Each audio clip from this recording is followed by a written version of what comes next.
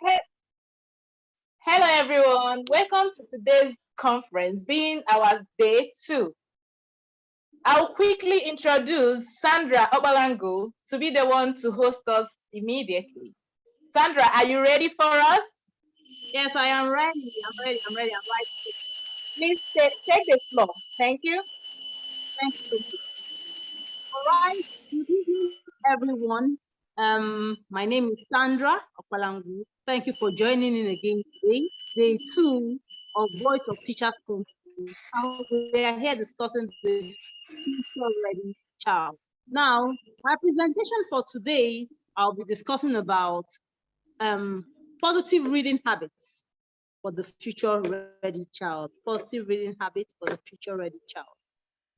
Okay, the next slide, please.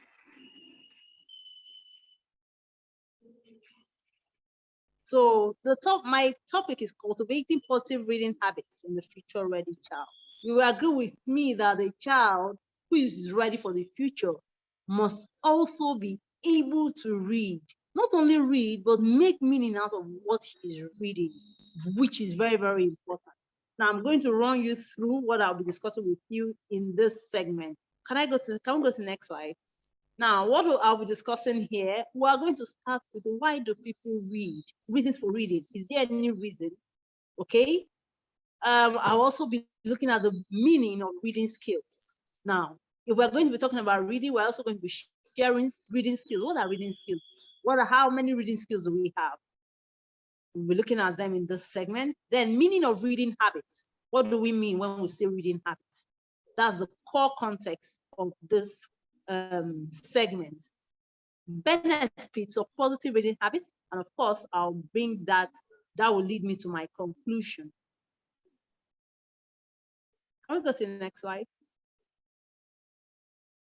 Next. Okay. Why do people read? That's the first question. Why? Why? Can you think of any reason why people read? Why are they interested in reading? We first of all have to know why people read. If we know why they read, then we can now begin to discuss what do they read. Now, there are many reasons why people read. And I'll go with this quote. One thing that drives reading, especially reading, once you learn to read, you will forever be free. Okay? There's a saying that says, if you want to hide something from the black man, put it in a book. He will never read. And because of this singular reason, that's one of the reasons why our continent will remain where it is, at the back burner. Okay? Now, with this conference, we want to move our children to the front burner. They should take the world stage. And they can't take the world stage if they don't know how to read, what to read. Okay? They must develop that habit, that interest, that passion for reading. Personally, as a person, reading is not a hobby for me. It's a passion. I read. And I will also be sharing with you where reading has taken me to. Many things I know, many things I've learned over the years is by virtue of reading. Readers are leaders, but not all leaders are readers. All right, the first reason why people read is for pleasure and entertainment. That's the first reason. People read because they want to be entertained, they want the pleasure of it, okay? It's very soothing. You don't have to leave your house right there in the comfort of your home. That's why sometimes you also see people reading when they're about to fall asleep on their bed. It's so relaxing, so soothing. I think that's one of the things you can do, on your bed that relaxes you before you sleep. Many times when people pick up a book to read, they fall asleep. It helps them go to sleep. Now, please read the quotes on top. They are also very important. So, these quotes, many authors have come up with them. So, for instance, this one says, just the knowledge that a good book is awaiting one at the end of the day make that day happier. Yes, people love to read. When you know that at the end of the day, you're going to have a book to read, it makes you happier. You're looking forward to that day coming to an end, especially after all the stress and everything. All right, then, please, can we move on? So then the next quote says, it is not true that we have only one life to live. If we can read, we can't live as many more lives and as many kinds of lives as we wish. Very true. You can be a pilot if you know. You can be a seaman. You can be a trader. Reading just takes you to places where you would never have imagined. Okay, so I'm still on why people read, reasons for reading. Understand direction. Okay, now this direction could be any type of direction. It could be roadmaps, it could be direction on how to do a certain thing, a certain skill, a recipe.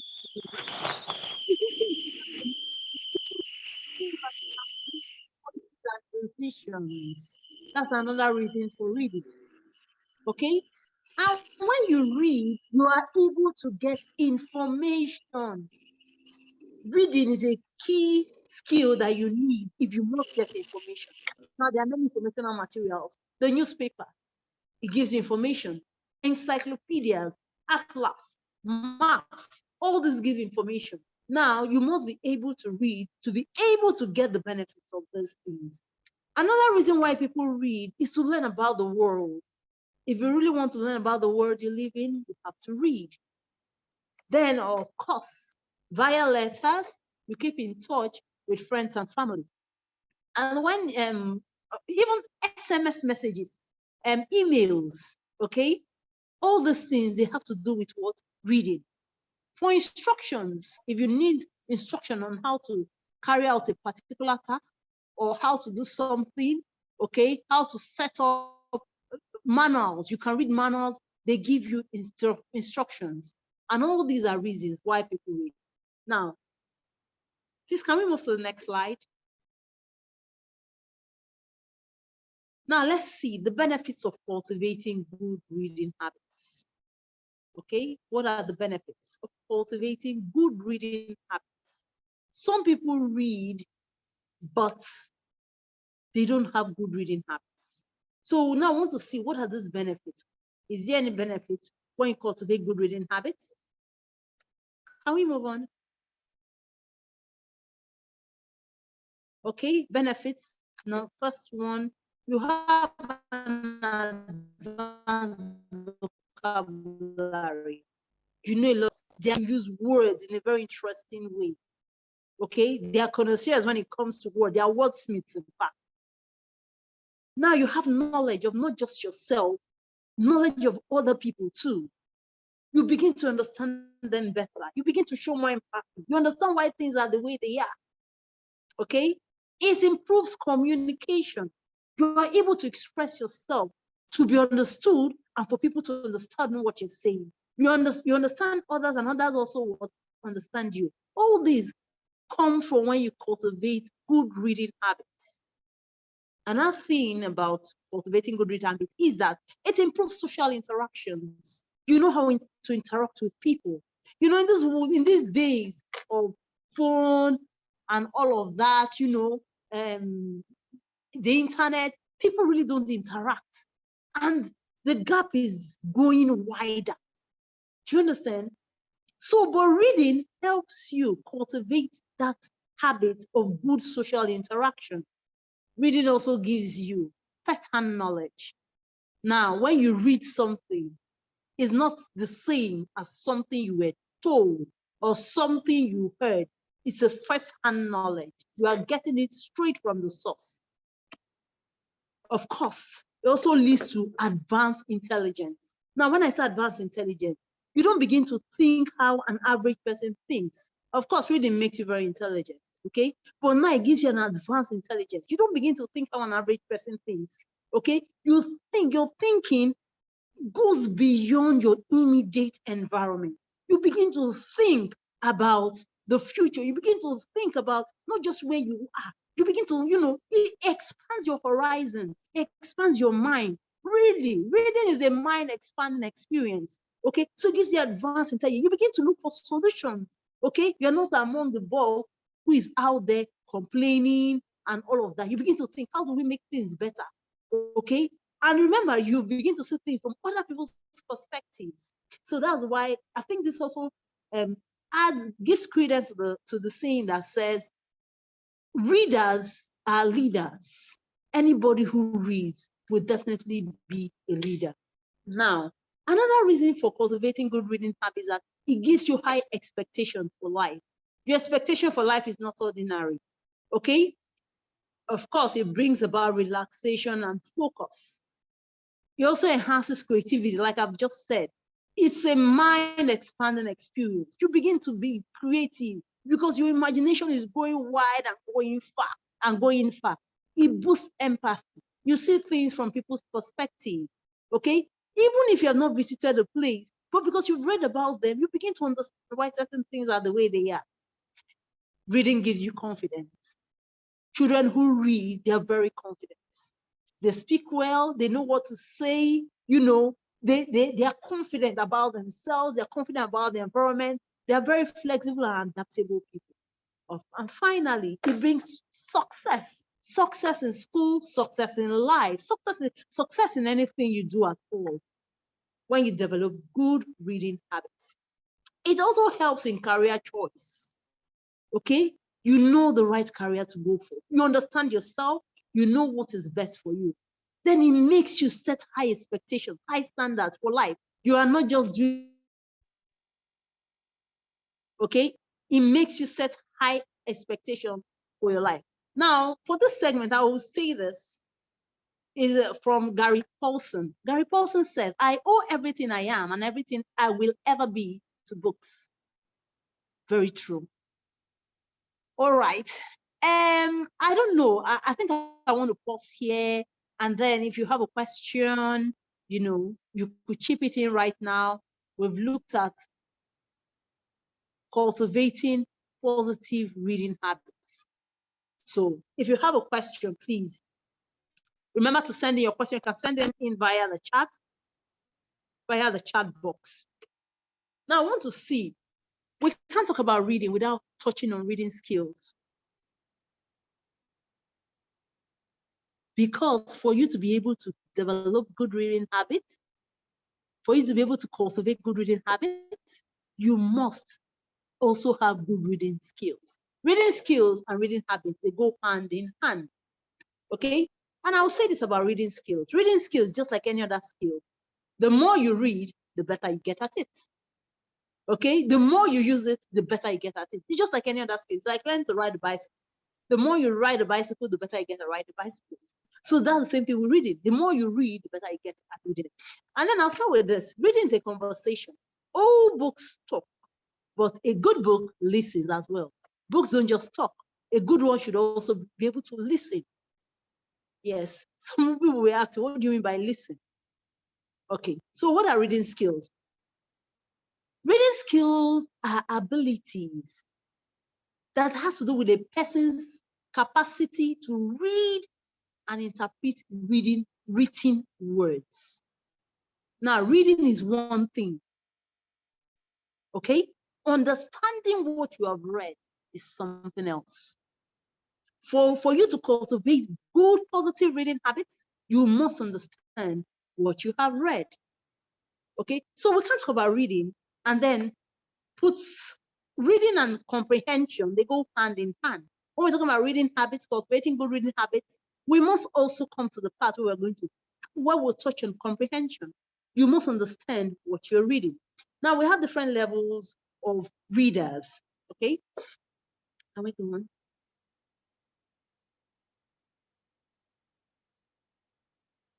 Okay, so now I want to see the levels of reading skill. The first one, we're going to look at the beginner, just like the name, he's a beginner. It doesn't matter the class where the person is. Okay, the person might be a toddler, the person might be an adult, but he could, especially when you're learning another language that is not your first language, a second language, your reading level could be that of a beginner.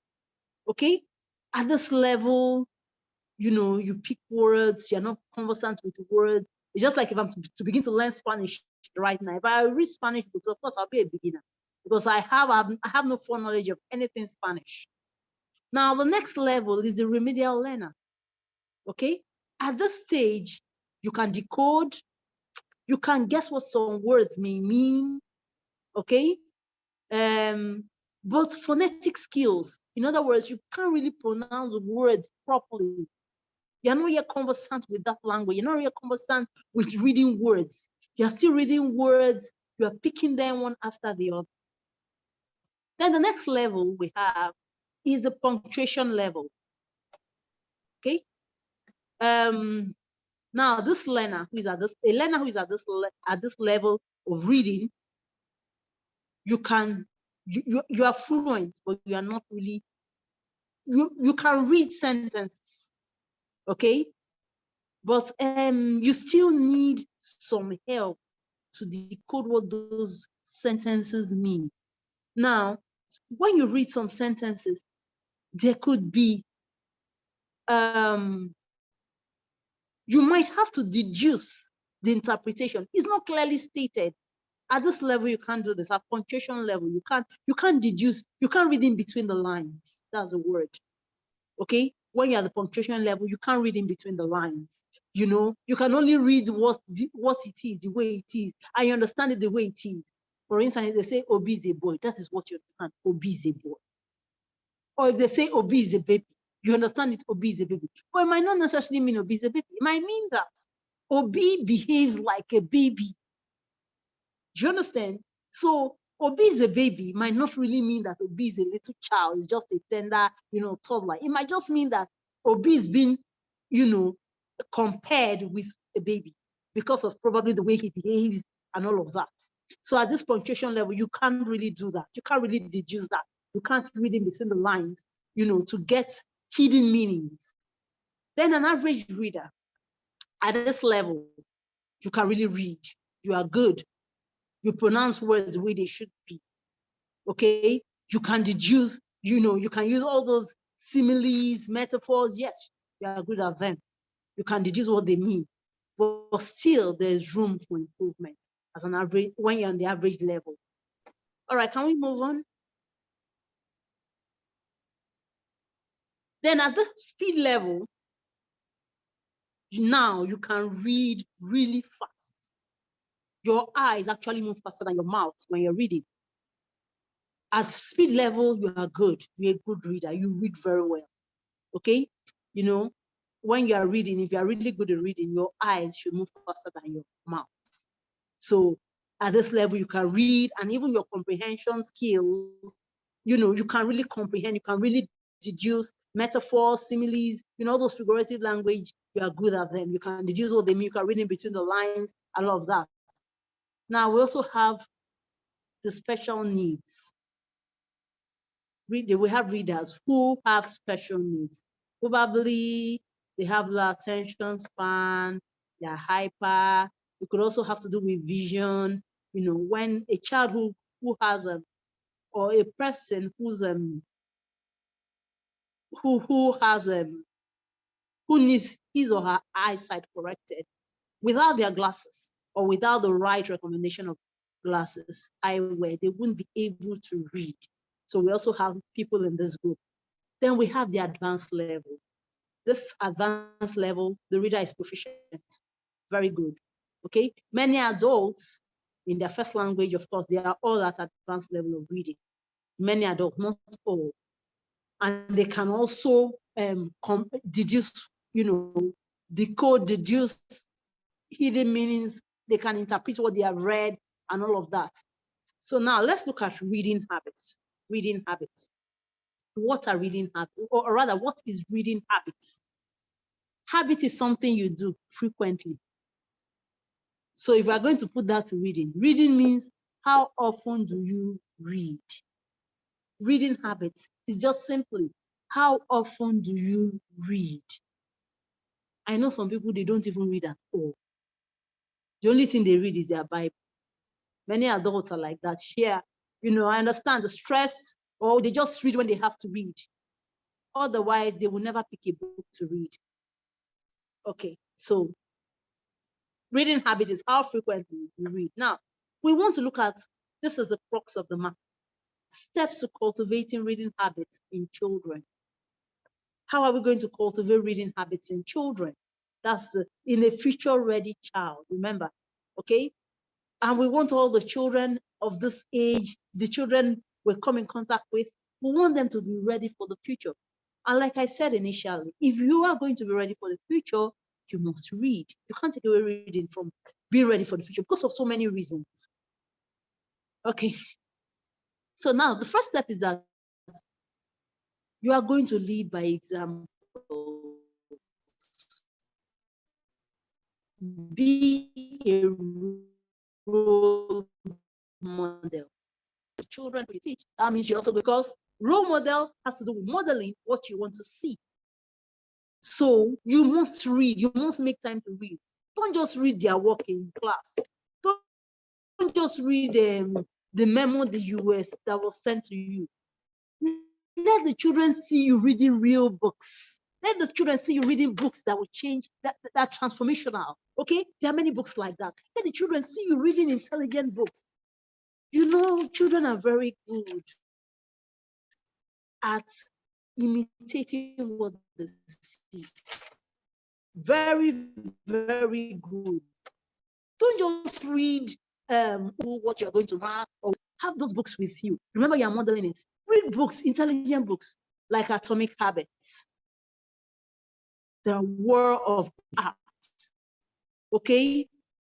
Intelligent books, the War of Art and all of that. Read really intelligent books. Something else you have to do, listen to the children read. Show interest, that you're interested in the children reading. Let them know that yes, you want to see them read, that you are interested in what they are reading.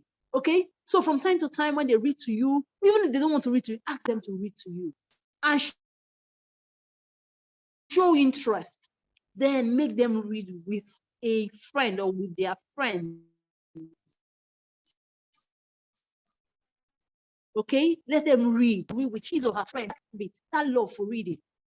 Then choose age and interest appropriate books. Books that are for their age and books that depict their interest. For instance, a child who loves football but doesn't love to read. If there's an autobiography of Messi, an adapted autobiography, so it's smaller, that child could take that to read. Now, because Messi is a footballer, he'll be interested in reading about it. Okay? Now, when these children have read, ask them to summarize. They should summarize what they've read to you. And in the process of summarizing, they're also going to show their comprehension skill. Have they really understood what they read? If they can retell what they've read, okay, to somebody else, that shows a good level of comprehension. Then they can also reread their favorite books. Okay, I remember while I was in the university, there was a book I read, Please Never Leave Me. Oh, that book was so interesting to me at that point in my life. I read it over and over again. And that book I've read several times, Arrow of God by Chinua Achebe. My God, if I pick the book today again, I'm going to read it. Another one, Things Fall Apart. So if children really find a certain book interesting, let them read it. Now, that will take us to something else. Researching on their favorite authors too. Now, these authors, that someone who has written this book, research on the author. That could also lead you to reading the autobiography or the biography of that author. Okay? For instance, Charles Dickens. When I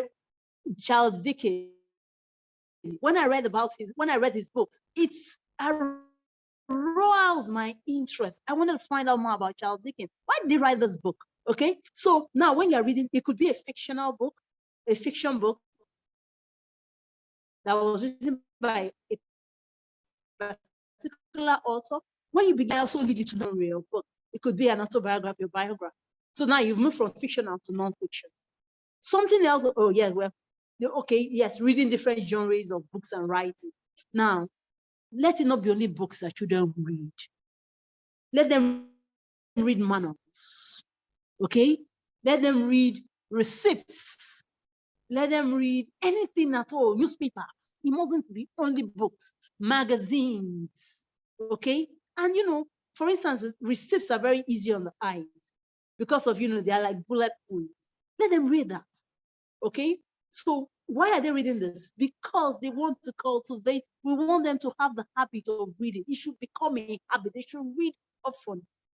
Then make reading a fun-filled and relaxing habit. It should not be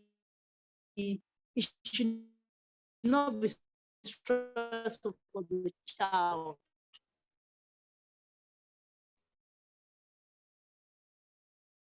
The child should not find out worrisome is a burden. Then William Faulkner said, to cultivate reading habits in children, read. That is the secret. That is the only way, or rather, that's the best way. Anything you can find, you can lay your hands on, read it. Read. Read everything and anything you can lay your hands on. As long as it's written in a language you can understand, read it. Okay.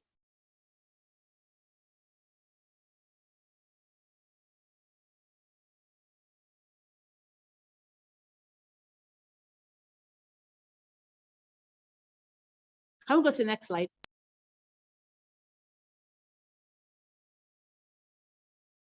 All right. Now, in conclusion, a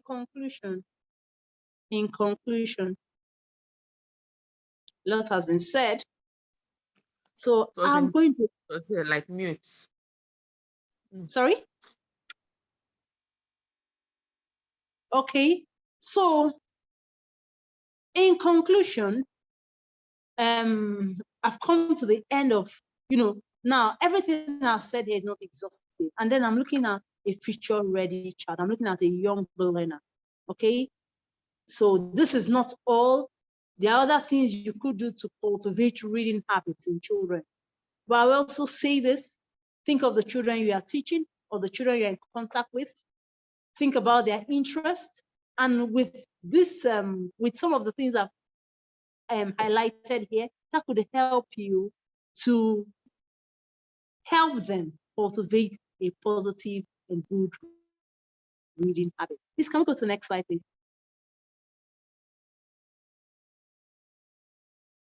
So, in the words of Malala Yousafzai, she said, one book, one pen,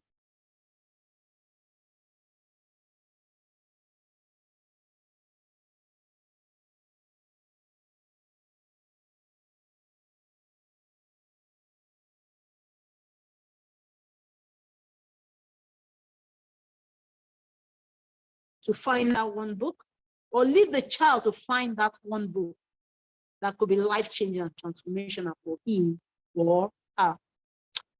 All right, I think I've come to the end of this presentation. So your questions now. I'm ready for your questions. If you have any question, please bring it up right now.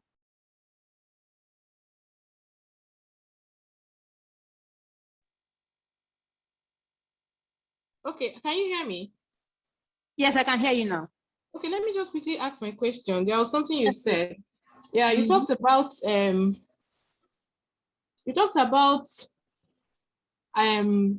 encouraging children to read and read and read and read anything they can lay their hands on. I'm a bit uncomfortable with that. Because if we're talking about children, okay, so are we now saying that if they come in contact with some age not appropriate articles, they should go into such, okay? Because I can remember when we were in secondary school, there was this particular book. It had serials, okay? And you find out that especially the brothers, okay, they were always in touch with this book. I don't know who supplies them such books, okay? One day I saw such book, I took it home, and my mom actually screamed at me. You understand? I'm like, where did you get this book? Why are you reading this kind of book?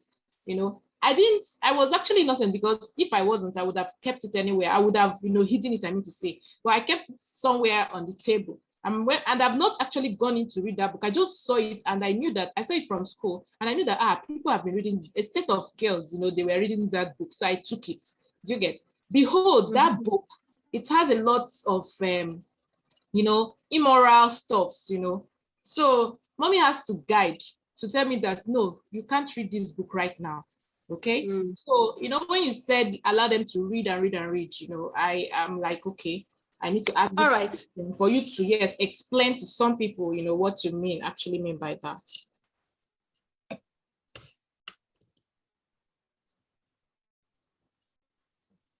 Hello?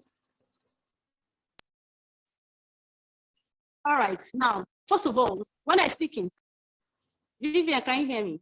Yes, I can hear you. So when I say read, okay?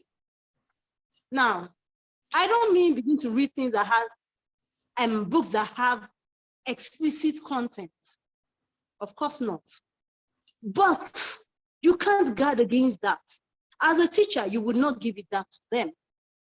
Okay? Even if you're not a teacher, as a parent, as somebody who is guiding children, you will not give that to them. But remember, children are very curious. Okay? You can't take away curiosity from them. They are very curious. And when you begin to say, oh, and then when you begin to say, this type of books, so don't read, those are the ones that we want to read. Now, I'm speaking about myself as a child. Why would you say I shouldn't do that? Even when you say, don't go to this place, why? Why would you say I shouldn't go there? Of course, I won't tell you. It's just I will go there, you won't know. So when you begin to say, don't read this type of books, they will begin to wonder, why did you say we shouldn't read those type of books? Okay? As a teacher, as someone who is guiding children, as someone who is acting as a facilitator, you will not give them those books. And those books will not be within their reach. But nevertheless, they could come in contact with books like that. What then do they do?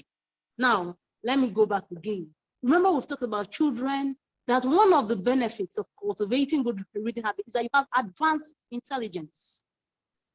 Now, if you have cultivated good reading habits, you are well ahead of your peers. When you come in contact with content like that, nobody ought to tell you what to do with such books. Even if you read them, you will know that this is not age appropriate for me, because you can't be with them all the time. And when they see books like that, they are going to read them. Okay? So they will say, this type of book is not age appropriate for me. So this is not something I should be reading, or something I should spend my time doing, or something I should spend my time reading. Now, when I say they should read, go to the library, read, you won't find those kind of books there. Okay? And yes, anything they find at all to read, let them read. It's important. Reading is important. If you want to cultivate positive reading habits, you have to read.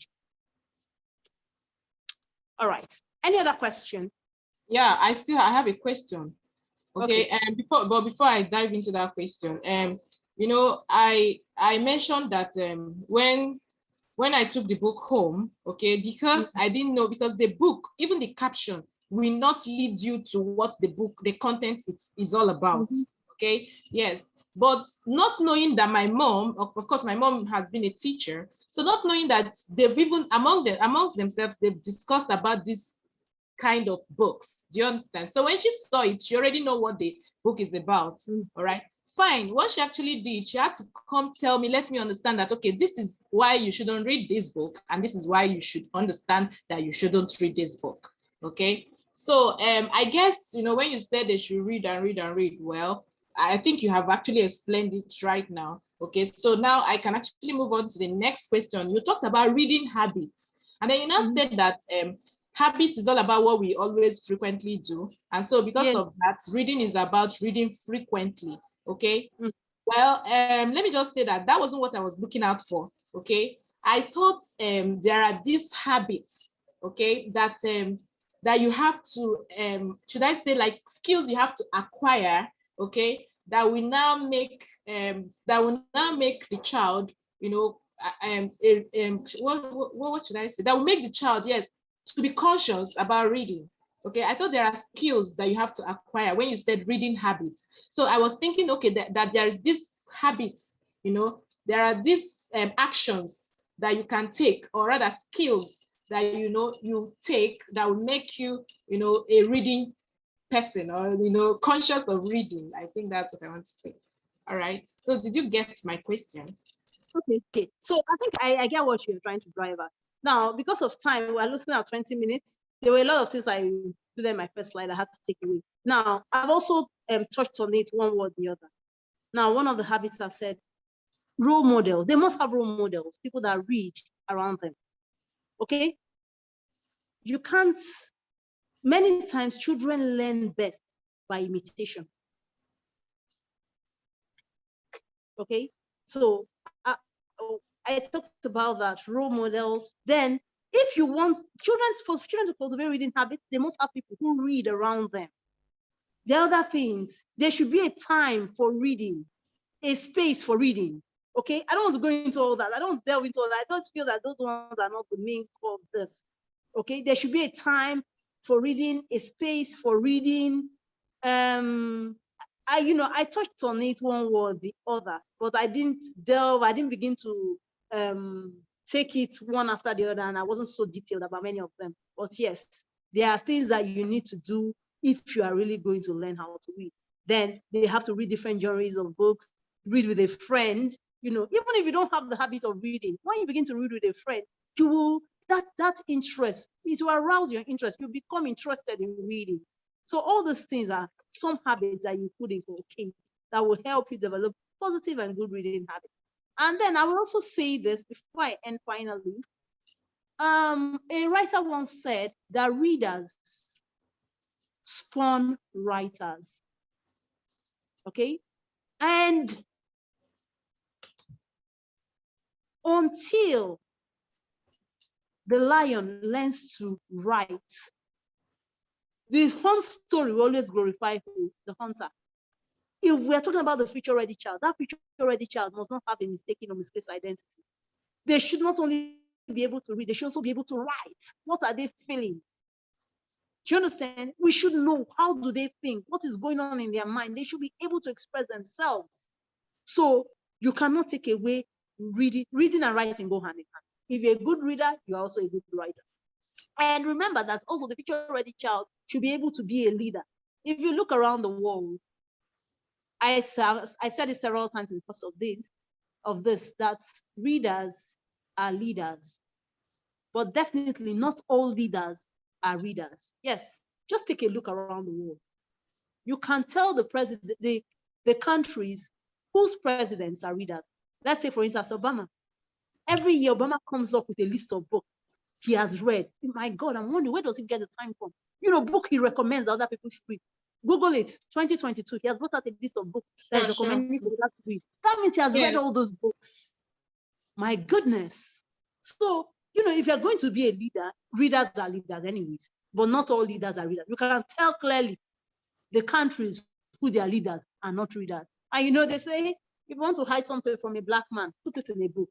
The future-ready child, the African future-ready child will not be that black man anymore, because he will cultivate. He will be shown how to cultivate good reading habits.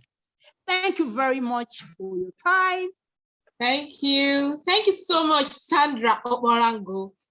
I really enjoyed this. Okay. The pleasure is all yes, mine.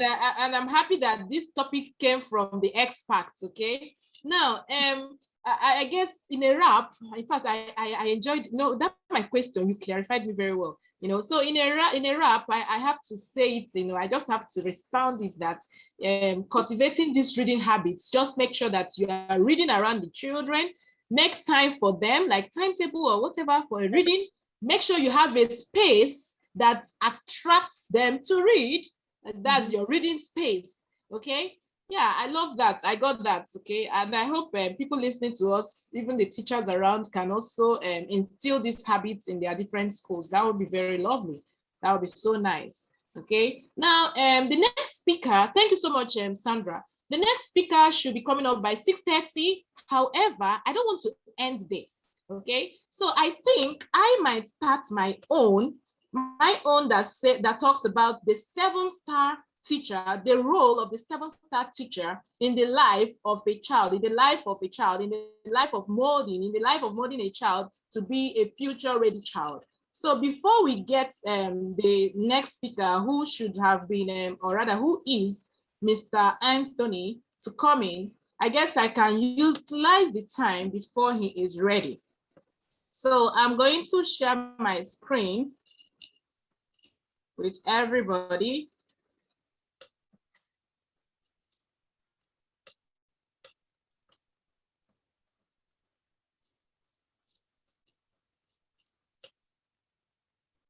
All right, can anyone see my screen? Yes, I can see it. All right, thank you, Mr. Laddie, for replying me. All right, so this is how we have started. All of us, you can see all of us, all the speakers, you can see us here, and this day too. Okay, thank you everybody that has been consistent in coming to listen to us. I can see Chi Baby. Thank you so much. For me, I will be talking about the roles of these 7-star teachers in molding a future-ready child. The roles, their duties, their responsibilities. Okay. Now, let's go through this. Let me take us on a journey. Imagine a world without teachers. What would that world be like? You know? Does anybody want to say something about this question? Imagine a world without teachers. It's to be a world without understanding. Wow, I love that. To be a world without understanding. Wow, because we are learners, and when you are now stuck, you don't have anybody to teach you, so you can't understand your problem or your challenge. I love that. Wow, that was a super cool answer. All right. And this man here is still thinking about it. We have given you one answer to your question. All right. Yeah. Now we go. The school, imagine such a question. Imagine such. It means that the school will be like a body without soul, a skeleton without flesh and blood, a shadow without substance. It will be a boring school indeed. Imagine the parents, maybe the parents will now come and take over, you know, but such imagination, let it just end in imagining and not happening. The next question is, who is a teacher? You know, this question, I told people that, you see, you and I, we are teachers. Many people, all of us, in fact, we are all teachers. All of us existing in this life, we are teachers. Because even as an adult, as a teacher too, in a classroom, I've learned from my students. Okay, now the difference is just that we have teachers, we can separate teachers from teachers. Why did I say that? We have professional licensed teachers, okay, which are the teachers that people say, yes, this is a teacher, not knowing that everybody is just a teacher. So if you are here and you are a classroom teacher and you are not yet licensed, please get your license, because very soon, if you're not licensed, you might not be in a school, okay? Because imagine the Yahoo people, you know, there's a Yahoo master and there will be a Yahoo learner. The Yahoo master is actually teaching the Yahoo learner. Even a businessman who has a staff, or rather an employee, the employee will also learn from the businessman, okay? So that is to say, anybody can be a teacher. However, we cannot separate a teacher from a teacher. That's if we have the professional licensed teacher, you know. So we are talking about the professional licensed teacher as a teacher that is in an institute, that is in a school. All right. So I still repeat, if you've not gotten your license as a teacher, please fight for it, because it's very important. In some countries, you won't teach without your license. You won't be in a school, in an institute without your license. All right. I noticed that Mr. Anthony is around. So please, Mr. Anthony, when you're ready, let me know, okay? We just started this because you were not around. All right. Still on, I asked the question, the previous question I asked, who is a teacher? All right. Right now, I want to ask, who are you as a professional licensed teacher? Remember, I had to separate the teacher from the teacher. So who are you as a professional licensed teacher? Now take a look at what I have here. I know we are trying to pick one or two things from here. You can see a lot of nouns on the screen. We have the gatekeeper. I don't know if somebody has frowned at that there. We have the technologist. I don't know if somebody frowned at that one too. We even have a learner and we have a participant, okay? So I don't know what you have picked from here. Some people might be like, a participant. How can I be a teacher and then I'm a participant? How can I be a teacher and then I'm a learner? How can I be a teacher and I'm a gatekeeper and all that, okay? Sorry, we can't see your slide. The only slide we can see there is the first one that says, imagine a world without teachers. That's the slide we can see. I've gone far. Are you serious? But I can see it on my other device. What's happening? Oh, maybe you should stop there and share again. Okay, I'll do that. Thank you. Mr. Anthony, when you are ready, please give me a signal. Mr. Anthony, can you hear me, please?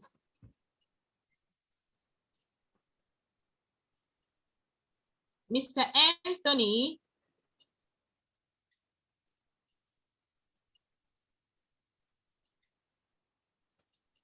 So can you see it now? Okay, I can see the first slide. Okay. Can you see this one now? Imagine a world without teacher. I can see now. Okay, who are you as a teacher? Okay, I can see now. All right. Who are you as a teacher? Professional And it was teacher, cancelled. yes. Yeah. Okay, this was where I was when you called me back, my attention back. Yes. Okay. So I'm saying that I'm asking, who are you as a teacher? And I had to cancel the teacher, because we have already separated the teacher from the teacher. Okay. So we are going to be looking at, who are you as a professional licensed teacher? That's a teacher that is meant to be in an institute, a teacher that is meant to be in a school. Who are you? So I was saying that I could remember I had the conversation with some of my colleagues, and they didn't understand why they should be a teacher and also be a participant and all that. Okay. And then I've been opportuned to be in an interview, okay, where we had to interview some teachers, and then we asked them, are you a tech savvy person? And the teacher was like, no, I didn't do computer science. I didn't do anything about what's it called, IT, but I'm very good, I'm a very good teacher and I can give it. He was not lying, he was not lying at all, because the topic that was given to him, he did justice to it. Okay. But then he couldn't actually use the devices, that was kept there for him. All right. So you find out that it's a limit, honestly. If as a teacher, there are certain things that is expected of you that you are not possessing or you've not acquired. Because as a teacher, we must know that we are learners. All right. We have to open our minds to learn, just like 2020 has taught us a big lesson as teachers. Okay. So imagine 2020, you didn't learn something from it and you didn't try to, update yourself to be relevant. It means that then others have left you. It means that you are not even a good teacher, because a good teacher, you have to strive to learn. You have to strive to see how you can acquire that skills. Okay. Had it been this guy gave us a different answer to why is whether he's a what's it called, a tech savvy person, he could just be subtle with the question, to give a better answer. He could have been considered, but he actually lost the job. Okay, in as much as this guy delivered, he knew his onion, so he actually delivered. But then the devices, he couldn't utilize it. That means he did not consider the set of children he was trying to do what impact on. All right, let's move to the next slide. Mr. Anthony, please also let me know when you're ready.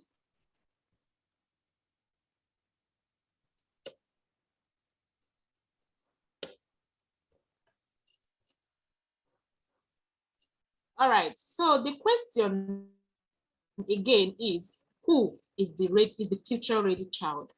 This is a question I would like one or two of us to attempt. Just let us know your mind. Who is the future ready child? We kept, the first day, all of us, we talked about the future ready child and all that, but we never, let our audience understand where we are even coming from, the future ready child. Please, can anybody at all, give us your thoughts on who a future ready child is?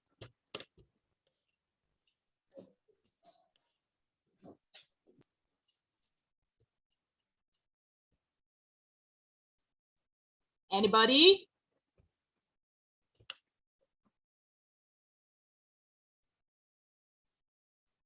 All right. Well, maybe I should take it up. Now, when we talk about, sorry, I hope everybody see my slide, this present slide. Hello? Yes, we can see. Yes, we can see. Okay, thank you. Thank you, Mr. Yes, Ladi. yes, we can see. Okay, thank you. Okay, thank you, Mr. Ladi. Now, Mr. Anthony, when you are ready, I just noticed that you left. Please, when you are ready, let me know. I'm just doing this to wait for you. All right. So Okay, sorry about that. I was checking my microphone. All right, thank you so much. Right. So when we talk about the future ready child, okay, we're not talking about the child, yes? Okay, so we're not talking about the child that has never made a mistake before. We're not talking about the child that all his or her needs, are being provided by the parents or the guidance. We're not talking about a child who is the most intelligent in the class.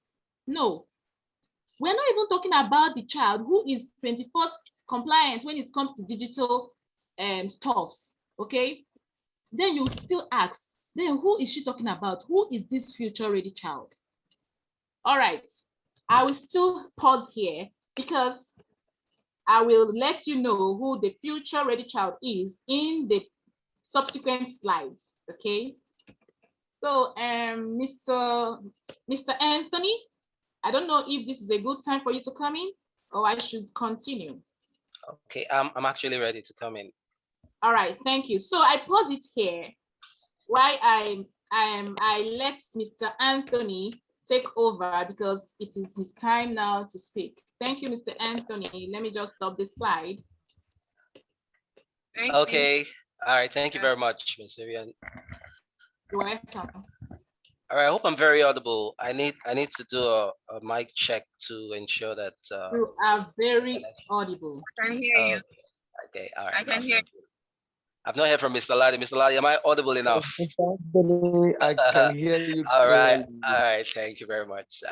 Okay. I'm going to be talking about preparing.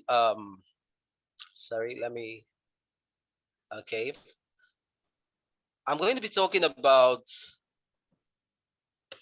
setting a traumatized child ready for the future.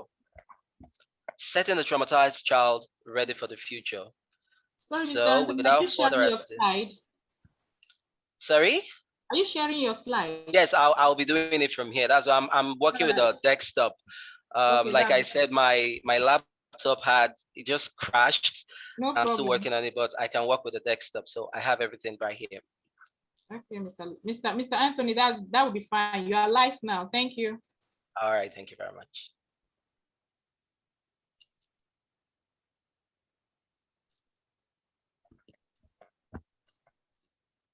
Okay, I'm sharing my screen now. I believe it's visual. Can everybody see the screen now? Yes, but can you put it on slide share? Can you put it Yeah, on I will. Definitely. Okay.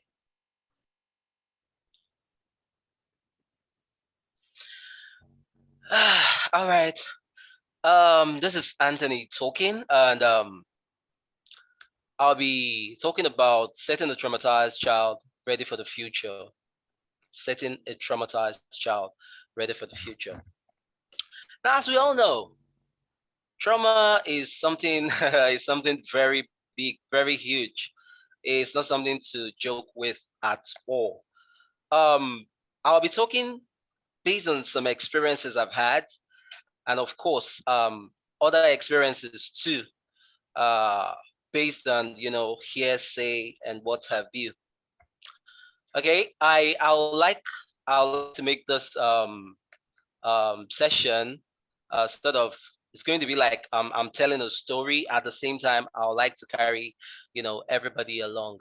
So I'll be starting with what trauma is. Let's look at it. What is trauma? What exactly is that thing called trauma? Trauma is the response to deeply distressing or disturbing events that overwhelms an individual's ability to cope. Now look at it. You experience something, and first of all, I'm sorry.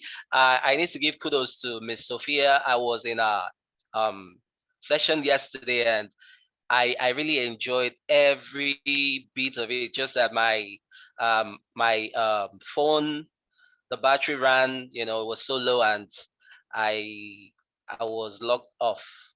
But I loved everything that she talked about, and somehow I am seeing some bit of, there's this likeness between what she discussed and what I'll be sharing here today. So now imagine someone had gone through some experiences, you know, and such experiences is now taking like a part of their lives. They have this, each time they come in contact with, such similar events, they begin to panic. Now, it causes the feeling of helplessness. Also, there's ability to feel a full range of emotions and experiences. Now, anything that has to do with trauma, of course, it must affect one's emotions. It must affect one's emotions. And of course, based on experience, going to see what I'm talking about. Now, we have a lot of traumatic, events that, of course, people react to these traumatic events in different ways. Imagine the way a child in the primary school would react to traumatic events. Of course, you can't expect someone who is in the high school, or maybe you know to they all react differently. Now, some traumatic events might include neglect, neglect, psychological, physical, or sexual abuse. Now, I'm going to pick just one from here. I'll talk about the sexual abuse because over time I used to believe that sexual abuse is only something that girls, the girl child are, prone to. But it was later I discovered that even the boys are at serious risk. I was discussing with a colleague some years back. I was saying, oh, by the grace of God, when I get married, I used to say I love girl children, girl child, and all of that. But with the rate at which, this rape and all of that, I just said to myself, God, please, I don't even want a girl child, because I don't know if I'll be able to handle such a scenario in an event where, such happens. And she was like, hey, don't even think about girls alone. How about the boys? How about, maybe caregivers? And they are alone with the boys. How many boys have you seen that are probably being abused? And of course, they won't look at it. I mean, the world won't see it as, big deal because they are boys, and it's not really being, talked about. Now we have natural disasters, terrorism, community and school violence. Now I said I'll be mixing my session with stories based on some experiences that I've had. I've had like 2, 3 different experiences, but the one that really up to date, I still feel traumatized.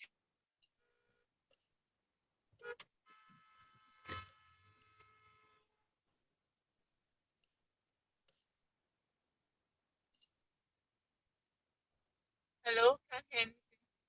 Hello, What Mr. happened? Anthony. Hello? Yeah. Yeah, Okay. we can Now hear I you. think We some can four hear you, years Mr. ago, Anthony. We can hear you. all right. Some 4 years back, I woke up early as an early bird, trying to get to work, and of course that fateful morning, I think 27th April on a Friday, if I'm not mistaken here, running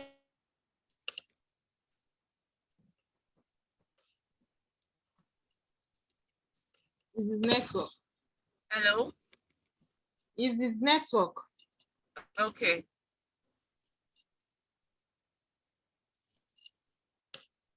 So I don't know, but he's still here. So I don't think it's network. Mr. Anthony? Yes, I'm here. I'm here. Sorry, I didn't know I was muted. Sorry. I had to minimize to check. So sorry about that. Can you hear me now?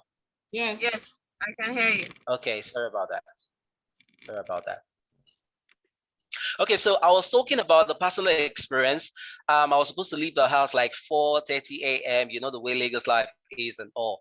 So fortunately, or let me say unfortunately, I woke up say some minutes before 5:30. So I had to rush and I, dashed down to the bus stop, hoping to get a ride to, VI. Luckily for me, a car, a Corolla, I think 2005, 2004, 2005, sky blue, just parked right there in front of me and was like, VI. I'm like, oh, thank goodness. Immediately I pumped, I jumped into the car. I knew that, okay, at least I should get to work before 6:37. It was a Friday, so the traffic is supposed to be very, very, minimal.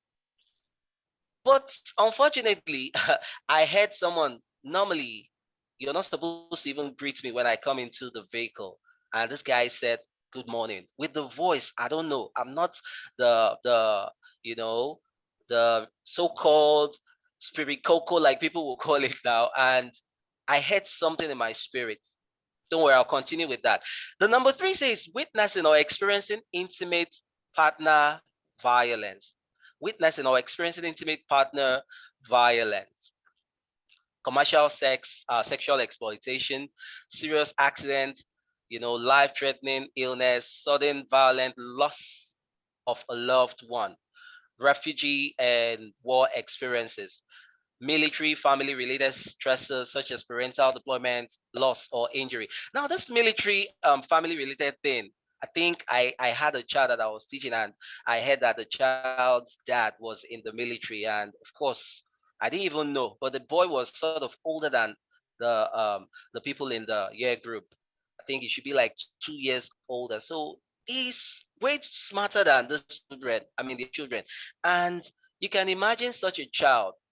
From what I heard from Intel, I heard that the father was sent to probably Maiduguri or something, but he died in Sambisa Forest or something.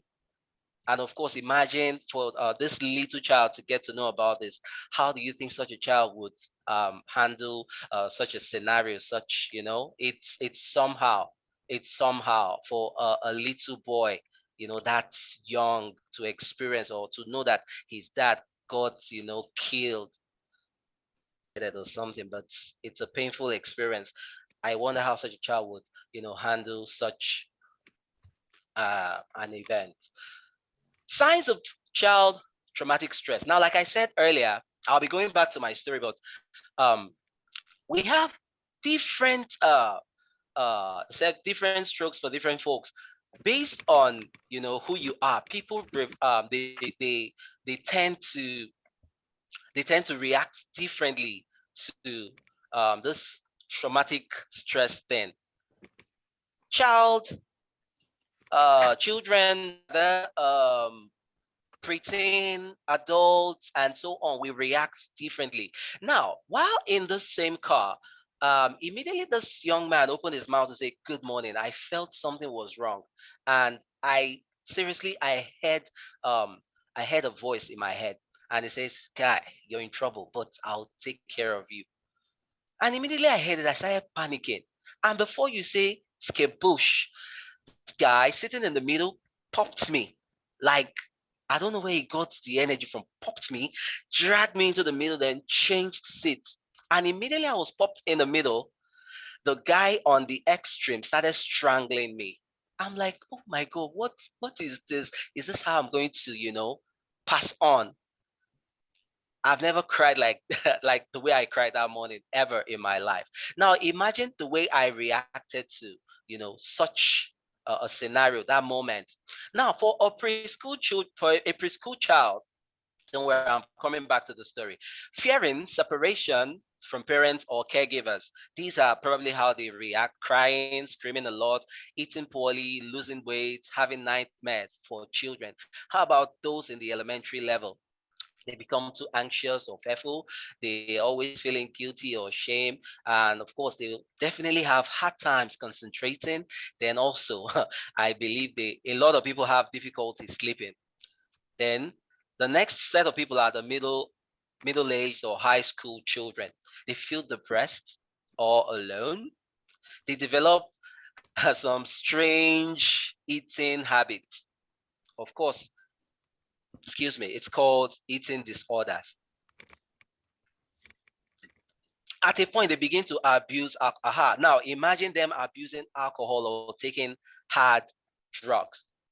Of course, you don't expect a child, maybe between the age range of 2 to 5, to start, making use of hard drugs. But hey, it's actually possible based on this traumatic stress. Don't forget, the topic is setting a traumatized child ready for the future. Now, what are the impacts of traumatic stress? What are the impacts of traumatic stress? Now, of course, we know that learning problem is a big impact here. They find it very difficult to learn. In fact, while others are, swimming and, making headlights and all of that, you see that this particular ones, they find it very difficult. They can't concentrate. Increased use of health services, which such as, mental health services. Of course, you will see this as part of what they will be going through. Then okay, now I'll say the last part is trauma is a risk factor for nearly all behavioral health and substance use disorders. So of course, when you see people that are having behavioral issues, of course, we need to check these people. These ones are definitely going through a lot. Now the treatment. This is where we're actually going. The treatment. Most of the time when I talk about my experience, I see some people will say, but do you know you ought to go for treatment? Yes, some of us here in Nigeria, we pass through a whole lot, but we don't even know that we need professionals to help us, to guide us through. Need that freedom, because somehow after the incident, I know that any day, anytime I take public transport, that thing is still there. It keeps coming. It keeps coming. Like, oh my goodness, hope this is not going to happen again. And of course, I actually had a second experience. But let me finish with the first. While I was strangled, I felt life. I felt asphyxiated, like I couldn't breathe. I was dying already. Meanwhile, the other guy that took me into the middle actually held onto my legs. So there was no way I could struggle. And somehow maybe they were trying to mobilize me or something so that I won't feel like fighting and all of that. Of course, I'm not the fighter. I wasn't even ready. Just take what you want to take and let me be. But that wasn't the case. They kept on driving. By now I felt maybe we would have gotten to Calabar, because it felt like it was happening for a very long time. But everything that happened wasn't, I don't think it was even up to 5. It wasn't up to 5 minutes, but it felt like forever. Now, what are the treatment for child traumatic stress? Of course, even with the support of family members and others, some children do not recover on their own. We know this. It's even very impossible for people to recover on their own, because even up till now, I'm still having that, phobia for taking commercial, vehicles wherever I'm going to. That fear is still there.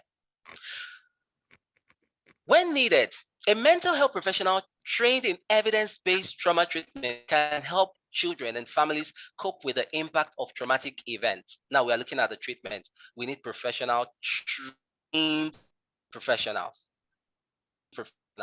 At least they must have evidence trauma treatment.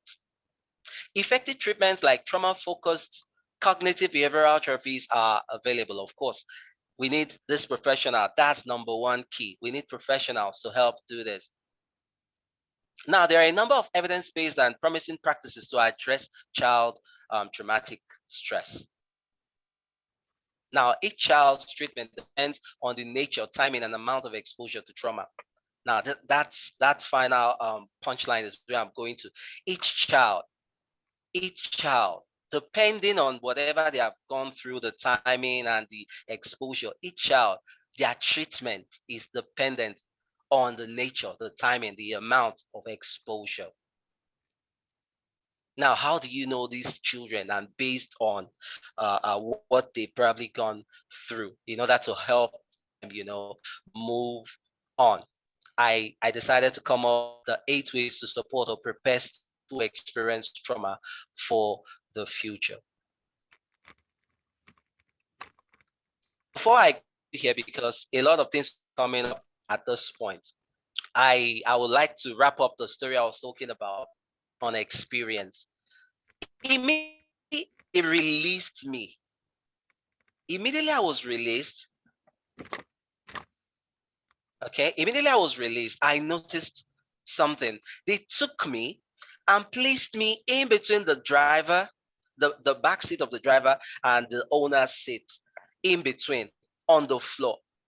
And they placed their legs on me. By now, I was already shivering because I had phlegm all my face. I was sweating. At the same time, I was crying. Now, the guy on the driver's seat, he turned back and pointed a gun at my chest and like, how much do you have in your bank account? I'm like, hey, goodness, I don't even have any money right now. Okay, I didn't say a word. I kept quiet. And because of my silence, I got a punch on my left eye. For it was trying to let me know that they are not joking. Now, can you imagine such an experience? I've never seen a gun in my life, but someone now pointing a gun on my chest and punched me in the eye. I've never been involved in any more physical, exchange of blows and all of that, but I got one on my left eye. I had a black eye. Meanwhile, I wasn't fighting anybody. Now, at the end of the day, I started confessing what I don't even have. I never knew I knew numbers like this. I quoted a very long digit, like I had 5,275 naira, 100, and what bank is that? I said GT. Oh, it's funny. It's funny now, but then, my goodness, it wasn't. Then I said, okay, my Fidelity account, that one is a no-go area. I only have I don't usually keep anything there. Keep while talking. And I another thing. They didn't say it out loud, but I heard bad market. I don't know how I managed to hear this. And they brought me off from the corner where I was placed and, pushed me towards the side. And they made a U-turn. I was begging them, please, you people should not push me out. They didn't say anything. They now packed and asked me to get down. I got down.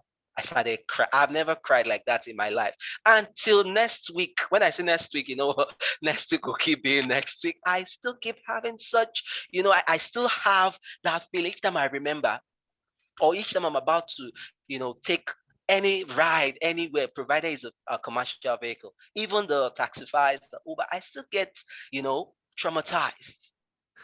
That fear has always been there. I don't know how to get it off.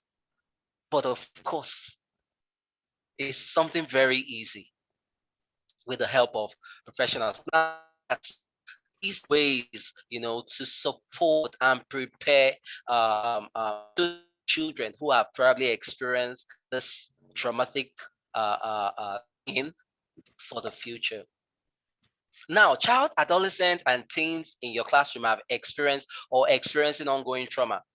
Now, let's to start this from the Substance Abuse and Mental Health Service Administration.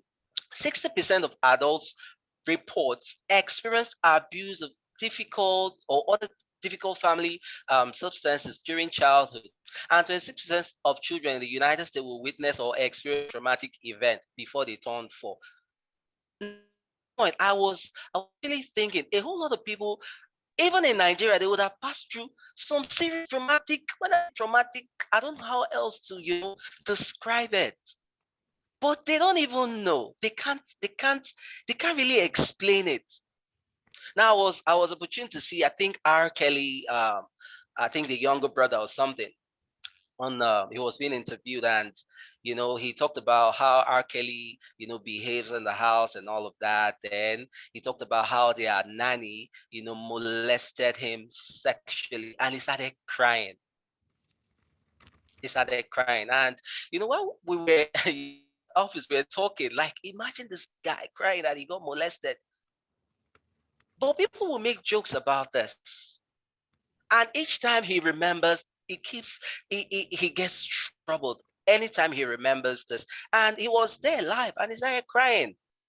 And some of us, people that don't really understand what it means, we started laughing. Now, the impact of trauma can be far-reaching, long-lasting, and it impacts students' ability to access their education. I won't be reading all of this. You can just go through it.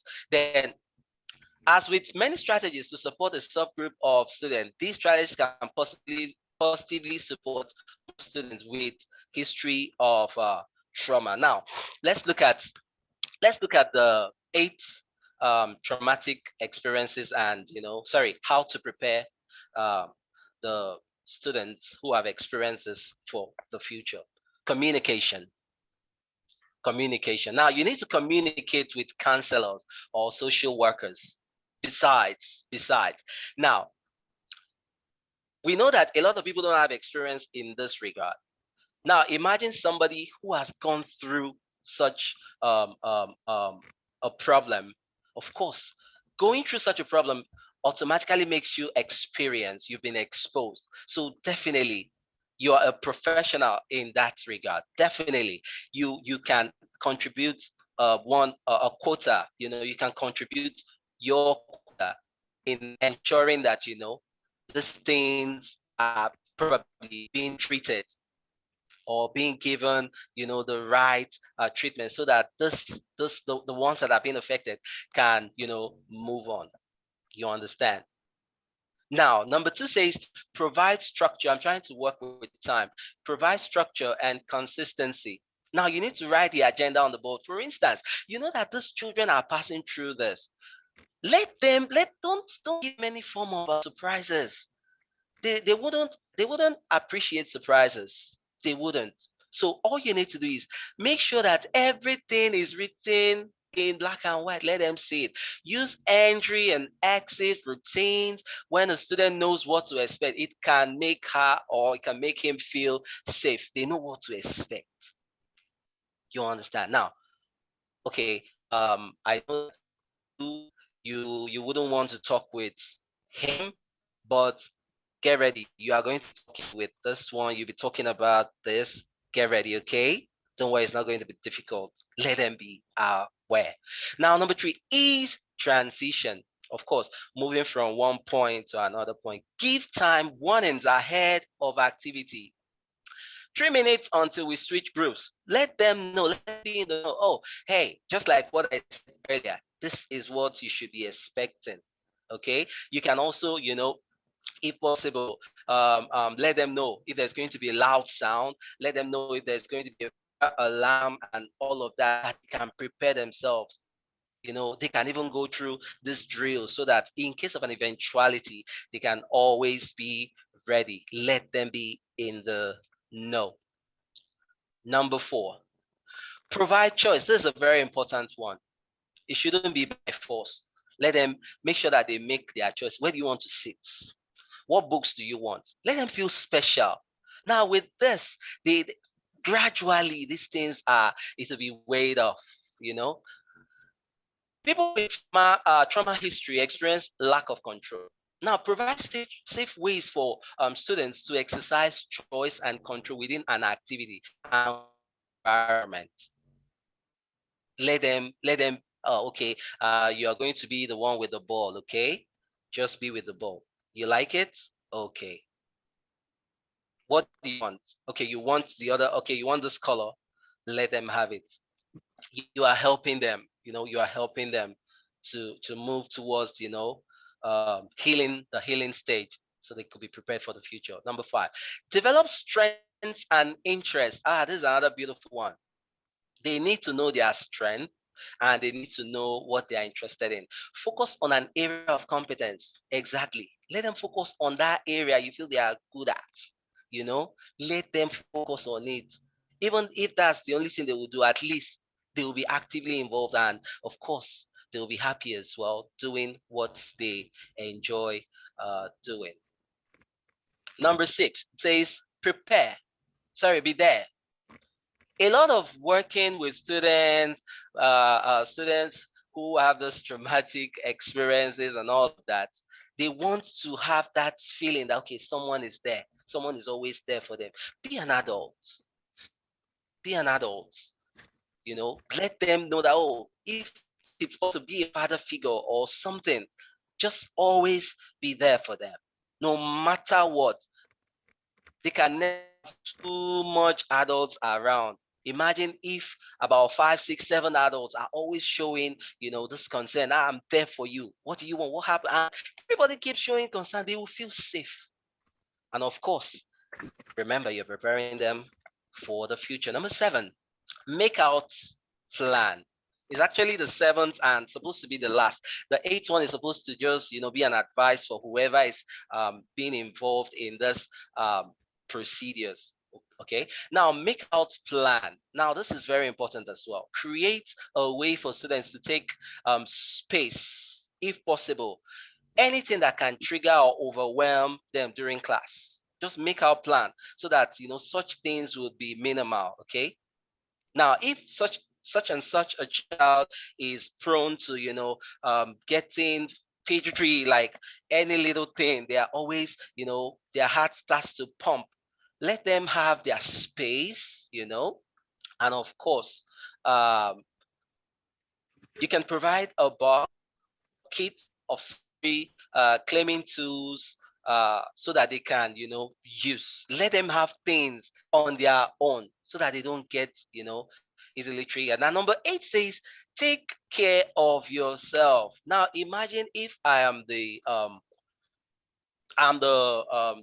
person involved in all these procedures and I don't take care of myself. Imagine you being a problem solver to people. You're sucking out all their problems. And, mind you, most of all these things, they have a way of, they will find you. At a point, I know what I'm saying, at a point, you will start experiencing what they're experiencing because you're not taking care of yourself. Yes, like I know of so-called pastors that they are always there on the pulpit. They preach, they pray, they are always canceling. They do this, they do that, and at the end of the day, they forget to take care of themselves. This is a very important part. Always take care of yourself if you're involved in this. Now, in conclusion, in order to help a child go through trauma, these are the things. I just made it a bullet point. Educate yourself. Seek support from mental health professional. Now, when I say educate yourself, of course, they are all encompassing. You need to seek support from medical or mental health professionals. Avoid blame. Avoid blame. Avoid blame, no matter how it is. Make sure you don't put any blame on these ones. Okay, assure them they are safe. Assure them they are safe. Let them believe that they are in safe hands. Once they believe they are safe, I think there is nothing they can't achieve. Encourage self-esteem. A lot of people experience low self-esteem because of past experiences. You need to listen to them. Always listen to them. Then keep a routine. Keep a routine. Finally, this one, I know a lot of people have this, but is also difficult, you know, especially when you go through a lot, you're on your own. Be patient. Be patient. Be patient. You need to be patient with uh with the children. Be patient. Now, this is a summary. Okay, and that's it. That's it. I don't know if there is any question.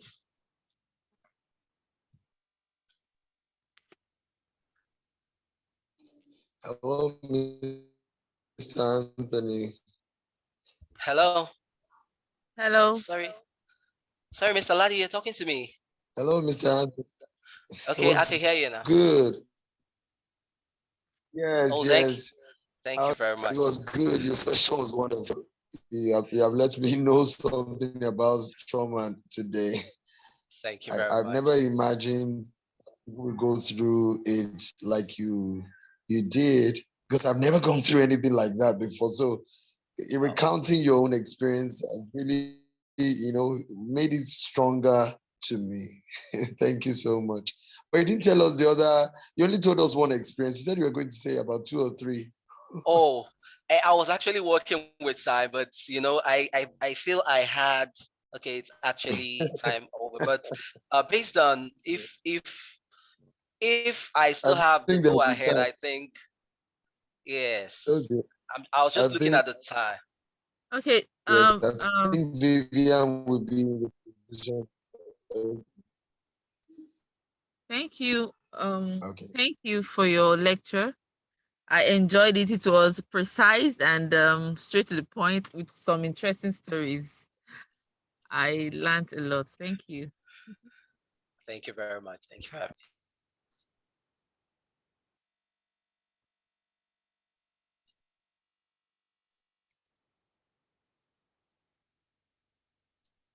Okay, any question, sorry, for Mr. Anthony? I guess Yeah, the do you next know what? getting ready. I The next think speaker he is wants, getting ready. oh, okay. The next person is getting ready. Yes, he's already here with us. He's getting ready. Oh. So as he's still trying to get ready, I'm thinking, is there any question from us for Mr. Anthony? Any question? Lady Vivian, are you talking about me? Hello? Yes, I was talking about you, that Lady you're getting Vivian. ready. Yes, sir, I can hear you. Hello, good evening. Lady Vivian, are you talking about me? Yes, sir, I can hear you. Yes, I was talking about you, that Hello? you're getting ready. I can hear you. Yeah, I think she can. We can all hear you. We can all hear you. We can hear you. So, Mr. Michael, we can all hear you. Maybe you should log out and come in again. Okay, he's out already. Oh, he's not too. You're muted. Okay. Lady Vivian, are you talking about me? Yes, I can hear you. We could all hear you. Okay. Yes, I thought we are still getting ready, so I asked anybody that has questions to throw it for Mr. Mike and Mr. Anthony. Yes, let them throw in their questions. You can attend to that when I get ready. Okay, so you are ready. You are trying to get ready. So when you're ready, let us know. Yeah. Okay, so Mr. Anthony, I have a question for you. Okay. Yeah,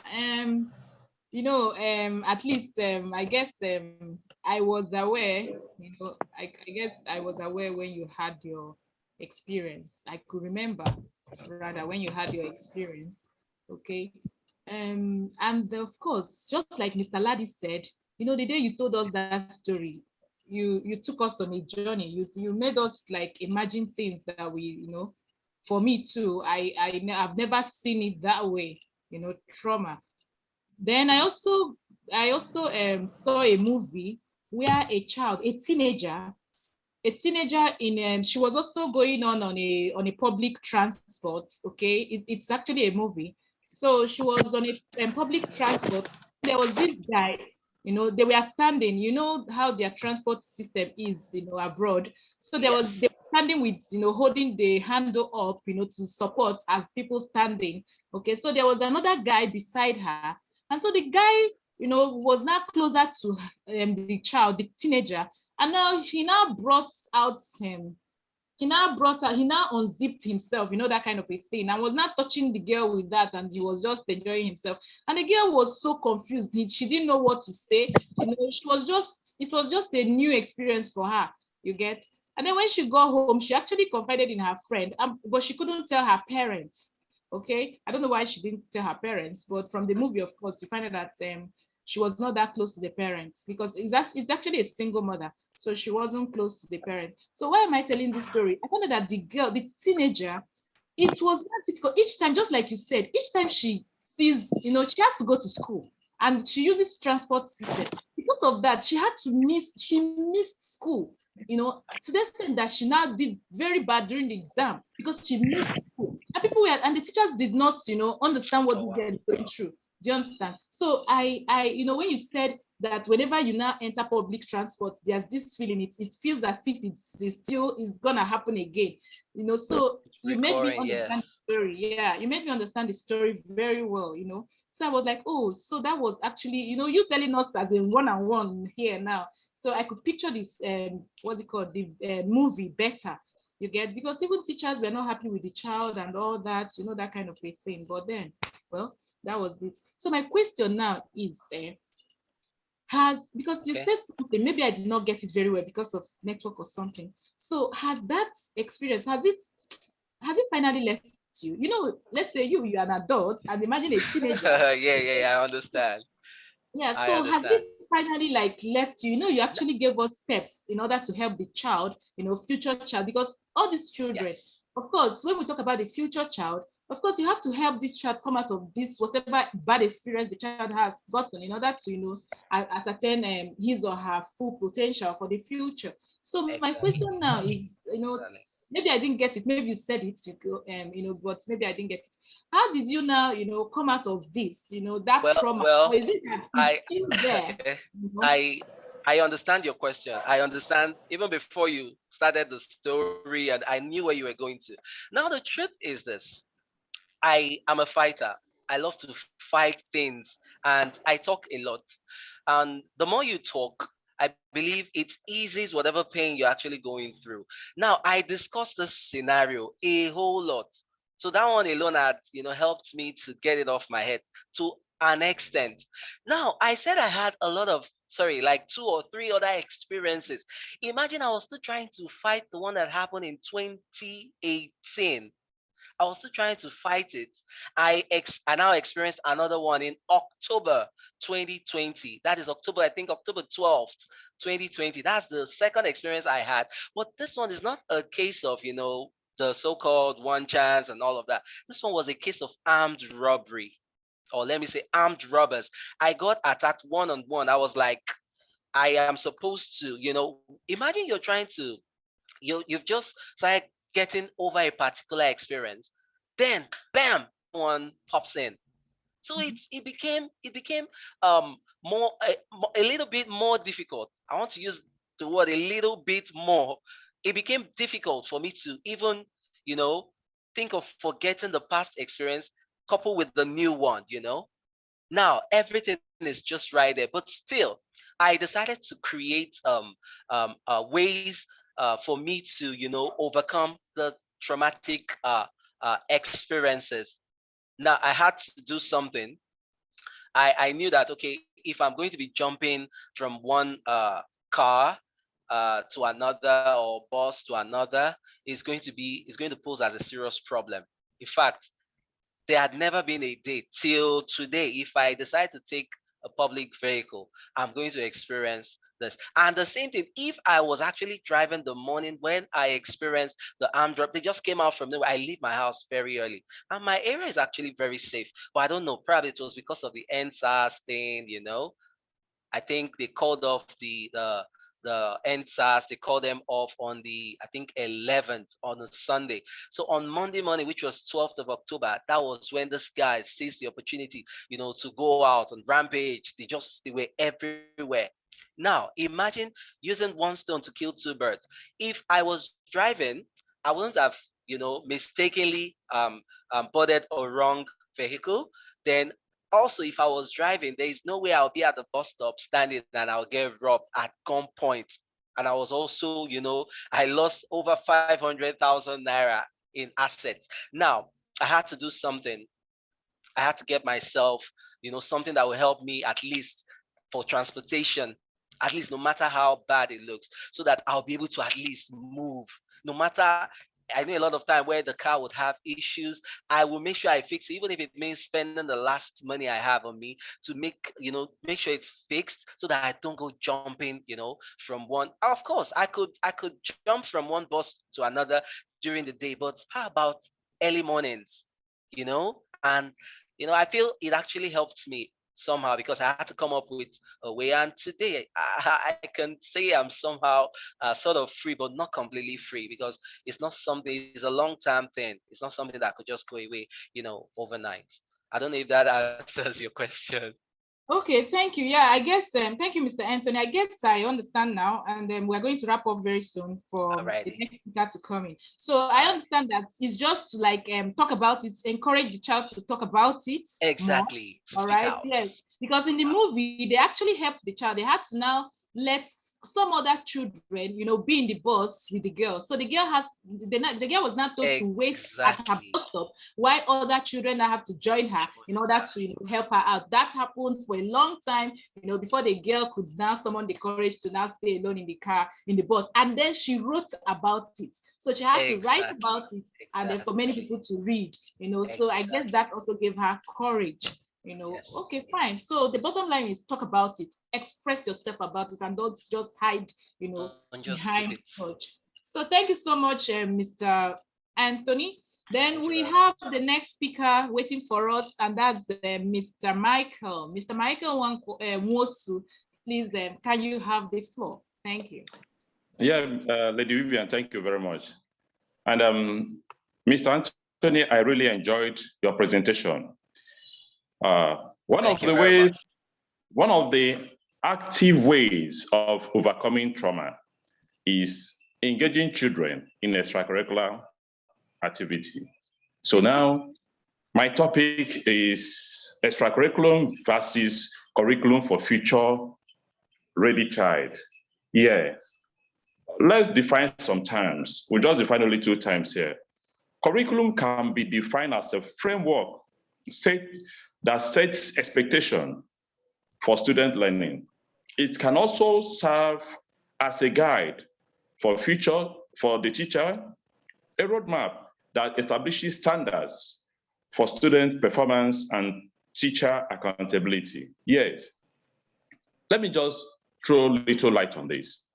Everything you see in a school system, name it whether kindergarten, primary, secondary, university, or any other established institution that has to do with teaching and learning, is all about the curriculum. And so I know I'm talking to future business owners, also to future proprietors and proprietaresses of schools. Before you get started with your school, draw up the curriculum you want to run. I know I said it's a roadmap. By the time you draw up the curriculum you want to run, that will guide you to the kind of school plans. When I mean school plans, the environment, the surrounding, the pathways, the buildings, the flowers, the trees you're going to put in place in order for you to achieve what you have planned for. So you discover that in terms of curriculum, it's a plan. And so we then now learn that he who fails to plan, plans to fail. Then what is extracurricular activities? They are voluntary activities performed by students which fall outside the realm of academics and study. Yes. Learners get involved in these things outside the classrooms. Although a few of them, which we call indoor games, they may probably use the classroom for that, but classrooms are not meant for that. Because of space shortage, we can improvise in teaching and learning, and that is so common in Africa, Nigeria in particular. And that is why till today, we can still learn under the mango trees. Yes, yes. I watched a documentary just a few years ago, I think 2 years ago, showing us where students are still learning, pupils and students are still learning under mango tree in one of the states. Let me reserve the name. After the end SARS and COVID-19, if you were watching the news, you bear me witness that some of the school buildings, particularly we were shown the government schools, even federal government colleges, their structure are nothing to write home about. If you had watched news last year when schools were reopened, but that's a topic for thought for another day. Then let's talk about some of the unique extracurricular activities students can get involved in.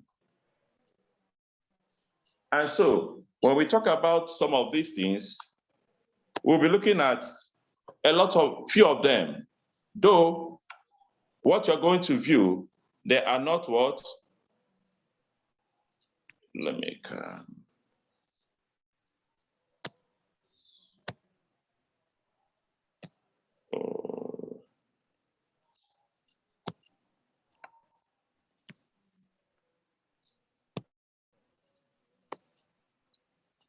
What is happening?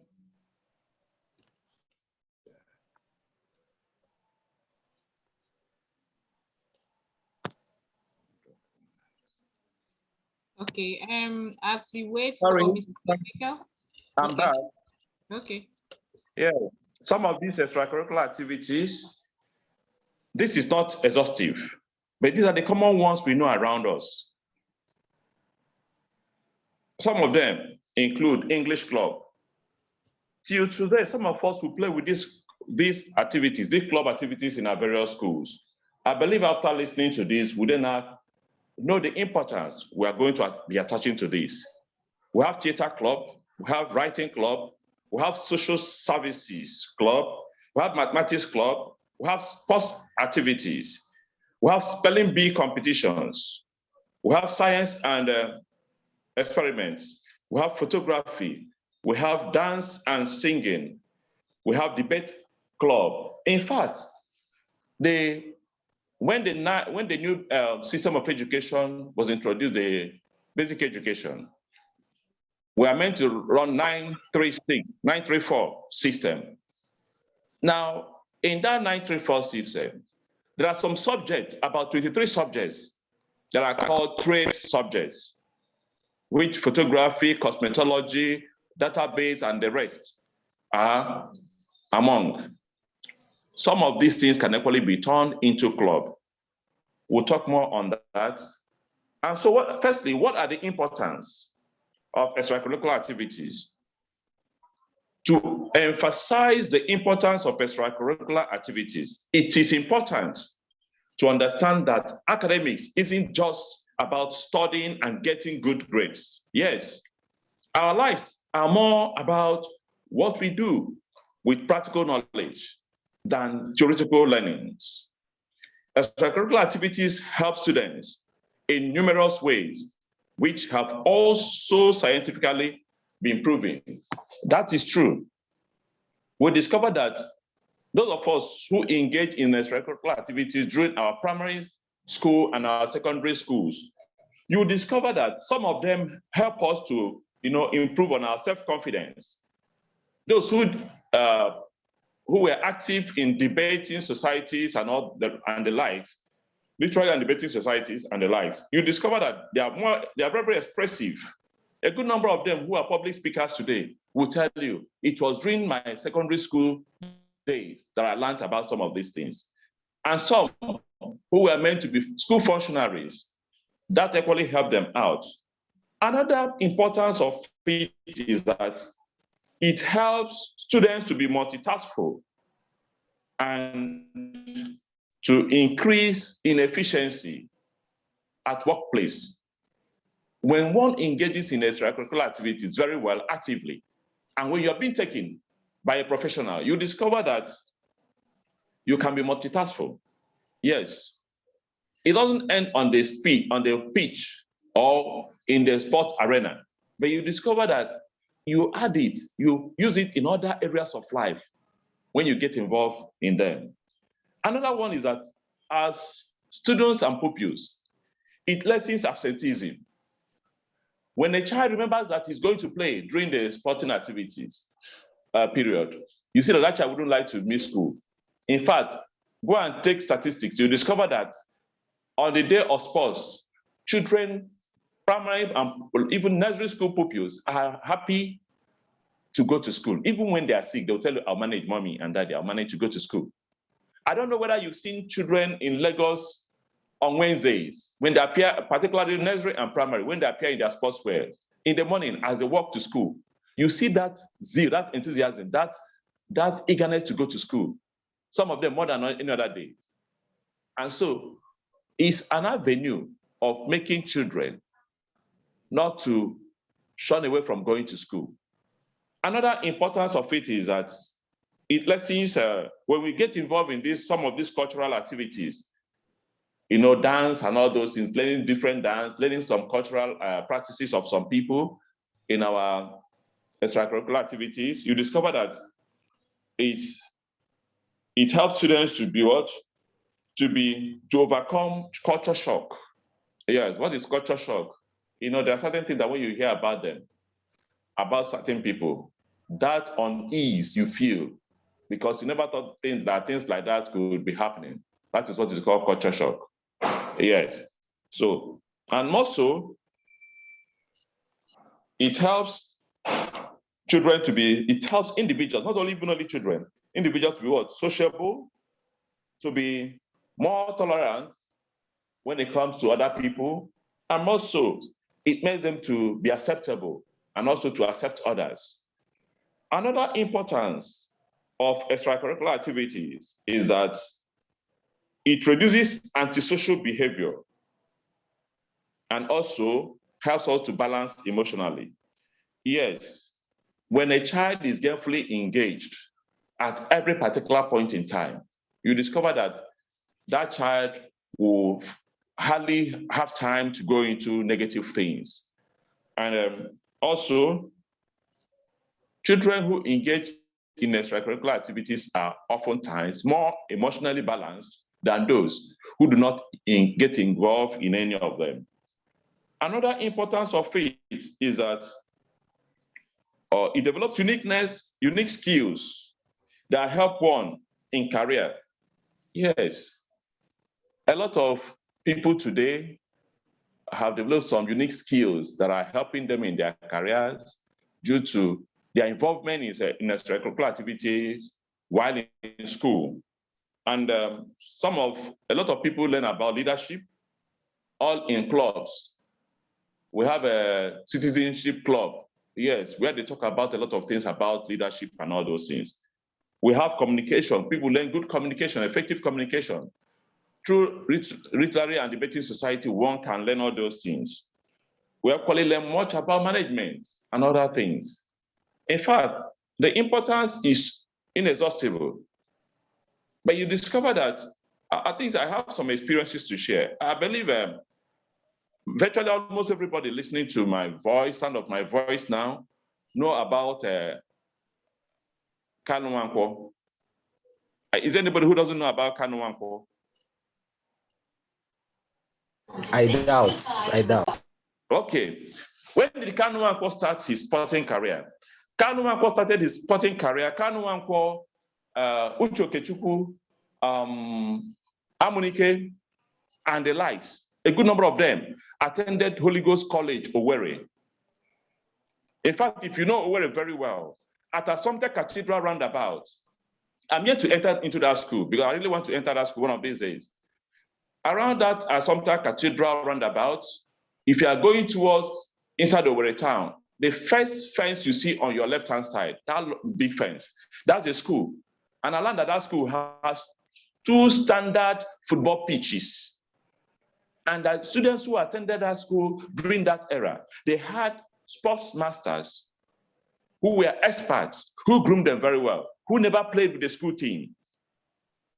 That school, during that time, because of the kind of sports master they had, produced a good number of players who played in our national team and made names. I once had a student. This boy picked interest in swimming. And in the school I was working with then, we had sound sports teachers. And these people, they did PHE as core courses in their universities. And so they were versatile in sporting activities, and they groomed these children in different sporting activities. This particular boy, name withheld, happened to be a half Nigerian and a half American. So he was in Nigeria. He picked interest in swimming. In fact, he won medals for himself and for the school when we went out for swimming competitions. Most of the well-known schools in Lekki, they went for sporting competition there, swimming, and they came back taking first or second positions. Do you know what this boy did? After his secondary education, he went back to US. Why going back to US? This boy went back to US with the medals he won, both the certificates he won. And he came back one time, he came to me and was telling me his experience, that he got a job as a student. And that, do I know what happened? Mr. Wilson, do you know what happened? I said, what happened? He said, I was fidgeting when I went for that interview because those whom I was competing for the same position with had working experiences. Meanwhile, I'm still a student. He said, but when it got to my turn, I presented the medals and the certificates I won in secondary school. He said, that gave me the job. The interviewers were like, if a young boy like you could win these things as a secondary school student, then that means you can do this job. And that was how the boy got the job. I have another testimony.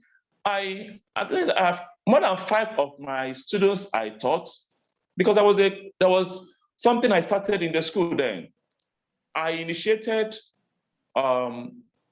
what we call business day. We've been doing that business day. But the way we used to do it was the issue of school. We invite schools, they will come. What we'll do will be what?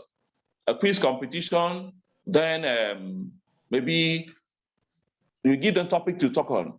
But I had to change the scenario. I brought in the practical aspect of it. Students were meant to produce things, and on that day, they will sell those things. And before you produce things, you have to count your costs. You have to know your cost of production. You have to know your direct costs and your overhead costs. And at the end of the day, we'll be able to know whether you made profit or not. You go home with your money, and you have to equally pay for stand. It's not free. A lot of them learned a lot about businesses from that, and a lot of testimonies abound. The last business day I had before I left the school, I invited one of the young ladies. She's in one of the private universities in Nigeria. And when she came for the program, she told them what that program had done to her. Now she's still in school, but she runs her own businesses. Each time she's on holidays, she runs her own businesses. That is what things like this can do. And so we must, in every area, in every sphere, in anything we are doing in academic environment, to prepare these children for the future. However, you need to know, in order for us to prepare these children for the future, automatically that means we must give them functional education, both in the classroom and out of the classroom. What is a functional education? I call it functional education because functional education is a kind of education that will help the child to be able to fit into the society perfectly well and make positive contributions based on what the child has learned in the classroom and in the school environment. You agree with me that most employers in Nigeria today will tell us that Nigerian graduates are unemployable. Why is this so? Then that means there's a disconnect between the curricula our universities are running and the working environment.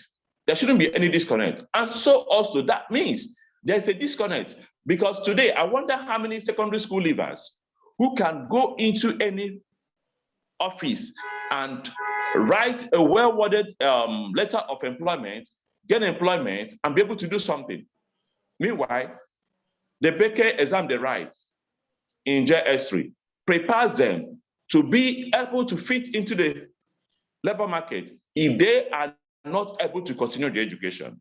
And the big question is, how many of the JS3 leavers will be able to do that? How many of the SS3 leavers will be able to do that? And so let's look at some of the issues. Let's look at some of the issues We're talking about the extracurriculum versus curriculum for future-ready child. We have many issues, but I'm going to discuss some of the issues. One of the issues is what? You bear me witness that schools provide some extracurricular facilities and equipment for beautification, not for functional education. If you visit most of our schools today, particularly secondary and primary schools, you see some sporting facilities. Parents easily look at those sporting facilities and equipment, and they are carried away. They don't even ask who manned these things. Yes, so they use it for beautification to attract our what? The intake of students. You enter into some computer laboratories in many schools. Find out who is an ICT teacher. You discover that it may be one of the science teachers that is also doing the same thing. Meanwhile, this is digital era.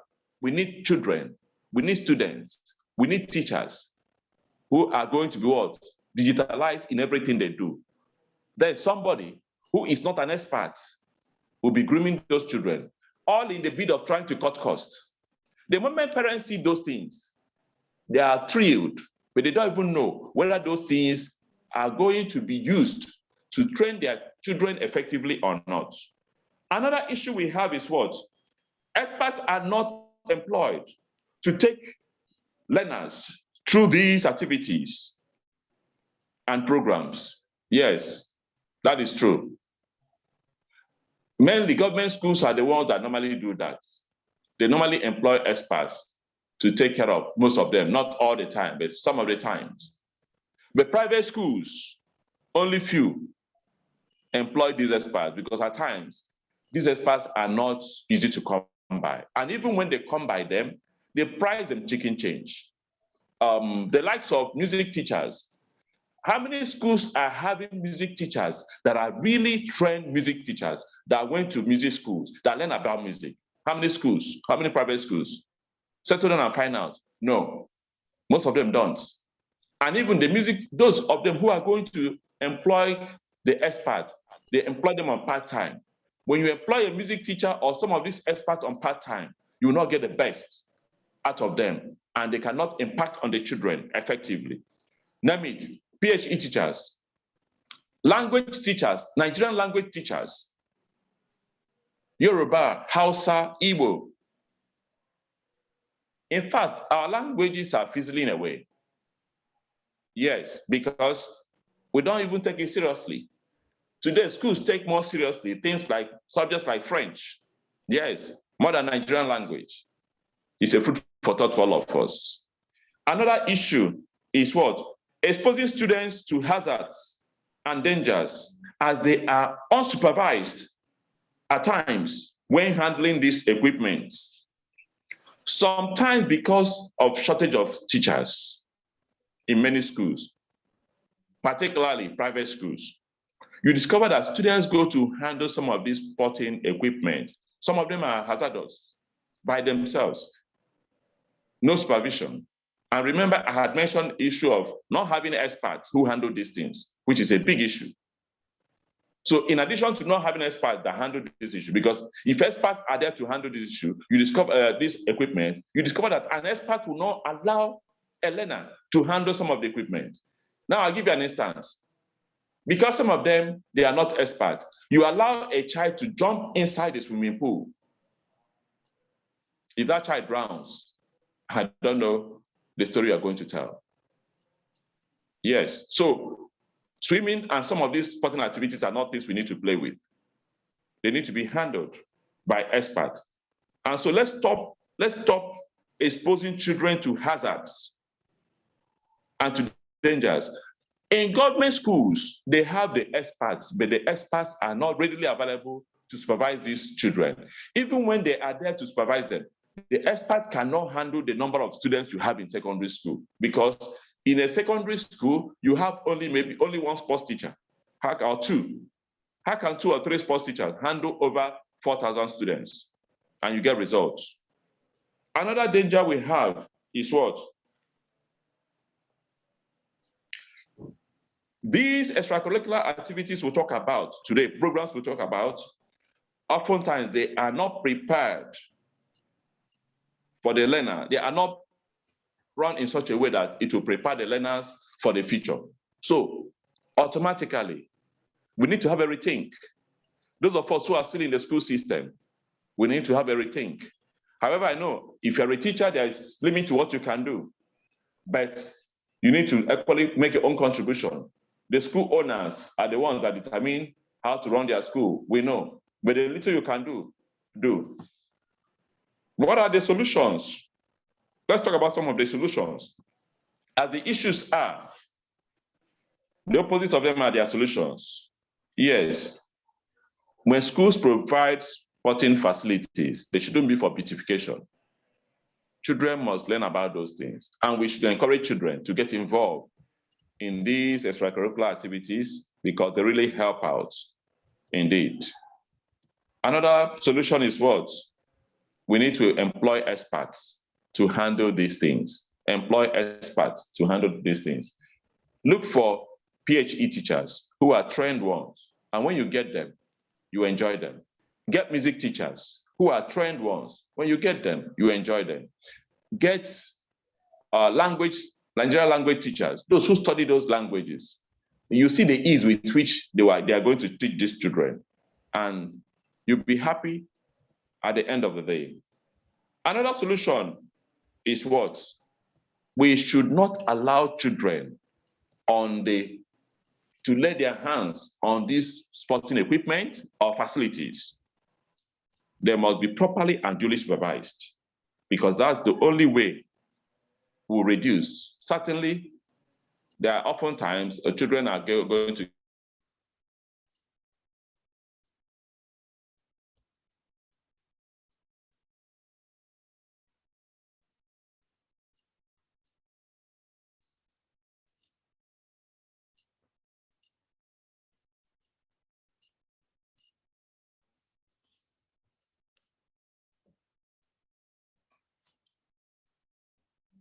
I guess Mr. Michael is having issues. Hello, can anybody hear me? Yes, of course. Okay. Yes, I can hear you. Okay. I'm thinking while we're waiting for him,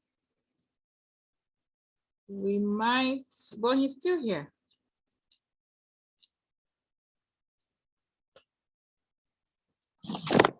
So it shouldn't just be Okay. for them to take first position or second position or last. It should be for them to be gainfully involved in sporting activities and also to use it after school. In conclusion,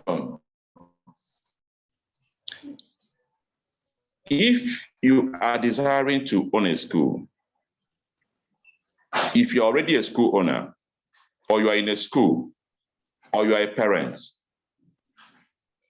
take it seriously to make sure that the sporting facilities or any other extracurricular activity programs and projects the children are going for in various schools, that they are done very, very well, so that the child will be able to fit into the society and carve a niche for himself or herself.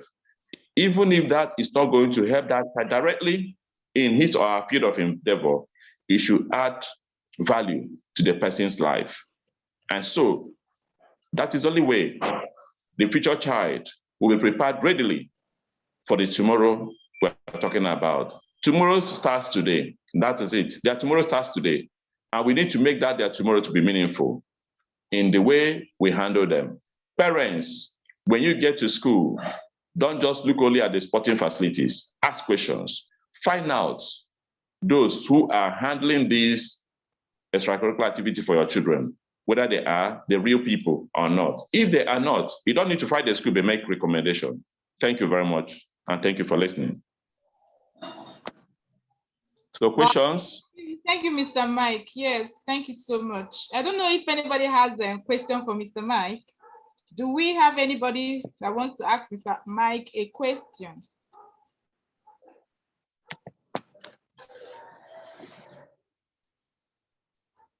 Hello. As we wait for the next speaker, do we have any question for Mr. Mike?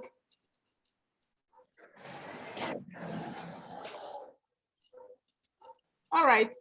For me, Mr. Mike, I guess I have a question, but before I ask that question, well, I want to thank you for this presentation, and I also want to say that yeah, some school owners, I guess they're very conscious about this, all that you have said here.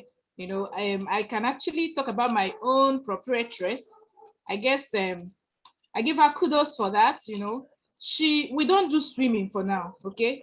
She said, and I quote, that for now, she's not going into swimming, and when she said that, it made a lot of sense, because she gave a reason. She said that why go into swimming when, for a school, how many hours are we going to do that swimming? Number one, okay, for a child to truly understand, as in get the knowledge, for swimming, you get, it's not something like you just go there for 30 minutes and you're out. How many kids are you teaching for that?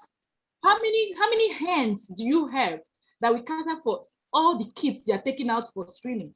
Okay, most times, we don't have the swimming pool in schools. Most times we go out, you get to yes, we outsource, and that's why we keep hearing about children being drowned in Lagos State.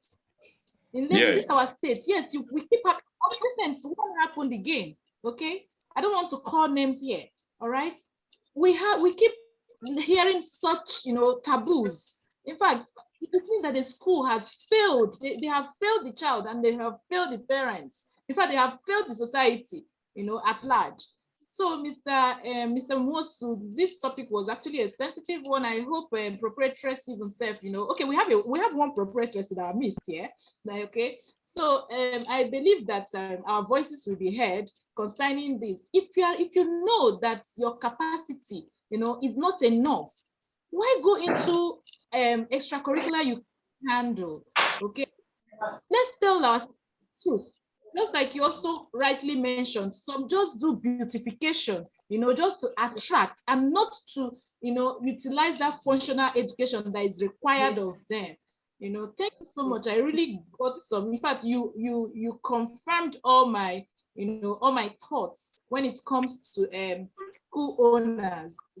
I guess this topic was truly for school owners. You get, honestly, it's pathetic when you hear some stories that that could be avoided, you get, and you're like, oh no, and by then life has already been wasted. Why do such when we knew that, oh, we can actually control such loss and all that? Thank you so much, Mr.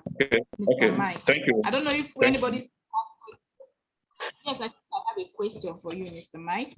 Okay. So, Mr. Mike, do you think, yes, in some schools, there are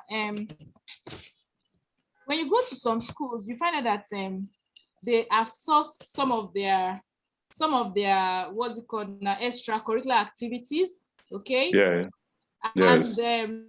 And they actually mentioned that a parent should know about the teachers involved, in their children's learning processes. Okay. But then my own question is, we are teachers, okay? You mentioned something about science teacher handling ICT, okay? Yes. I think I heard that. Yes. Good. But my question is, we are teachers, and actually there are some skills we need to acquire. Okay, my question is, which one is better? So teachers are actually, skilled, that they acquire skills in all those aspects, especially when it comes to digital, because this question is coming from what you said, you get. I know some schools, their teachers handle the ICT part, and their teachers handle things like, also there are some teachers, they handle the music part because they've acquired these skills. Okay, for example, they could have a teacher that is into piano to just teach the kids basically on piano, piano skills. And then you have another one that could be for violin. I'm just asking, some schools have this. So is it, which one is better, to have all this, or rather to outsource it, and give it to some people that will come in and you're not monitoring them? Sometimes they don't, schools don't monitor all these outsourced activities. Okay, rather what they do, they could even put some teachers to monitor them. However, most times, even those teachers that should coordinate the outsourced personnel, they don't do that. Okay, so which one is better, that you are that some you can account for your own teachers handling a particular extracurricular, and then you bringing in somebody at source personnel that people cannot even know what and what the process or the journey they have taken a child in terms of the learning process. I don't know if you got my question, because there's this Yes, thing happening in Lagos. I don't want to call the name of that what's it called, the name of the activities that most schools actually took, is when I had an insider in that firm that I understand what they do better, okay? And I found that it is even better if a particular teacher in that area acquires that skill and then handles it for the school. I don't know. I guess if you don't understand my question, I'll still throw more light. I understood what you asked. In fact, I have to be blunt because we need to be sincere to ourselves. One is this: there are certain things that, because of primary thing is this, a lot of people see school business as a business that they can cash in immediately. They can start reaping profits immediately. No.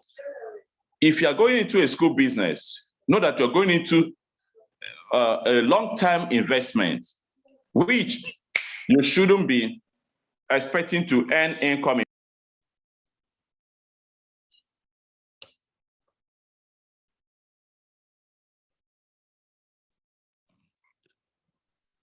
So what happened is this: you can't start reaping from school business within a short space of time.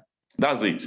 Now, there is no how a school will not outsource some certain things, but you have to reduce what you're outsourcing.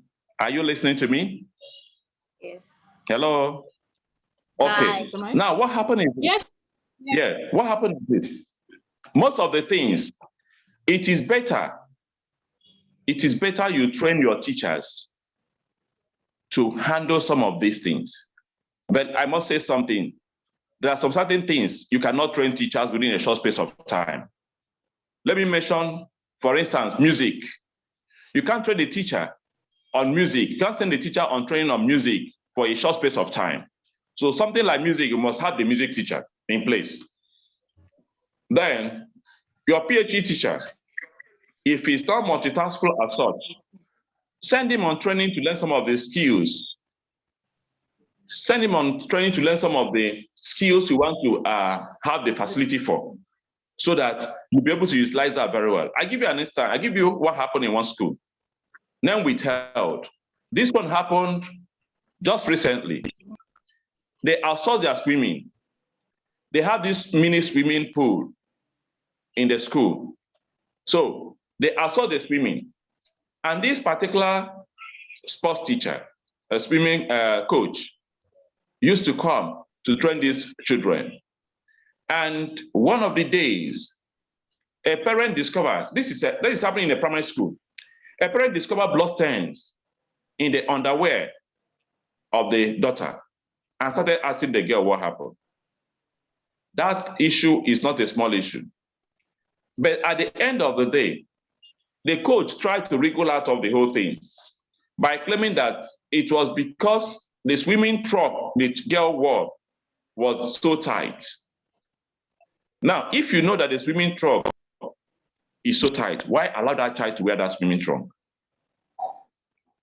But only the coach, the girl, and God know what happened to the girl. Because some were talking about whether the teacher was fingering that girl. Yes, there was a blood stain on the pants when the girl got home, and the mother discovered this. And the school was almost sued to court. It took a great deal for the school to come out of that. So if you're a school owner and you're going to own a school, which one do you prefer? To train your teacher spend money and train your teacher, for your teacher to be able to, whom you can hold accountable, or somebody that you cannot even hold accountable on. Somebody such outsourcing programs, when the person discovers that he has committed a villainous crime, what would the person do? The person can run away. Then the school will go into the problem. So it is better teachers are trained. And I'm happy most of us here are teachers. Teachers should have that mindset, open mindset to undergo training. Some of us don't want to undergo training. Yes, we feel we are okay the way we are. So I feel my own take is this: let teachers handle the things, but groom the teachers. However, you must employ experts to handle some of the programs, which you know that short-time training cannot take care of it. Thank you. Okay, wow. Thank you, Mr. Mike. I got something from your answer that yes, in as much as it's good for the proprietress or the owner of the school to train this for specific activities to handle, it is also good for some activities, or rather also subjects, for the proprietress, or rather owner of the school, to employ that person to be a staff in the school rather than outsourcing the person. You can employ the person to be what? A staff in the school. I think that's clearer. But what about also making the person being a contract staff is still the same thing, right? Because there are some proprietors, they might not actually have that, afford such, especially in the beginning. So it means, what do you think? It also means that they could actually make it a contract staff for some school owners who can't actually afford. Now, see, when you cannot afford certain things, don't go into it. What you cannot, don't start what you cannot finish. Are you with me? Are you hearing me? All right. Yes, we can hear you. Okay, yes. Now let me. If you outsource some of those things, and these people are coming on part-time basis, I give instance, music. Most schools outsource music. Music is not meant to be outsourced. Yes. Music, because the teacher needs to be there. See, after there are some children who will pick interest in some musical instruments. Some of them is after the classroom work that they go for that club. Some of them go for that club almost every day. Almost every day to perfect on the instruments they play. So, in as much as you want to outsource some things, there are some I don't encourage school owners to outsource. Something like music does not need to be outsourced, no. Because the teacher needs to have extra time with these children after classroom work. Something like some sporting activities are not meant to be outsourced, because the PhD teacher needs to have some time to train some of these children after school. Yeah, I talked about a secondary school attended by Kanu Nwankwo. I happen to know one of Kanu Nwankwo's classmates who was meant to be in the national team. But you know what happened? Because of the knee cap injury he sustained, he couldn't go. Then he was telling me how they were trained in that school. They have their training time after school.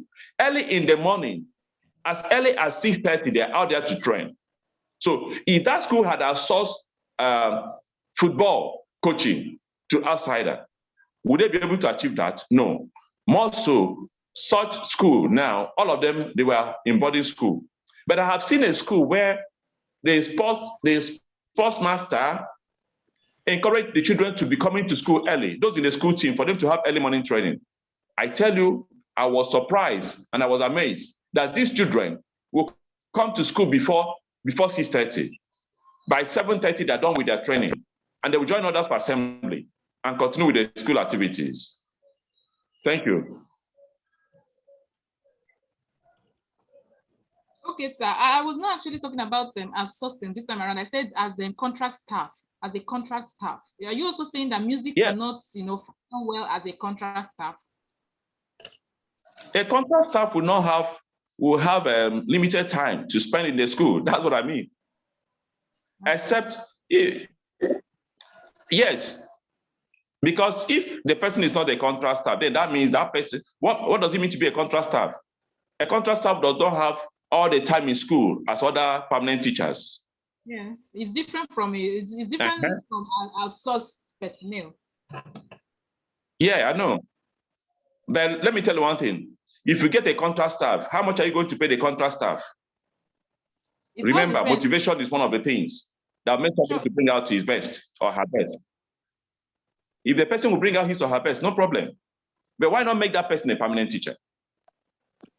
Yeah, because it is the image of your school that will be promoted. Not it. Yes, the teacher earns a salary. The children, yes. That's correct. But most times, like what we experience here in Lekki, most times there are such teachers, just like you said, that are important in the school, but they are scarce, especially for the real ones that people want into. Okay, they are scarce, and they will not even want to be in a school, because by the time you tie them down in a school, they will not actually make what they are supposed to make when they are, in different schools as contract staff. Okay. Okay, let me give you a clue now. Let me give you a clue. You know what happened? I'm into consulting, but because of this forum, I'm going to give out some things free of charge.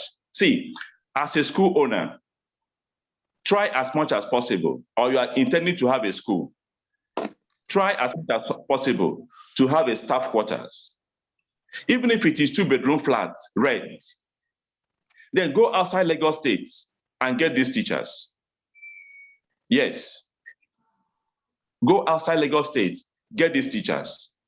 Okay. When you pay them, when you bring them in and pay them something reasonable and increase their salary as at when due, they will remain with you for long.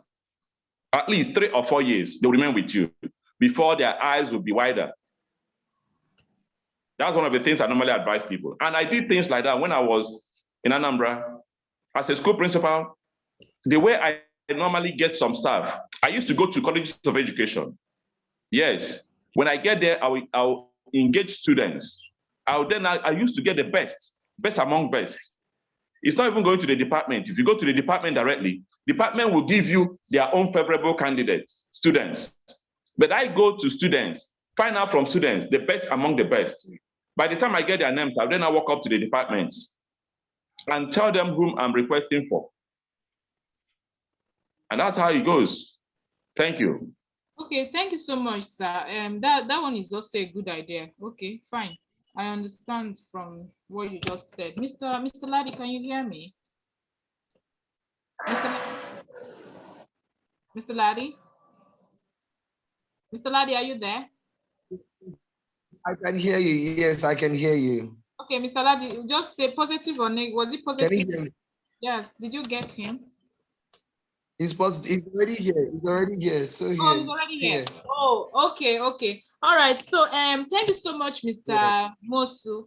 Mr. Michael Mosu, thank you so much for this. It was quite insightful and quite educating, even though I have more questions for you. However, we have the next speaker waiting for us. Okay. Okay. The pleasure is mine. Thank you. We have the next speaker waiting for us. So Mr. Akintola, are you ready for us?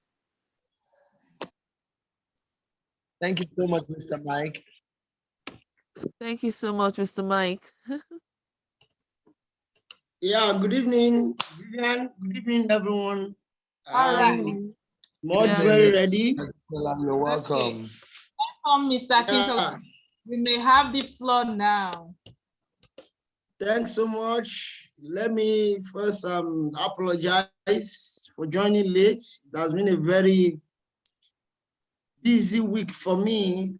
I ran to the weekend. I'm so sorry about that. Yeah, I listened to the voice note yesterday, and it was quite satisfactory.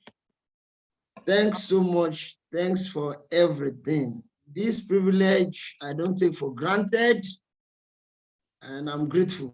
to be part of this. Yeah, I joined the conversation, and I also want to appreciate the last speaker. That was a top-notch delivery. Thank you, sir. Thank you. You see, when you see consultants, you know indeed they have the professional expertise to do the consulting job. Thank you, sir. Yeah, well, some of these things are there's no hard and fast food to eat. Are we together? Can somebody still hear me? Yes, yes, we can hear you. Okay. Yes, we There's no can. hard and fast food to eat. Some of these things we have discussed could be situational, based on location, based on management style, based on approaches, having staff that is competent in handling some of these co-curricular activities, or using a consultant. Some of these things are debatable. It depends on the context as which you are looking at it. That's another discussion for another time. Yeah, getting to my topic. I'll be talking to teachers and their parents that I believe they are with us this evening. And I've been asked to speak on this topic, the emotional intelligence competencies for future-ready child. Who are the people that should develop those competencies, teachers? When I put this on my WhatsApp status, a family friend sent a chat to me. He said, can I join so I can have something to pick for my children? I said, why not? Please do. As a parent, and I felt, oh, fantastic. So I'll be speaking to parents and also to teachers. Of course, we teachers too, we are parents. So there's need to develop emotional intelligence competencies for the future-ready child. I start with this. There's a teacher where the emphasis will be more on the teacher anyway. But of course, parents will a teacher, but our classroom is not the conventional classroom. It's our various homes. Of course, that's also a classroom. So as a teacher, so I'll be using the word teacher as a generic word that covers both parents and professional teachers. We should be careful what we give our children, because sooner or later we are going to get it back. We should be careful. Someone said that. This is a word on a marble. Well, I might not have known how true that is in totality, but at least I've seen a little part of it that is actually true. Then someone said, open teacher helps the learner to discover patterns and connections, foster strange new possibilities, and this will midwife new ideas. That's our position as a teacher. But it's important for us to assess the realities of an average, the realities globally when it comes to teaching profession. And the quest to improve teachers' competence is a global phenomenon. I can say that again and again. This we are doing is not limited to Nigeria. The quest to improve teachers' competence is everywhere. Even Finland, that has the most, the very fantastic educational system at the elementary level, they still have this quest to improve teachers' competence. And of course, there's a paradigm shift from a local labor supply to a global labor competition. So there's nothing like, I'm a teacher in Nigeria, I'm a Nigerian teacher. No, it's either you are a global teacher or you are not teacher at all. Because we don't want somebody who will deliver, who will be a teacher to train Nigerian children alone. We are not training children for Nigerian environment alone. We are training global citizens. So a teacher should not see himself or herself as a Nigerian teacher. So the paradigm is shifting from a local labor supply. You should be able to compete anywhere if you are a teacher or you are not a teacher at all. Then, of course, another reality that we must bring to our consciousness as professionals is that the occupational title, the work we do, is not only defined by occupational title again, but by the skill and values we bring to the table. Not that I am the principal, I am the HOD. What are the skills you are bringing? So your work will be defined by the skills and the value you are adding, not the title. These are realities. So if you have this reality, you have the consciousness of this reality, it will motivate us to seek constant training, to seek how to polish. Dr. Uzoma, sorry. Can you? I could hear myself. I think somebody is using 2 different gadgets. Okay. Then a 21st century teacher, which I believe we are, there is need for us to contribute to the re-engineering of Nigerian educational system. That is key. And of course, the teacher must have empires. He needs our brain. Highly skilled, dynamic, informed, motivated.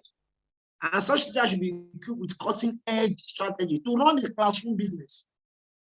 There is what we call classroom business. You should have the skill and competencies to run classroom business. And such teachers should be able to position himself or herself to continually reinvent themselves. What we are doing here now is we are reinventing ourselves, having picking here and there, listening to different presentations. We are positioning ourselves to be valuable within the workplace. That is what makes a 21st century teacher. I'm going somewhere. So from this presentation, what are our expectations? One, I have a major assignment here, and that assignment is to provoke a mindset that prepares for changes that are related to attitudinal growth and evolving global intellectual realities. I want to provoke somebody. I'm provoking a teacher so we can make some changes that bring about attitudinal change on how we run classroom business emotionally. So what are we expecting? One, an average person should have the understanding of what emotional intelligence is. We are familiar with intelligent quotient, IQ, but what does it mean? Then how do we apply this to a future child? Of course, those children in our classrooms now, these are future children. Then we should be able to cultivate the attitudinal dimension of it for the school system. The ultimate of it is for us to develop enduring relationship with these children, connection. Vivian and I, we have worked together in a particular school before. I know how children love to see Vivian. Auntie Vivian everywhere. At a point before I left that place, she was the head of the nursery. And you could see, because there was this enduring relationship between her and the kids. So these people will be taking 2 dimensions. There will be paper presentation, then there will be interaction in form of question and answer. Somebody might want to ask, then what is emotional intelligence? It's the ability to identify and manage one's emotion. So it will work for us, it won't work against us as teachers. Our emotion to work for us. But what we have seen mostly is that our emotion doesn't work for us, it works against us. On a daily basis, we see that. Of course, it is also the mastery of oneself when interacting or working with others. We are working with children. We should be able to manage ourselves inside and outside the workplace. And that is emotional intelligence. Well, I would like to do a kind of dichotomy, a kind of show the differences between what we know, which is intelligent quotient, IQ, and EQ. IQ is more of cognitive domain. You know, in education, we talk about cognitive, affective, and psychomotor. And in the social balance, we call that the knowledge, skill, and attitude, KSA. I used to tell people that the KSA is not King Sonny Adeo, it's just knowledge, skill, and attitude. You understand? So for emotional, for intelligent quotient, we look at the verbal and the logical skills. But for EQ, we are looking at personal, social skills and survival skills.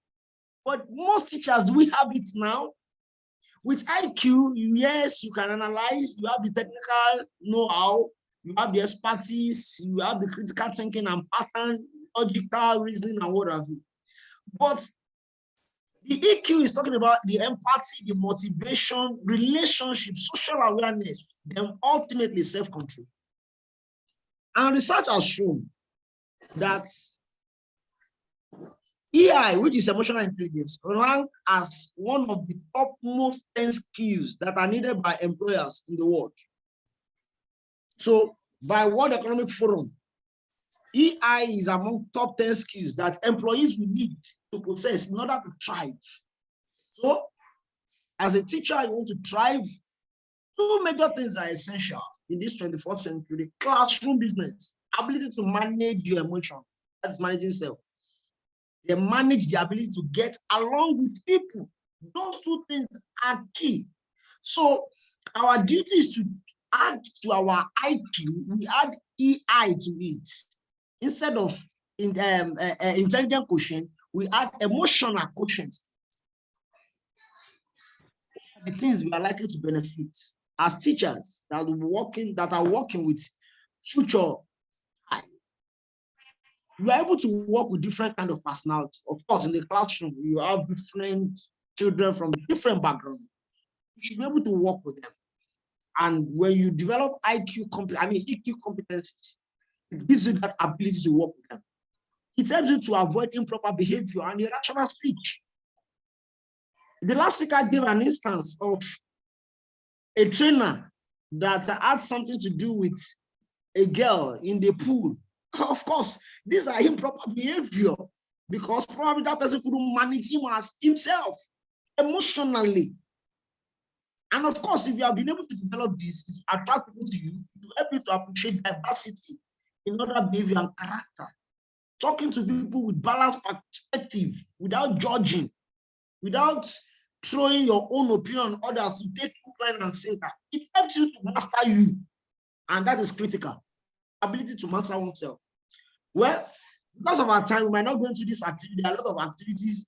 If we were to be a physical training, I would have asked that an average participant should be able to write down the 5 things, characteristics of people you observe around you, that they get along well with people. But let's look at components of emotional intelligence. Those 5 components: self-awareness, self-regulation, self-motivation, social skill, and empathy. And we'll look at this one after the other. In terms of self-awareness, if you don't know yourself, you can't forge ahead in life. It will be very difficult for anybody to be successful in life if you don't know yourself. Who are you? The subject or the question of identification, self-identification, is a major subject that makes people to succeed in life because it will drive so many things you will do. And that's the golden rule. To know thyself, you must discover who you are. A lot of people find themselves in teaching business, and not because they know themselves to be teacher, but they just need something to keep body and soul together. They have seen teaching as a tentative engagement. So who are those things? What are those things that you like? What are the things that you don't like? What strategy do you have? You want to deploy in performing your task? We might be teaching the same subject, but we might be teaching it differently. And student knows who are actually doing the right thing. So they might like one teacher than the other teacher. You have 2 maths teachers teaching. The student likes some, they don't like the other. What happened? So what are the things you struggle with? What are the things you excel at doing? Know yourself. Self-awareness is key when it comes to emotional intelligence. Then this class activity, well, it's not physical as I've said, but those of us that can still do it, why not? We list 3 things that you struggle with as a person and 3 things you have mastered or excel at. That you are trying to know yourself. We know some of these things. Self-regulation. If you know yourself well, you can deploy the right mechanism to contain or divert some of these extreme emotions. So as a self-regulated person, there is need for you that you think about consequences before you act. It doesn't take things too seriously. You reserve your energy for better things. Then you operate at a higher level of mental stability. That is when you are self-regulated. You have a delineation of what you will do and what you won't do. That is self-regulation. And I usually use this example that on your birthday as a friend, I want to give you a car, a brand new car, 2022 Prado Jeep, factory fitted, everything in place, brand new Jeep. And I handed over that car to you. And I said, my friend, this is my gift to you, a brand new car, but it doesn't have a brake. And I used to tell people, I've not given you a car. I've just handed over a coffin to you, a casket to you. Because it doesn't have regulation, it doesn't have brake. That car will kill you. Because there is nothing to regulate the speed. And anything that doesn't have regulation, that thing is going to crash. If you could remember, if you have ever had a ceiling fan that doesn't have regulator, you know what happens. Even in the night, you jump up in the night, you remove the wire and what have you. I've had such experiences before. Self-regulation is key. This I will do, this I will not do. So it is the ability to reach within and find exactly what keeps you going, what drives you. And that is self-motivation, which is the third key. What drives you into teaching? Some people, it is money that drives them into teaching. Some, it is passion to impart life. And this varies from person to person. So you come from a deep sense of purpose and reason. Why am I into what I'm doing? Okay, I know for Vivian, it is for elementary school. Understand? We have such. For someone like me, well, I don't have that gentility to teach children at that level. Do you understand? So what actually motivates you? Self-motivation is important. And with that, you can know what you will do and what can drive you to attain the impossible. Well, let's leave this class activity. We'll move on. Social skill is another element of emotional intelligence. Ability to manage relationships and build networks. What we are having here today is the social skill that the convener of this platform has put together. I last worked with Vivian, that was in 2011. 2011 today, that is 11 years, solid 11 years, and the relationship is still intact. That's the social skill and build network. For us to have got a lot of people on this platform, that's powerful social network. And you know one thing, relationship is the currency of destiny. Is the highest currency, not dollars, not pound sterling, not euro. Because there are things that money will never buy, but relationship will purchase it free of charge. It's a currency of destiny. Most teachers, they don't have such relationship, and they don't know how to build network. Network brings social capital. And social capital now in this today's world, it is more valuable than monetary capital. There are places your money will not work for you, but your network will work. The capital you have built over time, by relationship will work for you. So building rapport with people, genuine interest in others. Some of these kids, somebody just mentioned Kanu now.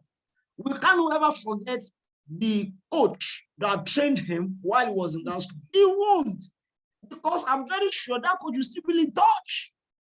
So it's enabled by high self-awareness, high self-esteem, and acceptance. And this social skill pervade all aspects of human life. Love life, school, group clubs, homes. Some of us still have some of our primary school friends that we are still in that relationship. So social skill is important if anybody wants to develop emotional intelligence competencies. Then we'll talk about empathy. Well, most of us, we are familiar with sympathy. But are we familiar with empathy? Empathy is when you see the world through another person's lens. When you put yourself in another person's shoe without judgment. I had an experience some times ago as a teacher in a university. I was to supervise an exam, to invigilate an exam, and a student came to the exam late. And by the university rule, I shouldn't allow the student to enter. Why did you come late? Sir, please, he was trying to, you won't come in, this and that. And I now got a hint. On the student jokes, I just discovered that tears were rolling down from his eyes and whatever. What happened? This boy has been with the mom in the hospital for weeks. And a night before that morning, he lost the mom. And the following morning, he was coming through the exam. After I've lost the mom, I'm a final year student, I shouldn't fail this exam. He came, and he came late, and he met me. If I should go by rules, the student should not enter.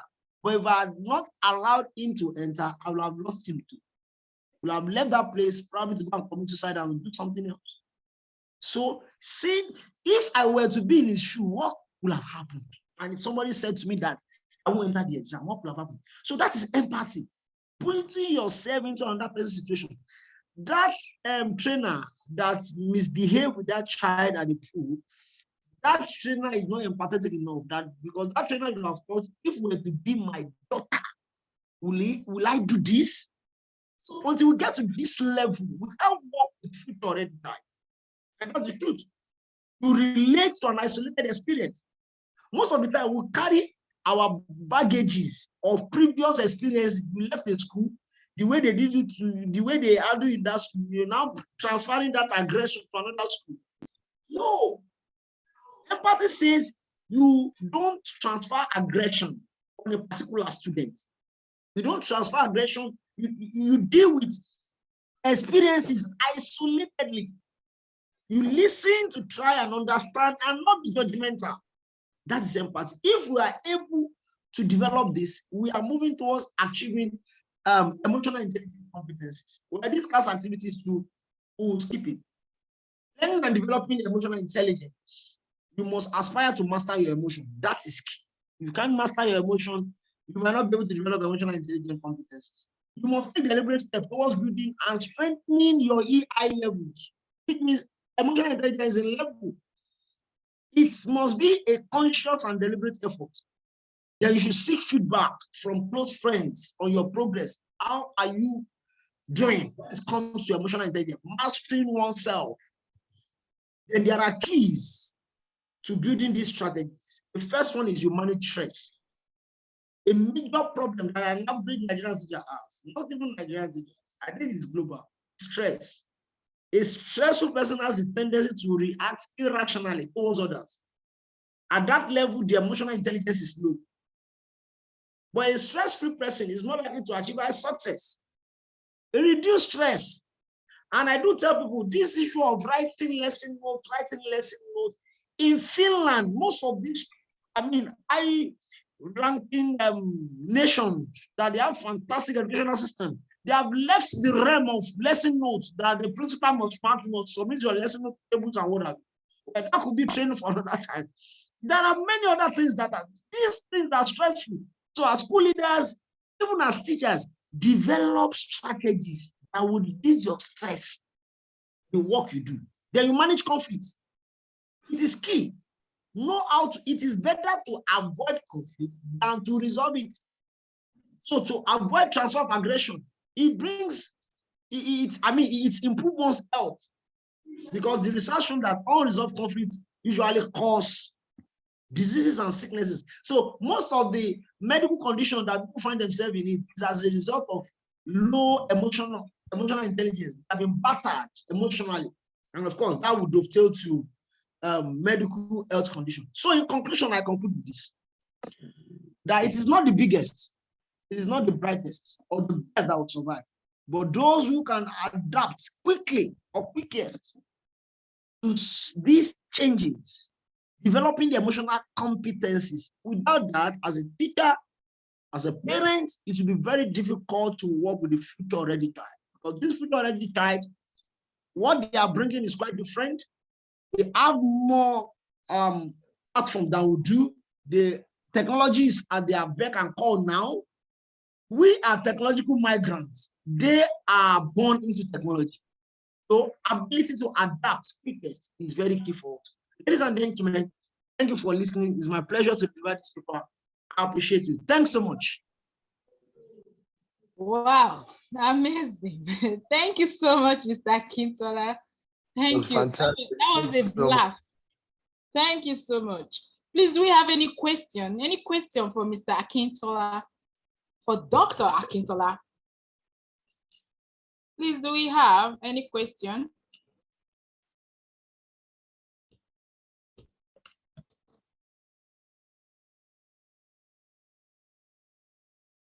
Any question, please?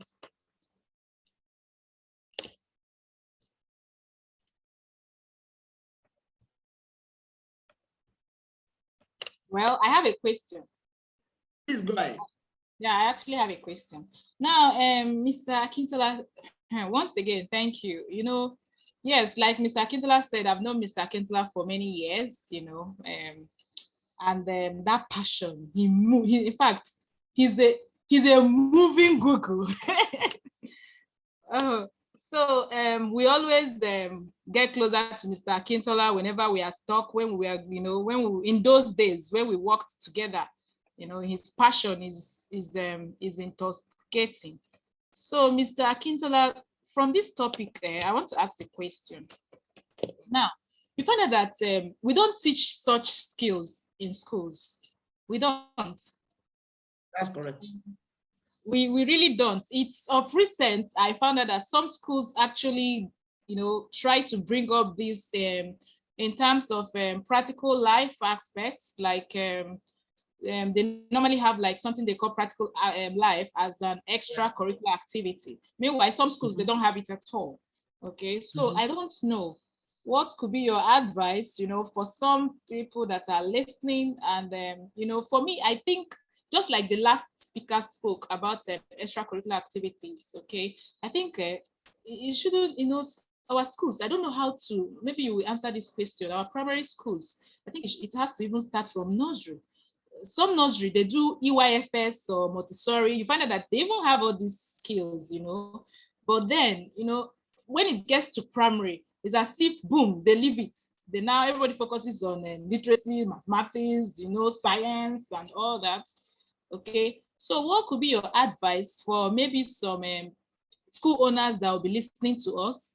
What can you say when it comes to making sure that our children, I believe from primary school, but though correct me if I'm wrong, should start this, and it becomes a daily activity, not just extracurricular that maybe you pay for it, and you come in, you pay for it, because most extracurricular in schools, you have to pay for it for you to be a part of the club.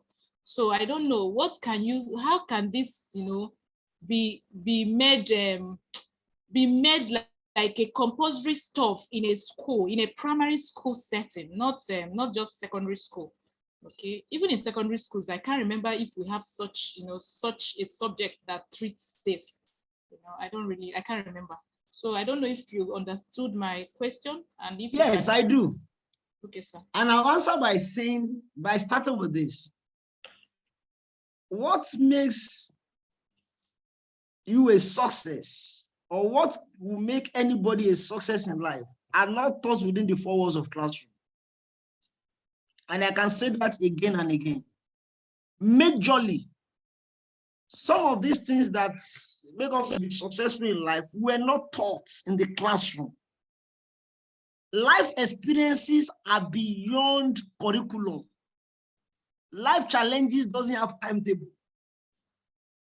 So you pick here and there, it's having street sense and what have you. So, and ultimately, in our schools, we have curriculum. These things are not in the curriculum. They are not lower level skills. These are higher level skills that cannot be taught at elementary level.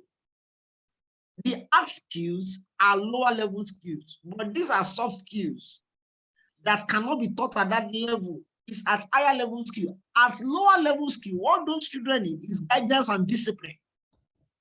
But at higher level, coming from secondary school now, you can begin to teach emotional intelligence. That's an approach. But at that junior level, at elementary level, it's guidance and discipline. And from the guidance, the teacher that is emotionally intelligent can now be chipping some behaviors that brings about the element of emotional intelligence. A teacher who is not emotional intelligent cannot guide the children appropriately, cannot instill discipline towards emotional intelligence. That is key. A teacher that is not self-regulated cannot show students that they should be self-regulated. That is one.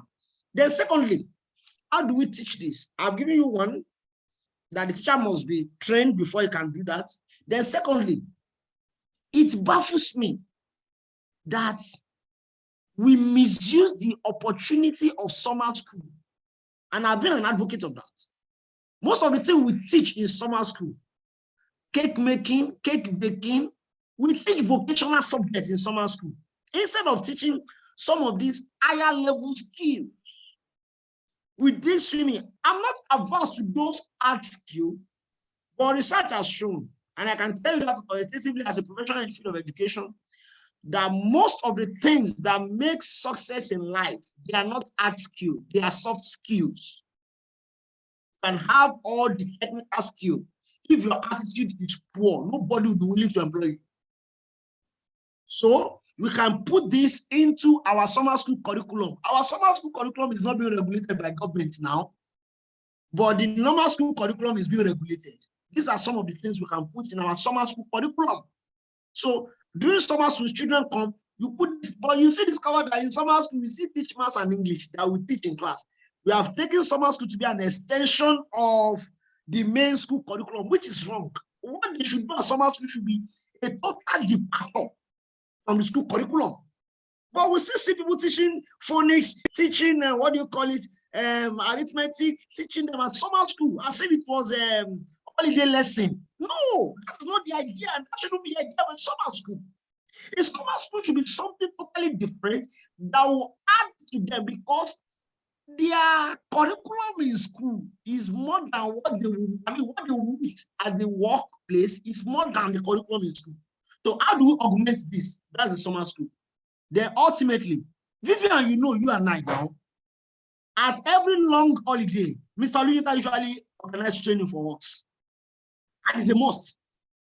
How many schools does that now? Because most of the owners of those schools, they are into profiteering. They don't have passion for school business. They are into school business because of profits. They don't spend money on training. And ultimately, too, they want to employ and pay cheap. And if you pay peanuts, you will employ monkeys. That's Mr. Linka.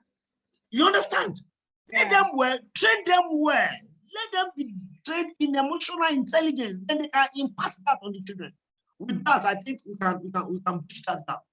I hope I've been able to answer your question. Yeah, thank you so much, Mr. Akintola, once again. And thanks for reminding me Mr. Luinka's quote sometimes. He likes saying that when you pay peanuts, you employ monkeys.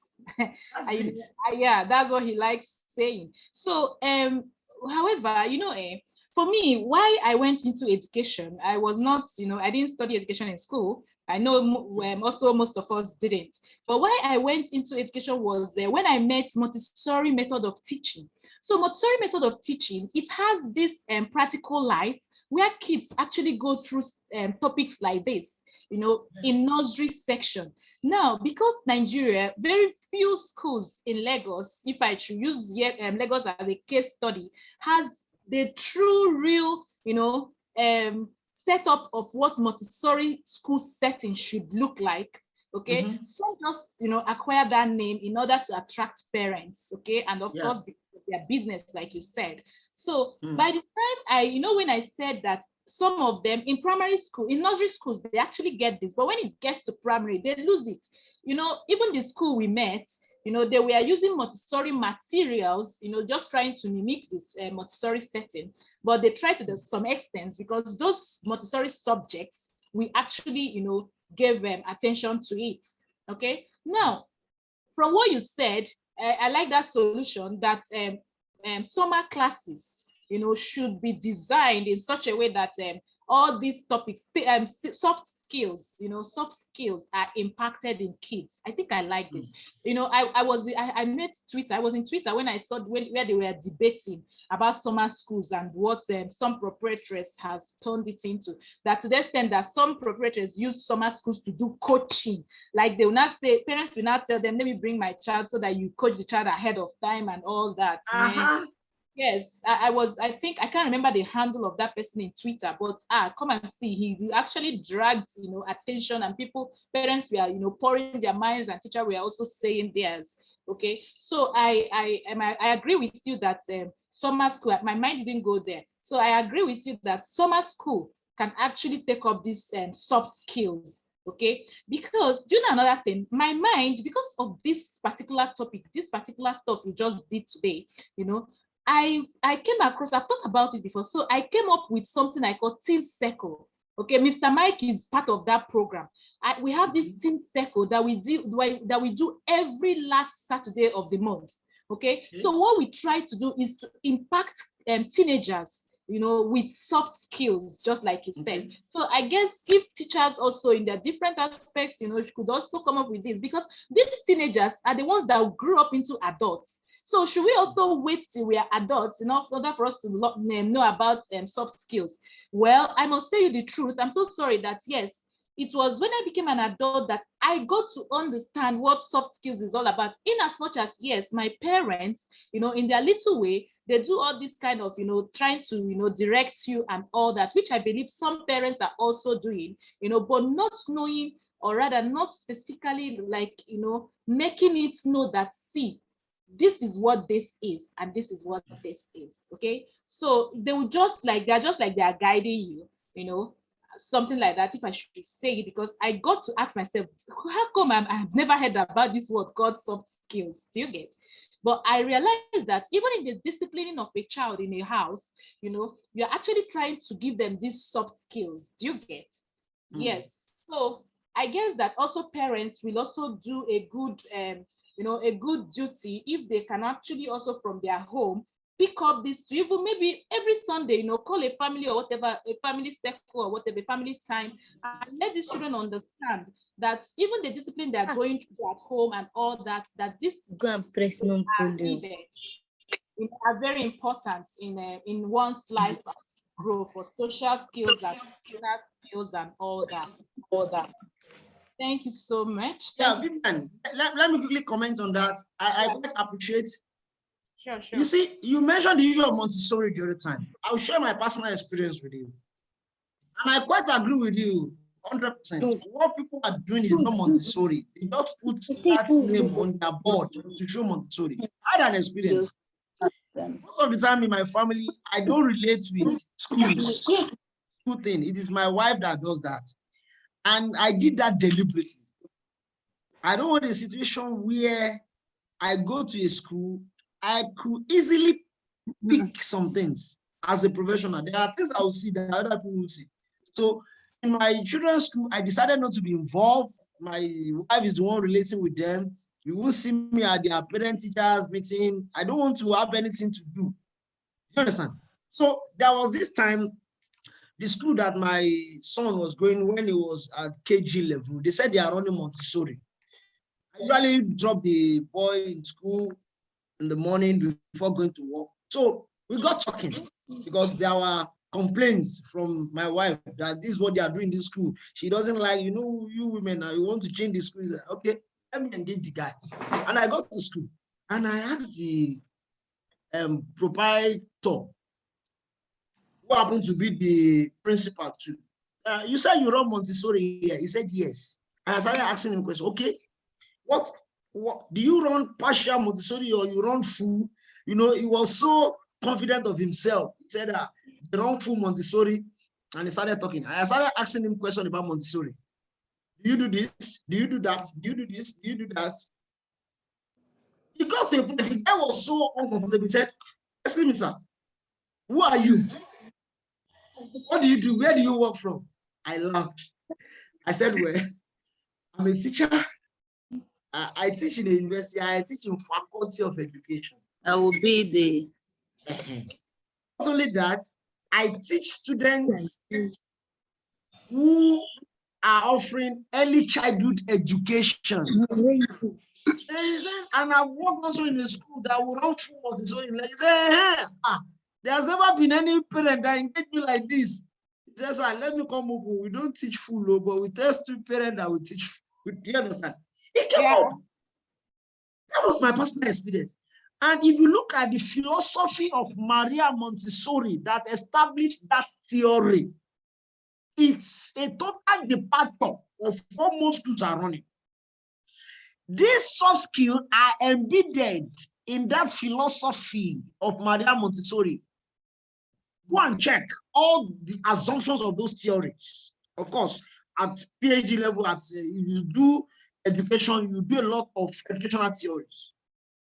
Go and check. Most of these soft skills are embedded because this is the age you can inject some of these things, but it might not be in practical form. Then your last question, that do we wait till we get to adults before we teach them? No, don't wait. This summer school, I decided my son will not go to any special lesson. I took him, there is a colleague who runs a summer school. They went there to learn coding and soft skills. Last Thursday, they took them because the owner of the place is he has a partnership with Microsoft International. He took them from Ijebu on excursion to Lagos, Microsoft. This boy is just a 9-year-old boy. Expose him to coding at this level. I paid good money. So you don't wait. This is when they are still mendable. They are still bendable. By the time they grow, they are formed already. And if you go by psychology of learning, a child is formed at the age of 8 and 9. When they are more than that, maximum is 10. When they are more than that, you will be praying because it takes God to bend a dry fish without breaking it. At that level, it will be difficult. Anything you want to load in them, load it now. That is when you are dealing with a future-ready child. Don't wait till they get to adult. Thank God for grace of you and I that we are discovering what is, what do you call it? What is soft skill at adulthood. Thank God for that grace. And thank God for the culture, parenting culture we were exposed to in our generation. But that parenting culture and value have been eroded now. And that is a minus for this generation, this future-ready child. So those are the things. Thank you so much. Thanks so much.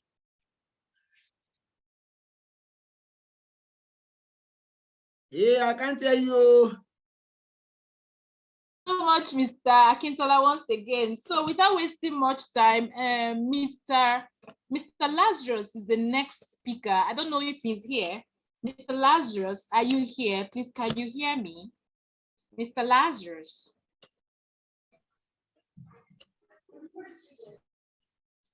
Mr. Lazarus?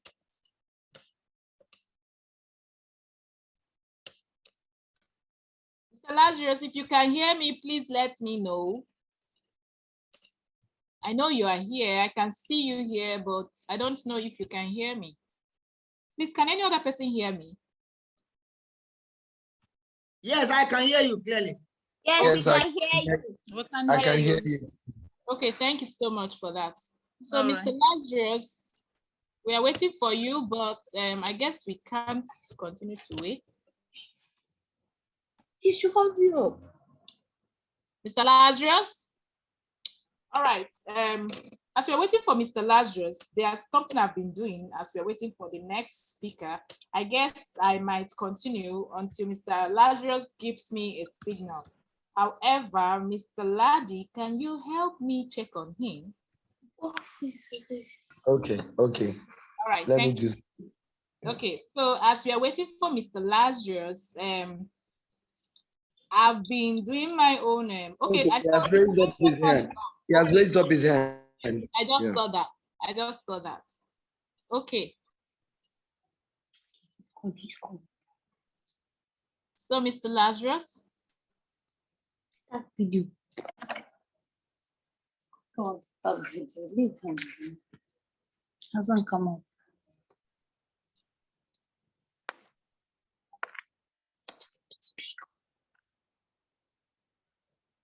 Mr. Lazarus, your hand is up, but we can't hear you.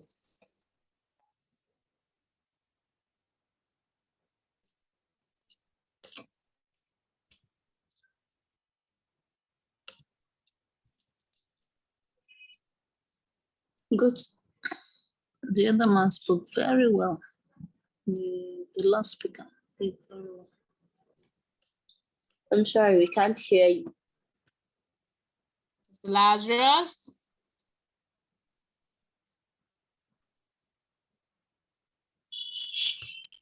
Okay, like I said, we can't his hand is up. I don't know what. So I guess I will do what I normally do when we are waiting for the next speaker. His hand is up. Oh. Yes, ma'am, we can see his hand up, but he's not talking to us, so I don't really know why. Mr. Laddie, just help us and then help us. Okay, I'll get it then. Okay. Thank you so much, Mr. Laddie. All right, as we wait for him, so I've started this. I guess I'll get to where I was. I was talking about the role of the 7-star teacher in molding the future-ready child. And yes, I was here. Can anybody see my screen? Yes. We can see. Yes. All right, thank you so much. So I stopped here when I asked who is the future-ready child? Who do we think is the future-ready child? And I said that the future-ready child is not the child who has never made a mistake before in his life. Future-ready child is not the child, that is just the most intelligent in the class. Neither is the future-ready child the child that has all the skills when it comes to digital world. Okay, no, that's not just the future ready child. And I asked everybody that was present, I asked everybody and said, do you have any idea? What can you say? Do you want to answer this question in your own understanding? Who do you think is the future ready child? Who do you think? And I asked this question again. Can anybody tell us who you think is the future ready child? I'm waiting. Anybody who wants to talk?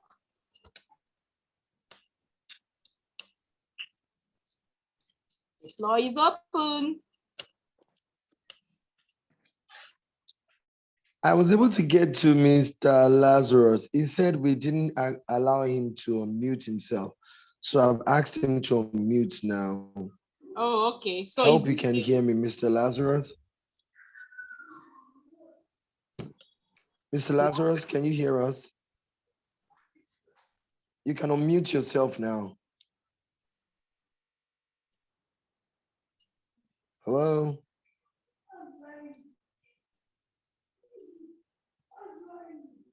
Okay, let me call him again. I'll call him again. Okay, thank you, Mr. Laddie. All right, so as we are waiting for Mr. Laddie to give us feedback, nobody can answer this question, right? Just like the previous reaction I got. So I told everybody that, okay, the subsequent slides towards the end, we actually answer this question for us. So we keep this pending as we move on, okay?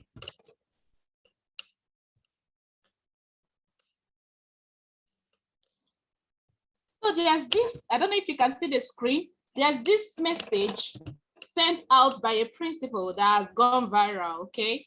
The message, the content, I don't know if you can read, but we will still come back to this. This message has a lot, if you understand it, it also has a lot to talk about the future ready child. This message, I don't know who and who has seen it because it has actually gone viral, all right? However, we still come across it towards the end of these slides, okay? So I just wanted to flash it in case you've seen it before. I don't know if you read it. I don't know if you got meaning from this message sent out by a principal of a school. All right. Remember that the topic for today that I'm presenting has a lot to do with the role of a teacher, not just a teacher, rather the 7-star teacher, okay, in molding the future ready child. Okay, so I had to take it bit by bit to ask, what is a role? What does that mean to you when you hear a role? Okay, because earlier on we talked about a teacher, that everybody actually is a teacher. It's just that, yes, you can now separate a teacher from a teacher by having what? The professional licensed teacher and just any other person that is actually a teacher too. So what is a role?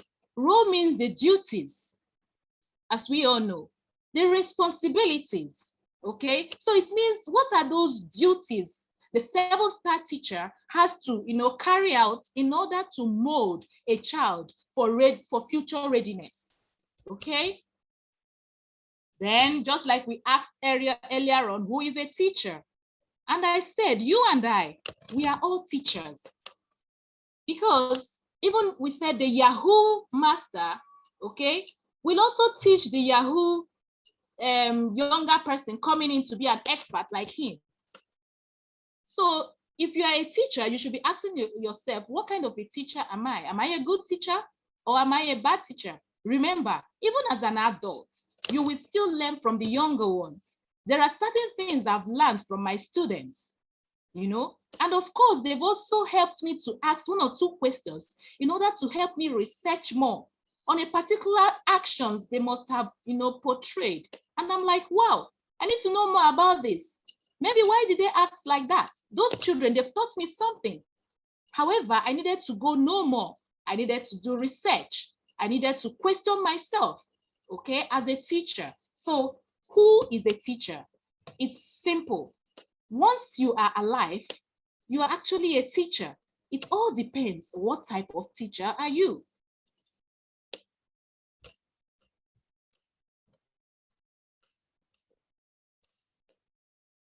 All right.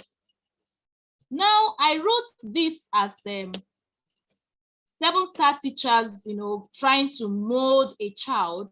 Some people actually called me to ask me questions. Some reached me, different people, to ask me, why am I talking about molding a child? It's as if I'm trying to enslave the child. It's as if I'm trying to, you know, make the child behave in a certain way, okay?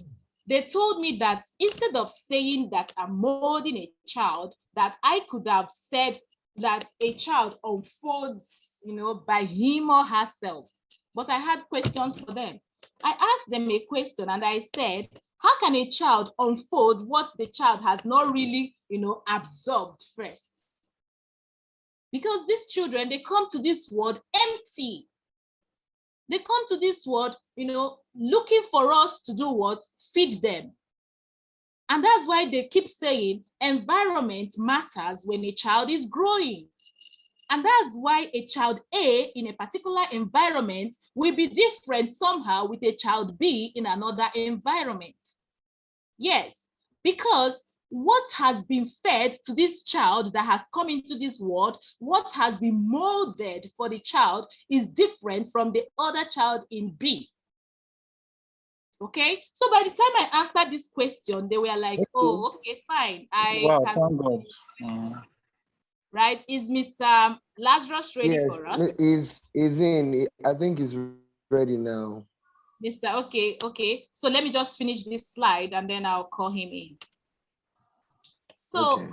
yes, thank you. So I tried to ask them that if certain behavior, if certain skills are not instilled in a child, then how do you want the child to unfold? Okay, imagine a child comes into the world and we lock the child up in a house, in an empty room. The child will grow up to know the world to just be like that, you know. The child will not have anything to feed him, you know, substantial stuffs. The child will describe whatever, any question will just center around that empty room the child has been put into, okay? And that's why if you have seen Judge of the Jungle, you understand why Judge of the Jungle behaved the way he did, okay? So another, you know, I said, instead of people saying programming, you know, when they told me that I shouldn't have said molding a child, I should have allowed the child to unfold himself or herself. I said, okay, well, if you tell me that some people say program a child, you know, I don't know, I frown at it. So I rather say you direct a child rightly. Just still like Montessori. I think Montessori got it so right, you know, just for the knowledge section. All right. I think Montessori got it right, but there's a way we can also put this in our primary curriculum, you know, in order to maintain consistency and continuity. Okay, you find out that you direct these kids in Montessori setting. You just direct them. As you are directing them, you are observing them, and that helps you, you know, in order to make sure that you are not completely enslaving them and putting only your own ideas to them. You just expose them, direct them rightly, and allow them, you know, to showcase that which they have observed from what you have exposed them. All right, at this junction, I want to stop and call upon the next speaker, who is Mr. Lazarus. Mr. Lazarus, are you ready for us? Yes. Yes, I'm ready. Good All evening, right, everybody. Thank you. Thank you, Mr. Lazarus. I will stop my sharing. You're welcome, Mr. Lazarus. Thank you very much, Ladi. Good evening, audience. Please, can I have my slide? Please, can I have my slide on? Please let the technical section put up the slide. Okay. Okay, they will be on that. Okay, let me go on. Please, I want to apologize for those technical hitches. It's part of our challenge of this part of the world. Well, my caption this evening is on my topic is on personalized learning and its future effects. Please, can I have the technical? Please, can I have the slide on, please? They're working on it. Once they get it, you'll be able to see. It's okay. So I'm talking of personalized learning and its future effects.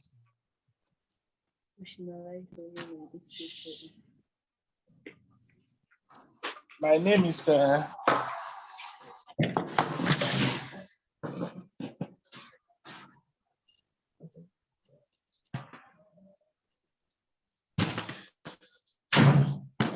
all right. Sorry for that British.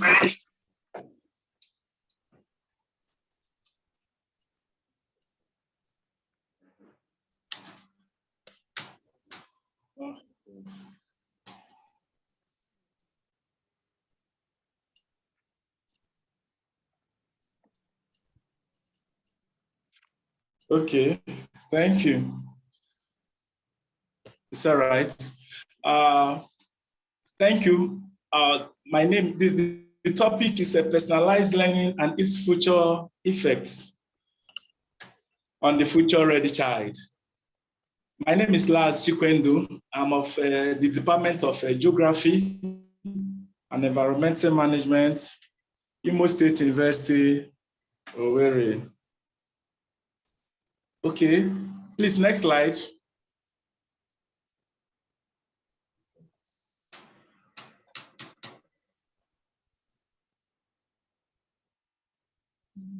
Introduction. Children are unique and learns in different ways. That statement is credited to Nanzigam et al. 2014.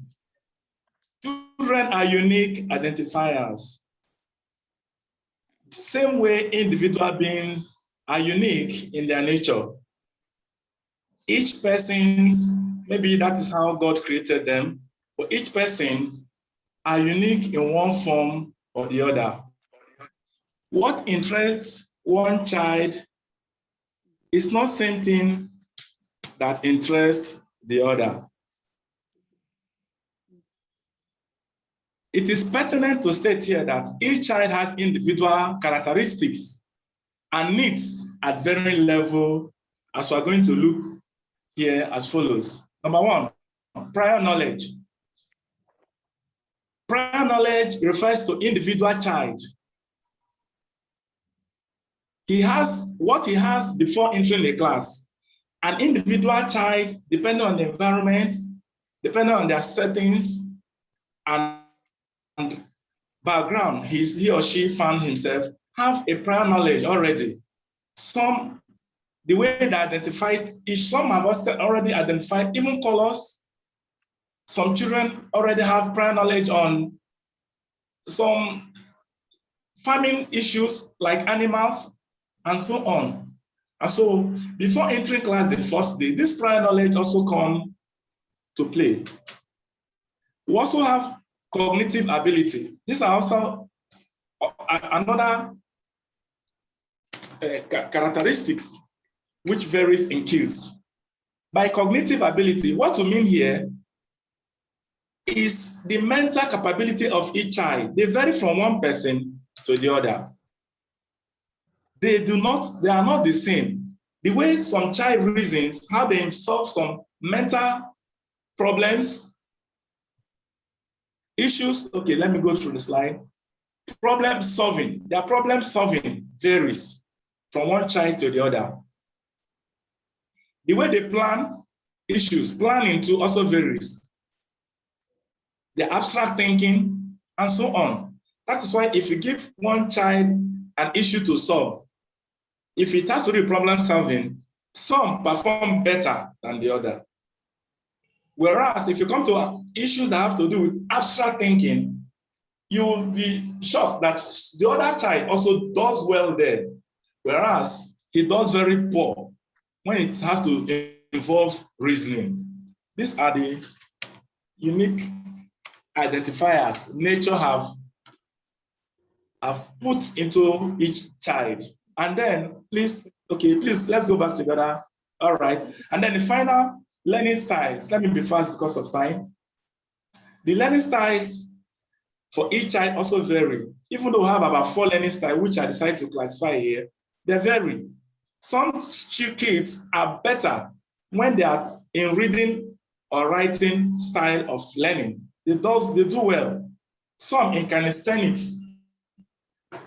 Those ones that have exceptional performance or gifts in calisthenics, they do well in issues that have to do with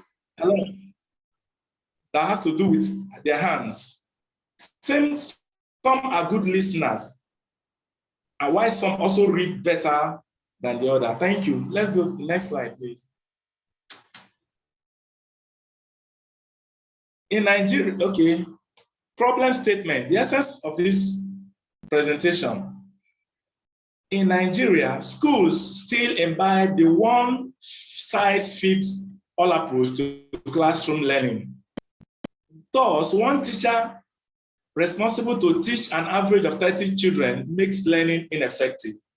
This is the traditional setting we find ourselves, especially in this part of the world.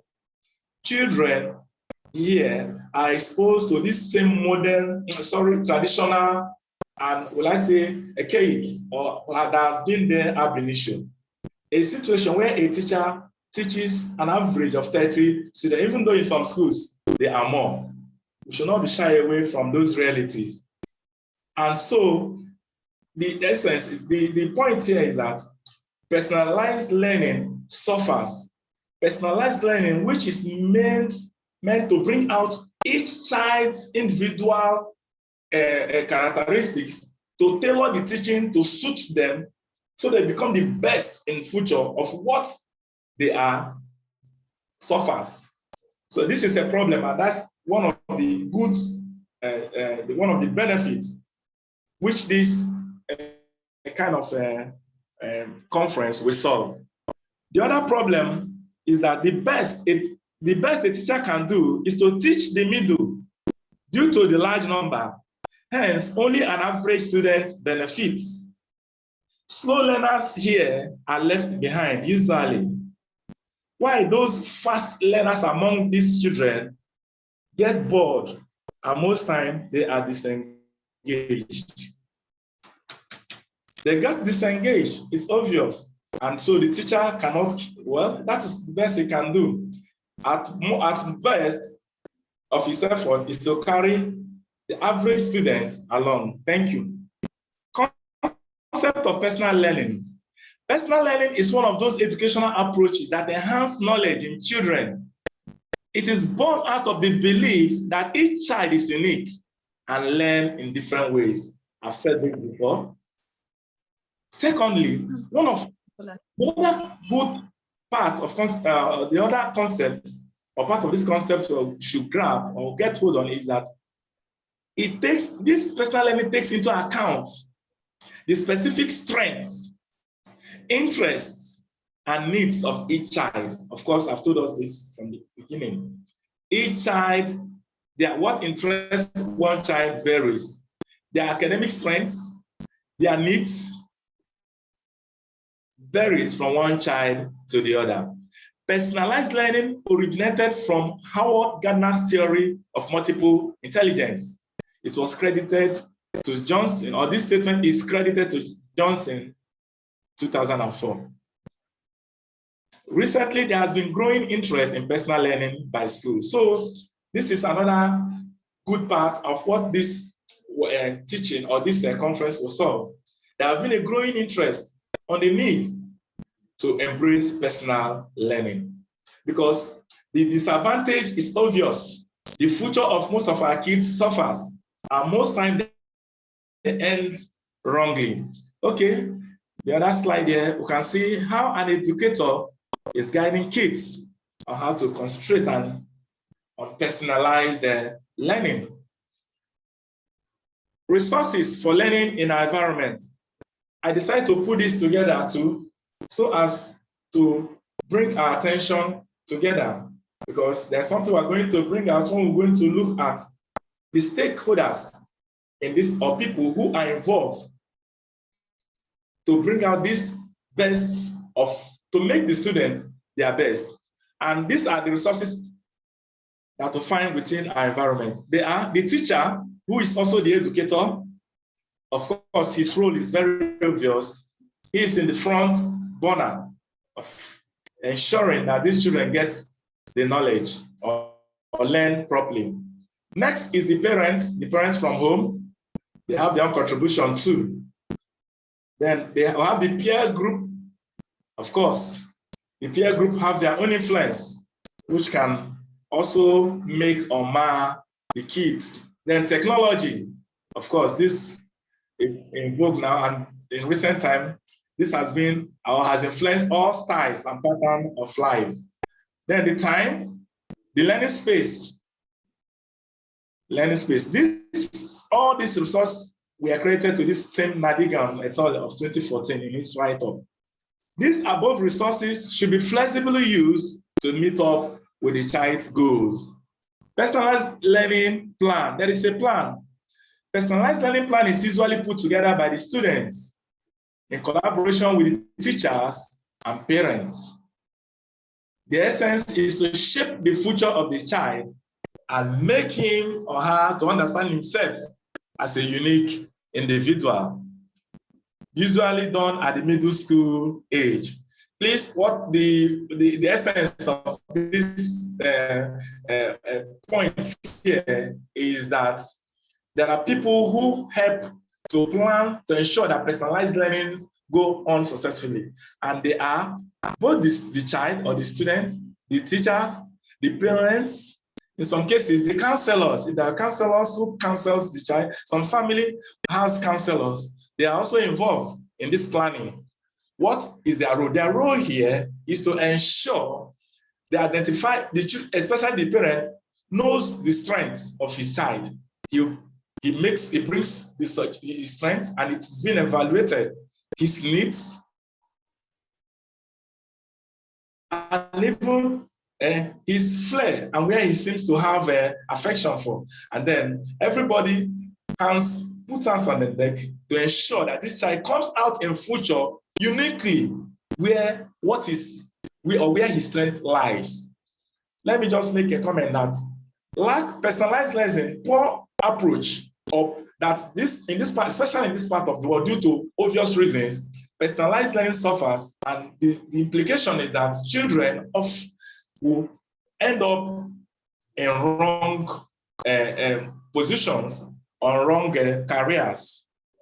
So personalized learning helps put round peg in round holes. Please, let's go back to that slide, please. All right. Okay, thank you. Next slide. All right, okay. Here too, I try to make it pictorial a bit so as to catch our attention. And you can see what you can observe and see personalized learning ongoing here with this guider or this educator trying to see how he approach the students. Of course, personalized learning by many scholars have since identified it as one of those educational approach, or one of those ways to give education to children. Next slide, sir.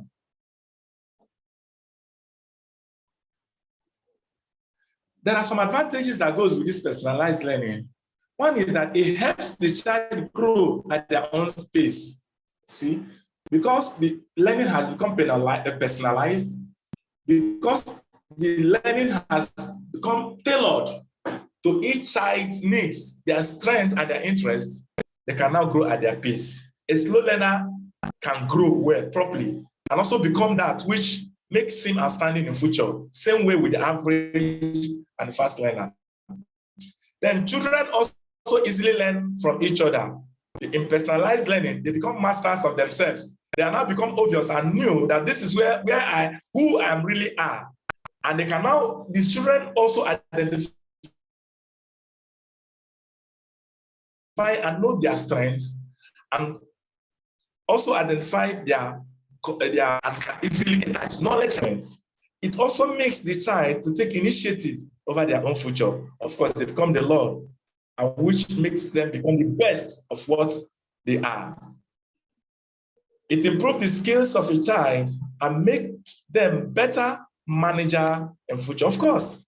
So if Nigeria should talk of good managers, then they should talk of embracing personalized learning. This is the only tool and the only educational approach that can make this our kids or children become good managers. What it means is that if we have bad managers in the society today, what it clearly shows is that personalized learning has suffered in that circumstance. Okay, and then prepares them for the contemporary challenges in future. What it does, what this point simply is saying here is that there are a lot of contemporary challenges, and if you're a master in your own field, then you can be good and can tackle issues that comes up, because life is flexible and change is only a constant thing. It also has a disadvantage, and it's good we bring it out here.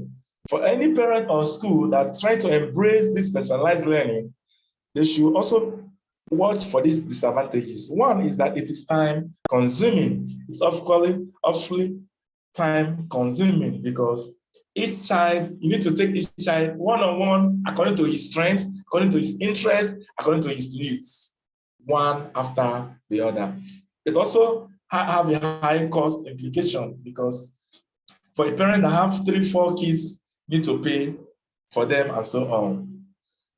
Then the other disadvantage is that it might not get the desired results if the process is not done accurately. So if the educator comes to play. If this process is not done accurately, just like I've listed here, and involving all the stakeholders too, like I said earlier, then we might not get the desired result. And finally, the child might also lose some interest and so on. Please, next slide.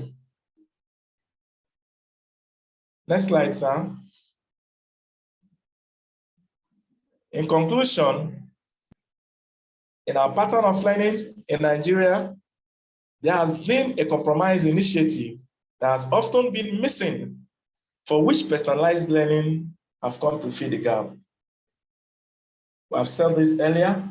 Our mode, our traditional pattern and style of teaching here does not encourage personalized learning.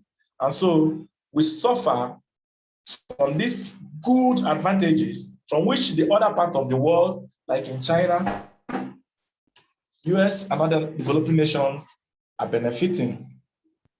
Probably this could be the reason why Nigerians still import skilled labor. Okay.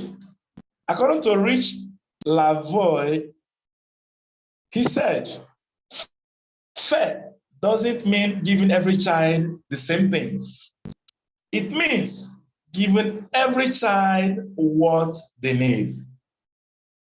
So the view captures exactly what the traditional teaching methods and modern classroom of today lacks. However, the most productive way to teach every child is to give individualized attention and a customized learning program. Let me quickly say that this personalized learning are best approached during their early stage. at the middle or mid or high school, which might be we'll call secondary school here, they are already shaping their future. So personalized learning are best done during their growing stage. And so this standard should be kept if we should have our child ready for the future, especially in contemporary society. All right. Okay. I think that should be the last slide. All right. Next slide. Thank you, Mr. Lazarus. Yes, Thank you so much. I'm done. Thank you. Do we have questions for Mr. Lazarus? That was brief and straight to the point. Do we have questions for Mr. Lazarus? Who has questions for Mr. Lazarus? Yes, for Mr. Michael. Okay, Mr. Michael. Yes. Hello. We can hear you. Am I having the floor for this presentation? We can hear you. And among the 4 disadvantages you talked about, time and money are so paramount, particularly in our environment, because most school owners, they are trying to see how they are going to cut costs and again maximize profits, because we are tilting towards capitalist economy. So, and going by our own curriculum here, you discover that our curriculum is so heavy. To carry out personalized learning at this early stage, as you recommend, it then means that the teacher would not cover the course content he's meant to cover in a term. And when such happens in private schools, you discover that the teacher will receive query or will be out of the job, will be forced out of the job. So how can we manage this situation in our country, Nigeria? And again, you equally mentioned the issue of class size. The only thing about class size in some part of Nigeria, particularly in Lagos and Abuja, and Port Harcourt in particular, these locations, for big schools where they pay higher tuition fees, when you see classes being like 6 or 8 in number, it's not that that's the maximum. It's just because more pupils have not enrolled. If they enroll, you discover that the class size may be up to 15. So how can we implement this in this country, Nigeria? Because the issue of time and the issue of money, high cost, and the issue of maximization of profits becomes this. How practicable can it be in our country, Nigeria? Thank you. It's all right. Thank you very much for your questions. And the answer is obvious and brief. Let me start with the first question on the cost and money. I understand, like you said, actually, it's a capitalist economy. But even the capitalist economy has a goal. It has a goal, it has a vision, it's driving at. It's only wise that the essence of education is being achieved, number one. If the essence of education is not achieved or is not being tailored or planned to be achieved in the first place, it makes no sense of that education in the first instance. What I'm saying is that the product we bring out from this child should be of utmost importance. Of course, we are suffering the consequences. Like I said, when children are not tutored, tailored according to their uniqueness, they suffer. They don't read. Just like somebody who would have been best being an engineer or a technician, becoming a medical doctor or a teacher, is to a misfit to the society. How to overcome this cost and the money is bringing this, both the the proprietor of the school, for a private school, is probably on the capitalist oriented. He should also having in mind of making sure his children are the best. He should involve, they will bring the stakeholders together. They have to bring them together, the proprietor, the educator, the parents, the counselor, all the stakeholders on this child who are bent to ensure this child becomes the best should be brought together and the discussion done on the table. And then when discussion comes up, how do we look at the challenges you are having? But this child needs to be this. We need to bring out the best of this child. He's a slow learner or he's a fast learner. And then contribution comes. And the parents can say, okay, look at what is the cost? You'll be surprised. The challenge we're having is that most parents' attention most these stakeholders their awareness are not there. Because I believe once the awareness are there, that this is what to be done to make sure that your word comes up, a parent will go a little extra mile, even if not getting 100%. But at least involving the stakeholders who stakes for this child's future makes them bring out the best, and they will arrive at a possible way forward. They can, of course, manage the costs and bring the best of that child. Then the second question on class size, like you said, I agree with you that it's also one of the challenges we have here, and there are many other factors that are in chains that leads to that. Like you rightly said, from the other end, proprietors, people, they want to manage their after their money. In some schools, they don't even know the average. You are using Abuja and Lagos, probably because of the awareness and orientation there. How about other states? They're also part of this country. And you see in a class, you see 40 or more than that. And so learning suffers. So number one, how to come over this is exactly what we are doing. And I really commend the convener, Ifagu. She's doing extremely well. Just like we are discussing here, they are listening and hearing, and it's live. So class size today we have learned affects the uniqueness or the learning, the future and the learning of a child. And so same way, like I approached the first question, all the stakeholders should also be involved. Once the stakeholders, they are the people who stakes for the future of the child. Once they are involved, how best? See how it is done in this way. See how it is done in another country. Look at the products they are getting and see how do we do it here. Then, in some cases, some schools, and I even know that some schools have already started this, they can now even put more teachers because they've come at an agreement, they can put in more teachers, and it still boil down to the same cost, of course. And when you put down, some schools have even made that standard for themselves. Some schools in US, they have done it. Some schools, they reduce the class size. They reduce it intentionally. Why some even, according to the unique identifier attached to each child, they are being separated and then given to their best knowledge. Here in Nigeria, and the best to have is maybe special schools, maybe for the special kids and so on like that, whereas others suffer. But we need to do more work. Please let me stop there because of time. Thank you. Okay, thank you, Mr. Lazarus. Mr. Michael, hope your question was answered. However, I just want to add one or two things to that, to what Mr. Lazarus has just talked about. Fine. Yeah, Lady Vivian, before you go on, I really need to thank Mr. Lazarus for the way he answered the question.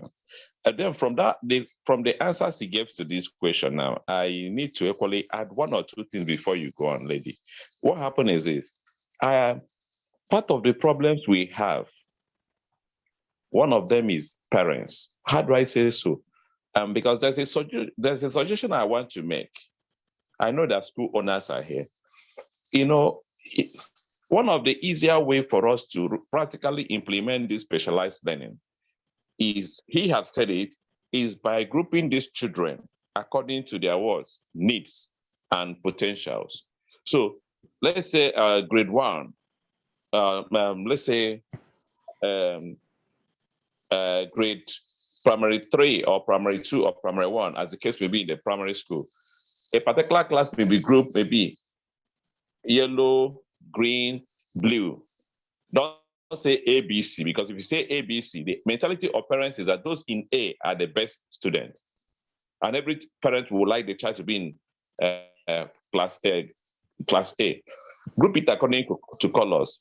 Then group these children who have these common things, common thoughts in each of the classroom. And then you'll be able to do something better for that.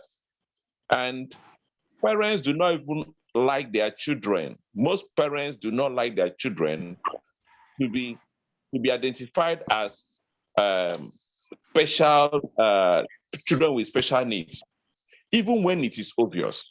They want their children to be in the same classroom with others who are not having the same effects. So it's an issue that needs to be addressed where parents are. So thank you very much. I need the little contribution I want to make. Lady Vivian, over to you, lady. All right. Thank you, Mr. Michael. However, I just want to, say something from my own experience.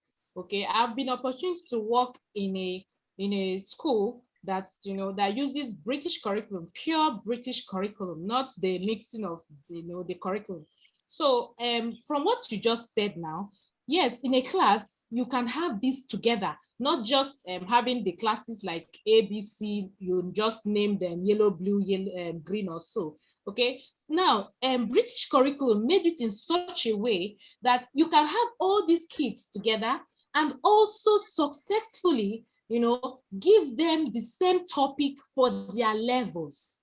Okay, you can also have it as it is a complete, especially let's take for example, in a British setting, when you are doing literacy, you call it literacy hour. When there's this literacy hour, it's structured in such a way that all the children, with the learning abilities, different learning abilities are together, but rather grouped, like you just said, grouping in different classes. But no, they can be grouped in that same class, because what it does is that it helps the child that is in B, which I could call yellow, to try to finish up and go attempt the question of let's say the A child, okay?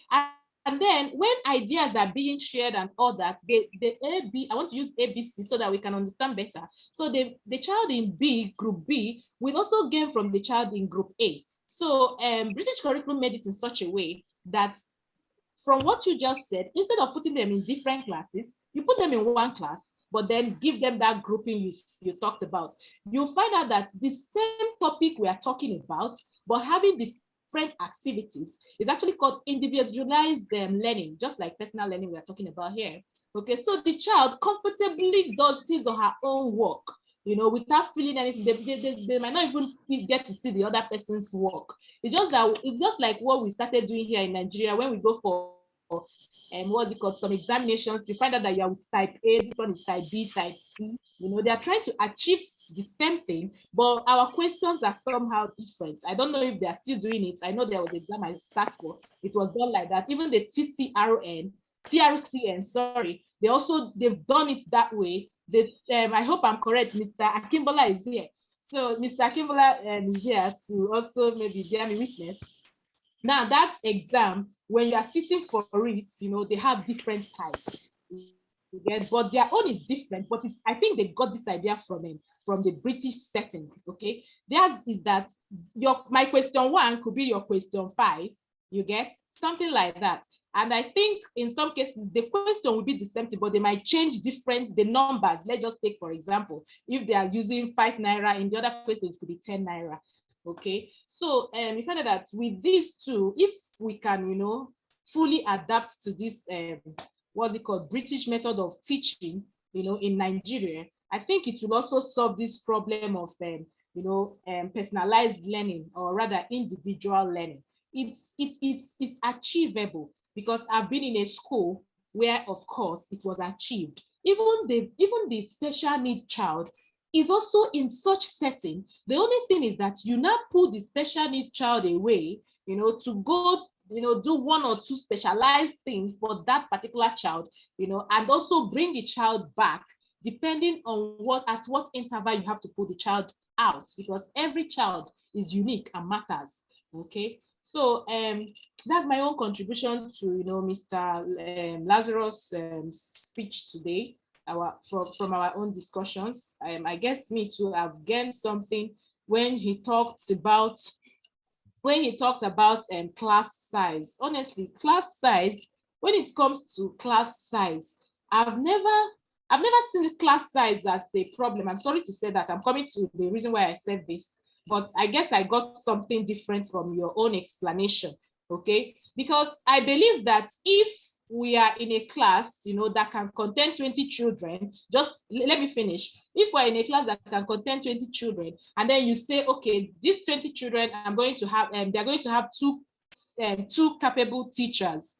For me, it's the same thing. If you ask me, it's the same thing from having a 10 size class, having only one teacher. Okay, and I even believe that in that 20 classes, okay, you will see kids learning from one another. Kids learn faster from one another. However, this has always been my own opinion, but from today's discussion, I guess I also understood better again that, of course, in as much as when there are 20 and you have two capable teachers, is actually slightly different too when you have the 10 class size and you have one teacher there, because of personalized learning. I guess everything that has disadvantage has its own advantages, but I've also understood from here, because all this while I've always been like, man, the bigger they are, the more they learn from themselves, because what I learn from my colleague sticks more than even what sometimes the teacher tries to tell me, because this is my level, this is my colleague, this is my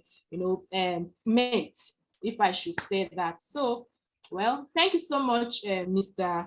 Lazarus, for today's talk. Okay, I don't know if anybody has any other question or something to add. If not, it's like today is about the lecturers, because I'm going to also introduce another lecturer to speak for us. I don't know if anybody has any question. Mr. Mr. Abimbola, are you ready for us? Mr. Akintola, sorry, your name has been in my mouth. Mr. Abimbola, Mr. Oyediji, are you ready for us?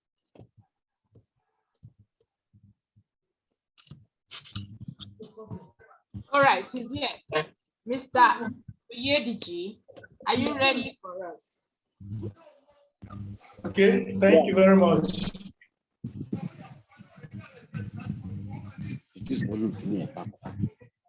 Stop.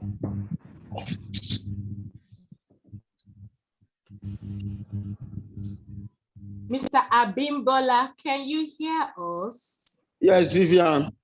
Okay, are you ready for it? Can you hear me? Yes, we can hear you loud and clear. I'm here. Good evening, everyone. Good evening, Mr. Oyediji. My name is Oyediji Abimbola David. Good evening, Mr. Oyediji. It's Oyediji Abimbola David. I'm a psychometrician, a teacher, and program evaluator. Are you hearing me, please? Sure, we can hear you. Yes, we can hear you. Thank you. The topic before me is the role of a teacher in the student learning process. The role of a teacher in the student learning process. Apology that I'm unable to display my work on the slide. Now, being a very general topic, we are all teachers. Or let me say, most of us on this platform are teachers. But how do we impart knowledge in the student? What are the learning processes that we need to follow? When we look at these learning processes, they are systematic. And for us to achieve the aims and objectives of teaching and learning activities, this has to be followed, systematically. Now, first and foremost, let me say who is a teacher.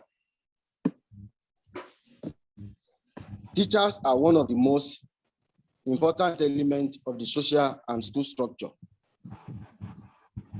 When we look at teaching profession, we call it an expert career that undertakes the government, educational, instructional, and related administration duties. Teachers are the most element in terms of reaching the school aims. In this respect, we can see teachers as the sacred heroes of the school management. The success of educational system cannot be considered separate from the success of the teachers who put into practice and carry out that system. Because there is no educational model, that offers services above the level of the personnel operating the model. And who is the model? Who is operating the model? We are talking about teachers. So for any student, education and character are the basic foundation, and it is laid by approach to education. So some of the role played by teachers becomes a very important component. And in fact, it can be said that they are the teaching learning process. Some of the time, teachers tend to instill values, attitudes, and behavior in children right from childhood, thereby making the teachers all-time relevant in the learning process.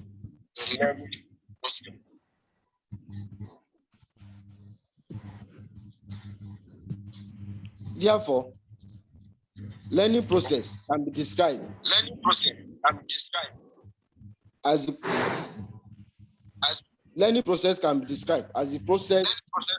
that people pass through to acquire new knowledge and skills in order to modify and change behavior.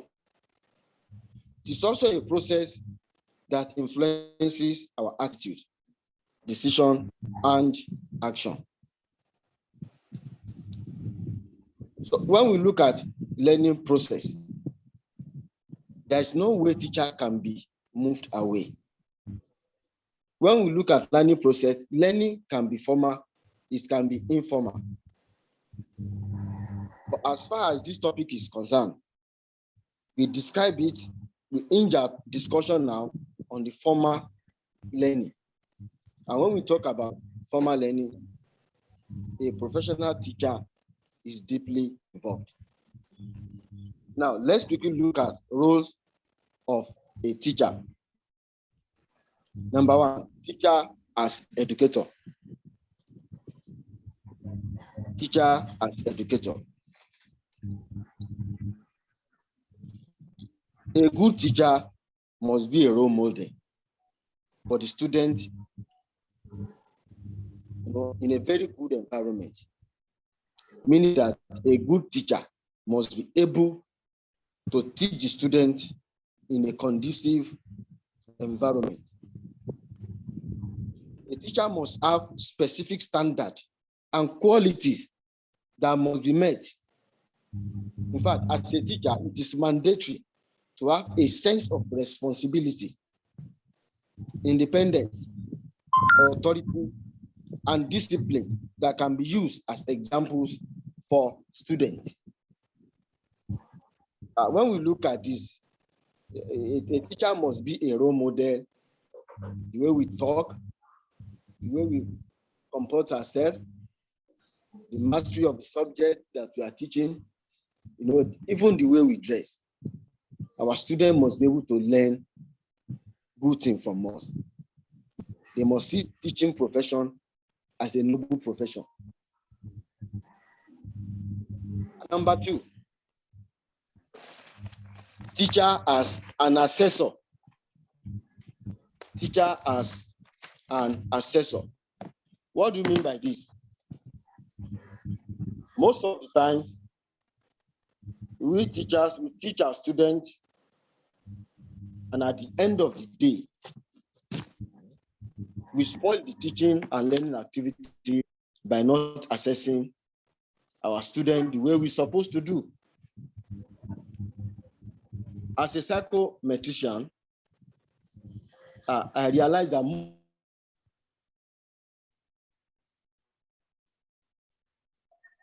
when we give a test, assignment, even examination, we find it difficult to measure what they did. We find it difficult to give back to our students. And that's what we call feedback. I've been opportune to go to some public schools on teaching practice. I discovered that most of the teachers in this private school, maybe as a result of the number of the students that we have in public schools, they find it difficult to even mark the script of their students. What do? They do face validity, the way the students respond in the class, because they have large number of script to mark. At the end of the day, they will not mark. They just manufacture score to students. This is counterproductive. A student's self-esteem and confidence.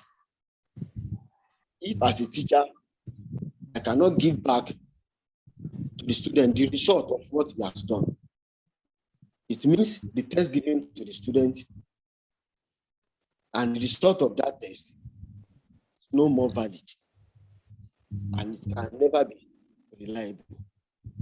When the test result is not valid, it cannot be reliable.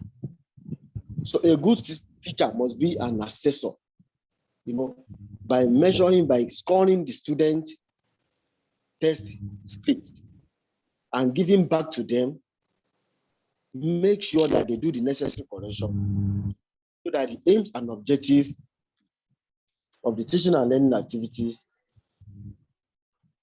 can be achieved. Now, number 3, teacher as advisor. The teacher has the role of being an advisor to a student, as well as to the parent, not only to the student. Even though the teacher does not have specialized training to be an advisor, students will always be faced with the need to make a decision. And in the process, it requires teachers' help. But the teacher to know well his role as an advisor and a more profound belief person, the teacher should examine the psychology of personality. Psychology of personality. A teacher will have to examine this so that the student will not be led astray. We can also see teacher as an innovator. The teacher translates empirically the future for a more meaningful life for a student, because the age of the teacher and that of the student is probably too far away. So teacher has more experience than the student. The teacher's job is to translate valuable, empirical, and intelligence into more sophisticated languages which students can accept. And that is why we are teachers. As a teacher and not a cheater, we should be able to innovate, break down instruction to be given to the student into the language that they understand. And most of the time, the textbook we use may be too difficult for students to understand. But as a teacher, you should be able to break it down to the language that our students understand. Even we can also improvise instructional materials that fit the topic and the knowledge that we want to impart on the students.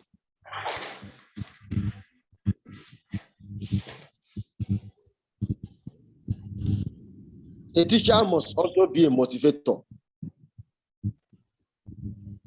The process of learning work will be successful if the students inside are highly motivated.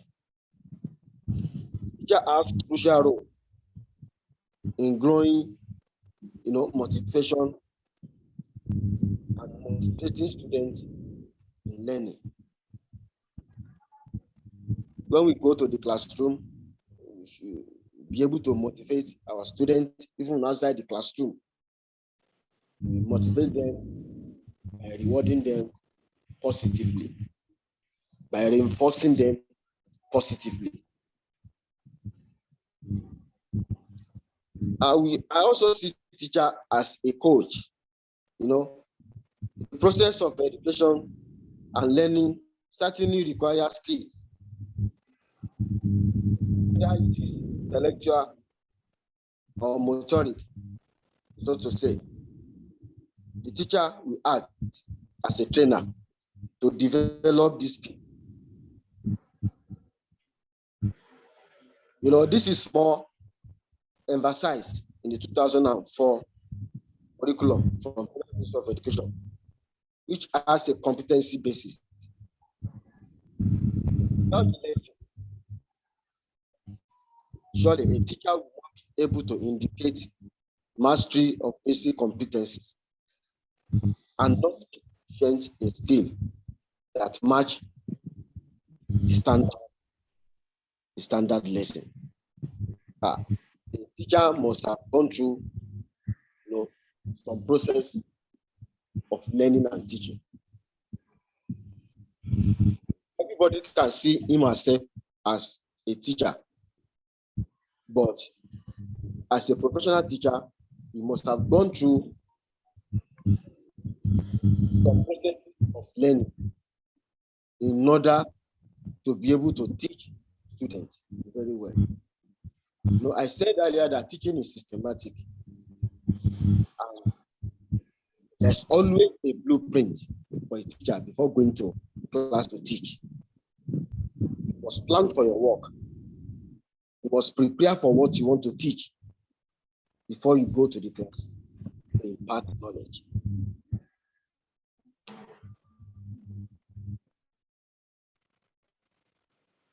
So without taking our time,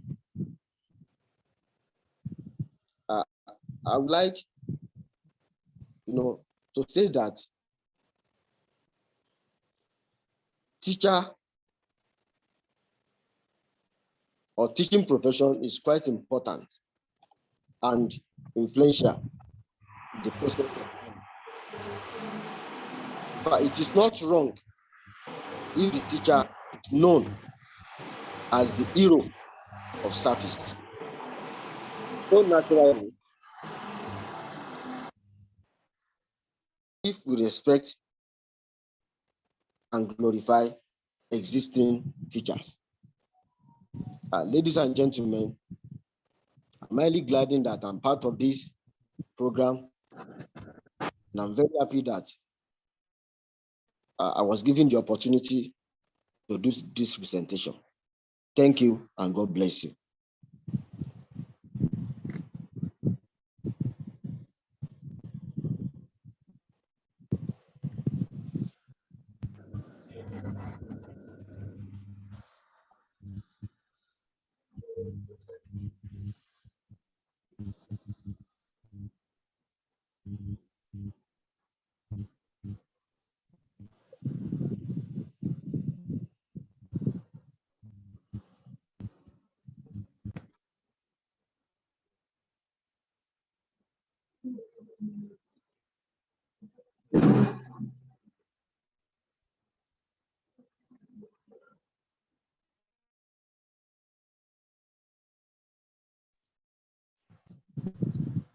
Hello, I can hear you.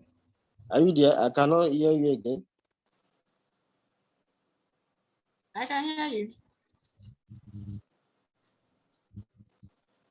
Hello. I can hear you.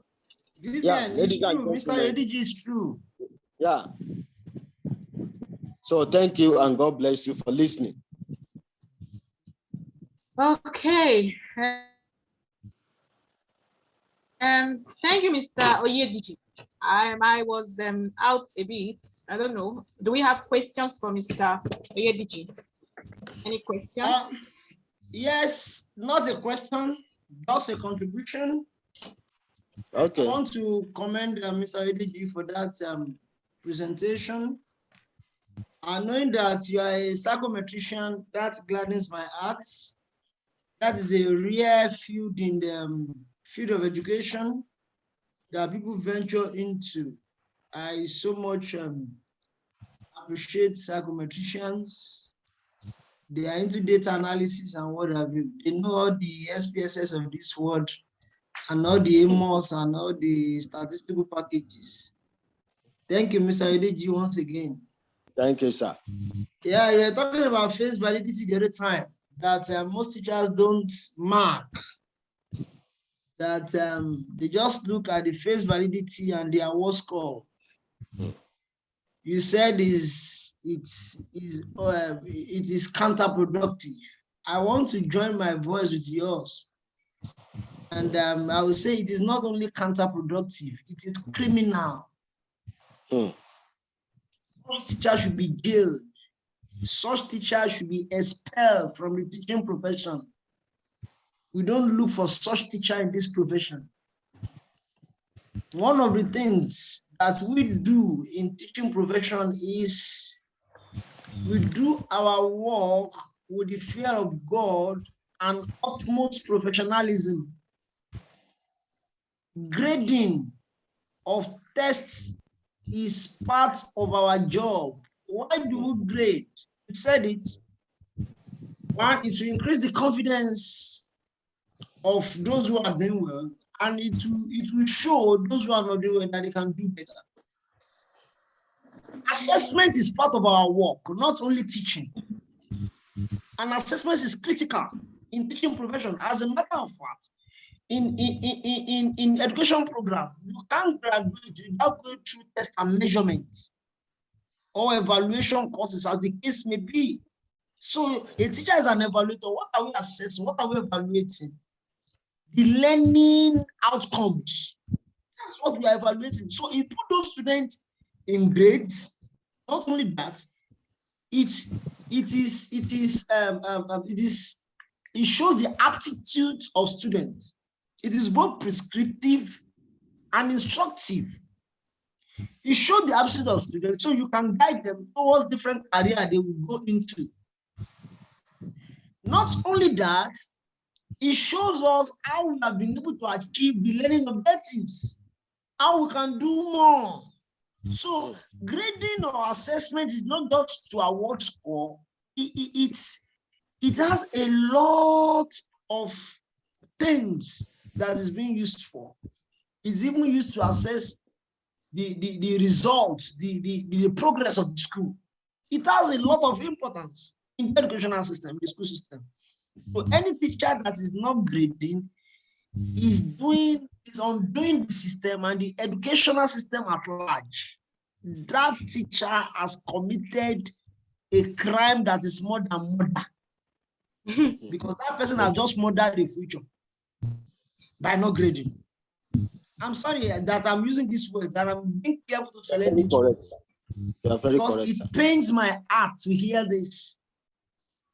That's one. Then, another angle we should be looking towards now as teachers is not the conventional assessment we are used to. We should be looking towards innovative assessment. And that is where the whole world is now.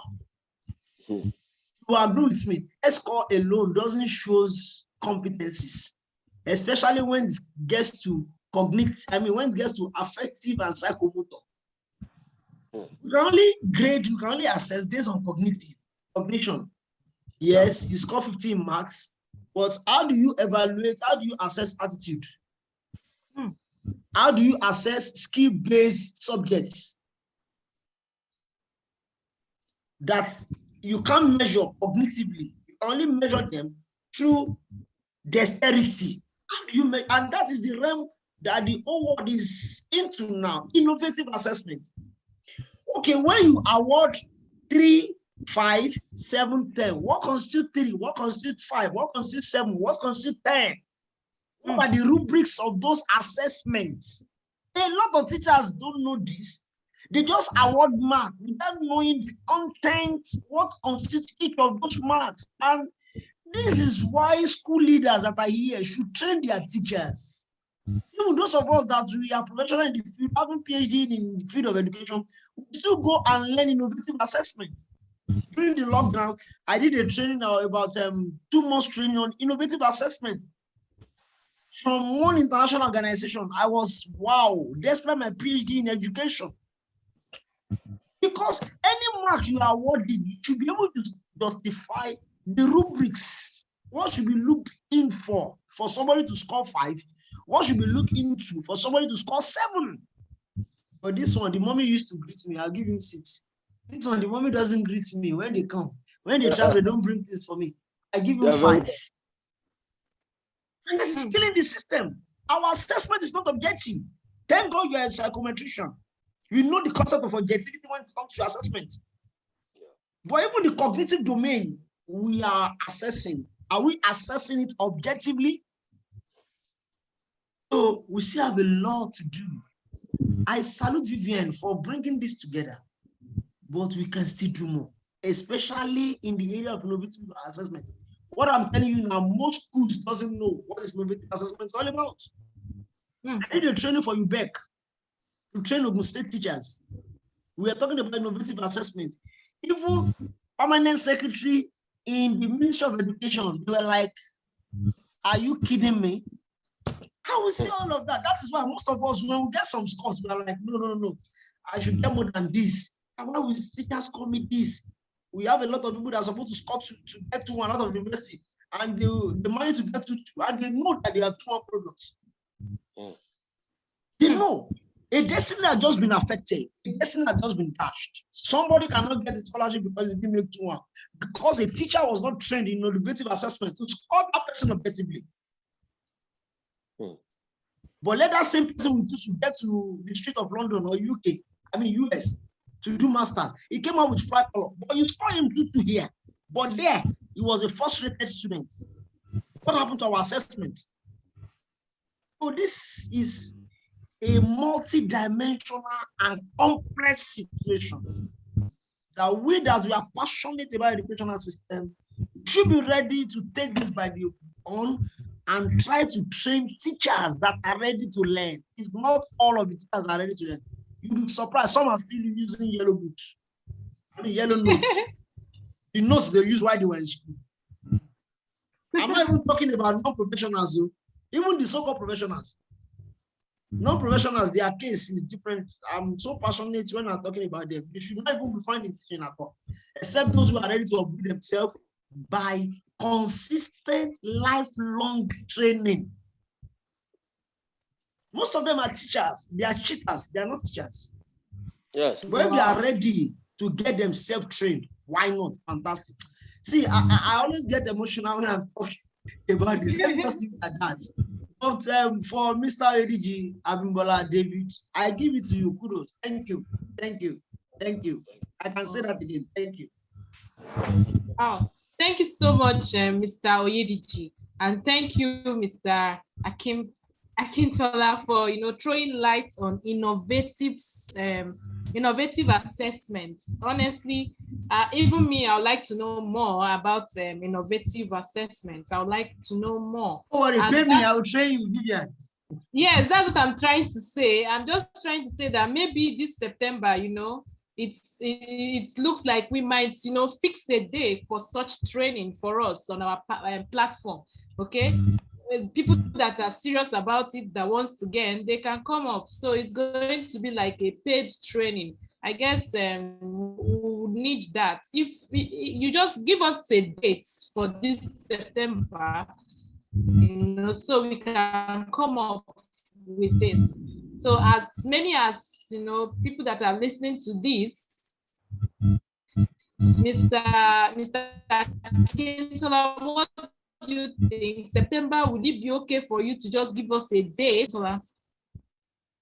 Mr. We'll talk about that after the conference. Sure. Right. We'll arrange something. Okay. All right. Thank you so much, Mr. Kintola. And thank you so much, Mr. Oyediji. In fact, I guess thank you, the last speaker please. is not available, and I think we should close this for today. Yes? Okay. Okay, sir. You wanted to say something? Please, I quickly want to, commend Dr. Olubenga. Dr. Olubenga is my lecturer at Olabisi Onabanjo University. Really? PhD in test and measurement. Okay. Under the supervision of under the supervision of Dr. Mabe Koje at Olabisi Onabanjo University. Yeah, we are listening. Sincerely, I would like Dr. Lubenga. What a small world. To give us a time so that we have a workshop on this innovative assessment where we justify the rubric of assessment. I'll be very glad to be in that workshop and to participate. Please, Vivian, do every necessary. Sir. You have to bring Dr. Lubenga to that workshop. I will do that. Maybe September. I'll do just that. Thank you. Yes, sir. Okay, thank you for this confirmation. Mr. Akintola, have you seen? Have you seen? This has brought you out more. We need you. All right. I'm close to tears. So as I was saying, what a small tears word. of joy. Yes, tears of joy, and you didn't know at all. Oh, that feels so good. It feels so good to know. Wow, this is priceless, To discover such, it's priceless. So you've been impacting life, both I'll confess this, you are solid, Mr. Akintola. Thank you once again. All right, thank you everybody. Thank you for this second day of our conference 2022. Okay, I am very happy, everybody that has actually participated, especially those that started from yesterday and also joined us today too. It has been an exciting, educating, and inspirational, section for me, and I believe likewise for others. Okay, and somehow officially we are coming to the end of this conference. Okay, however, I plead that if we can join me tomorrow at exactly 8 o'clock, that would be nice, okay, so that I can wrap up my own slide, which I have always, come in between, waiting for the next speaker to talk and all that. So I'm trying to call upon us to please join me tomorrow so at 8 o'clock, okay, so I can also do a wrap for my own, which is very important, especially for we teachers to also understand, who we are, just like Mr. Akintola also told us. It's very important. Even also Mr. Oyediji also talked about few things that I will also, be talking about tomorrow at exactly 8 o'clock. So I want to say thank you so much, everybody, tonight. Thank you so much, and thank you so much. So this is me saying bye-bye to everyone, and please see you tomorrow at exactly 8 o'clock. If that, yes, Bye. that's okay. Bye, Bye. Vivian. Thank you. All right. Bye. Bye. Bye. Yeah. Bye. Bye. Okay, bye.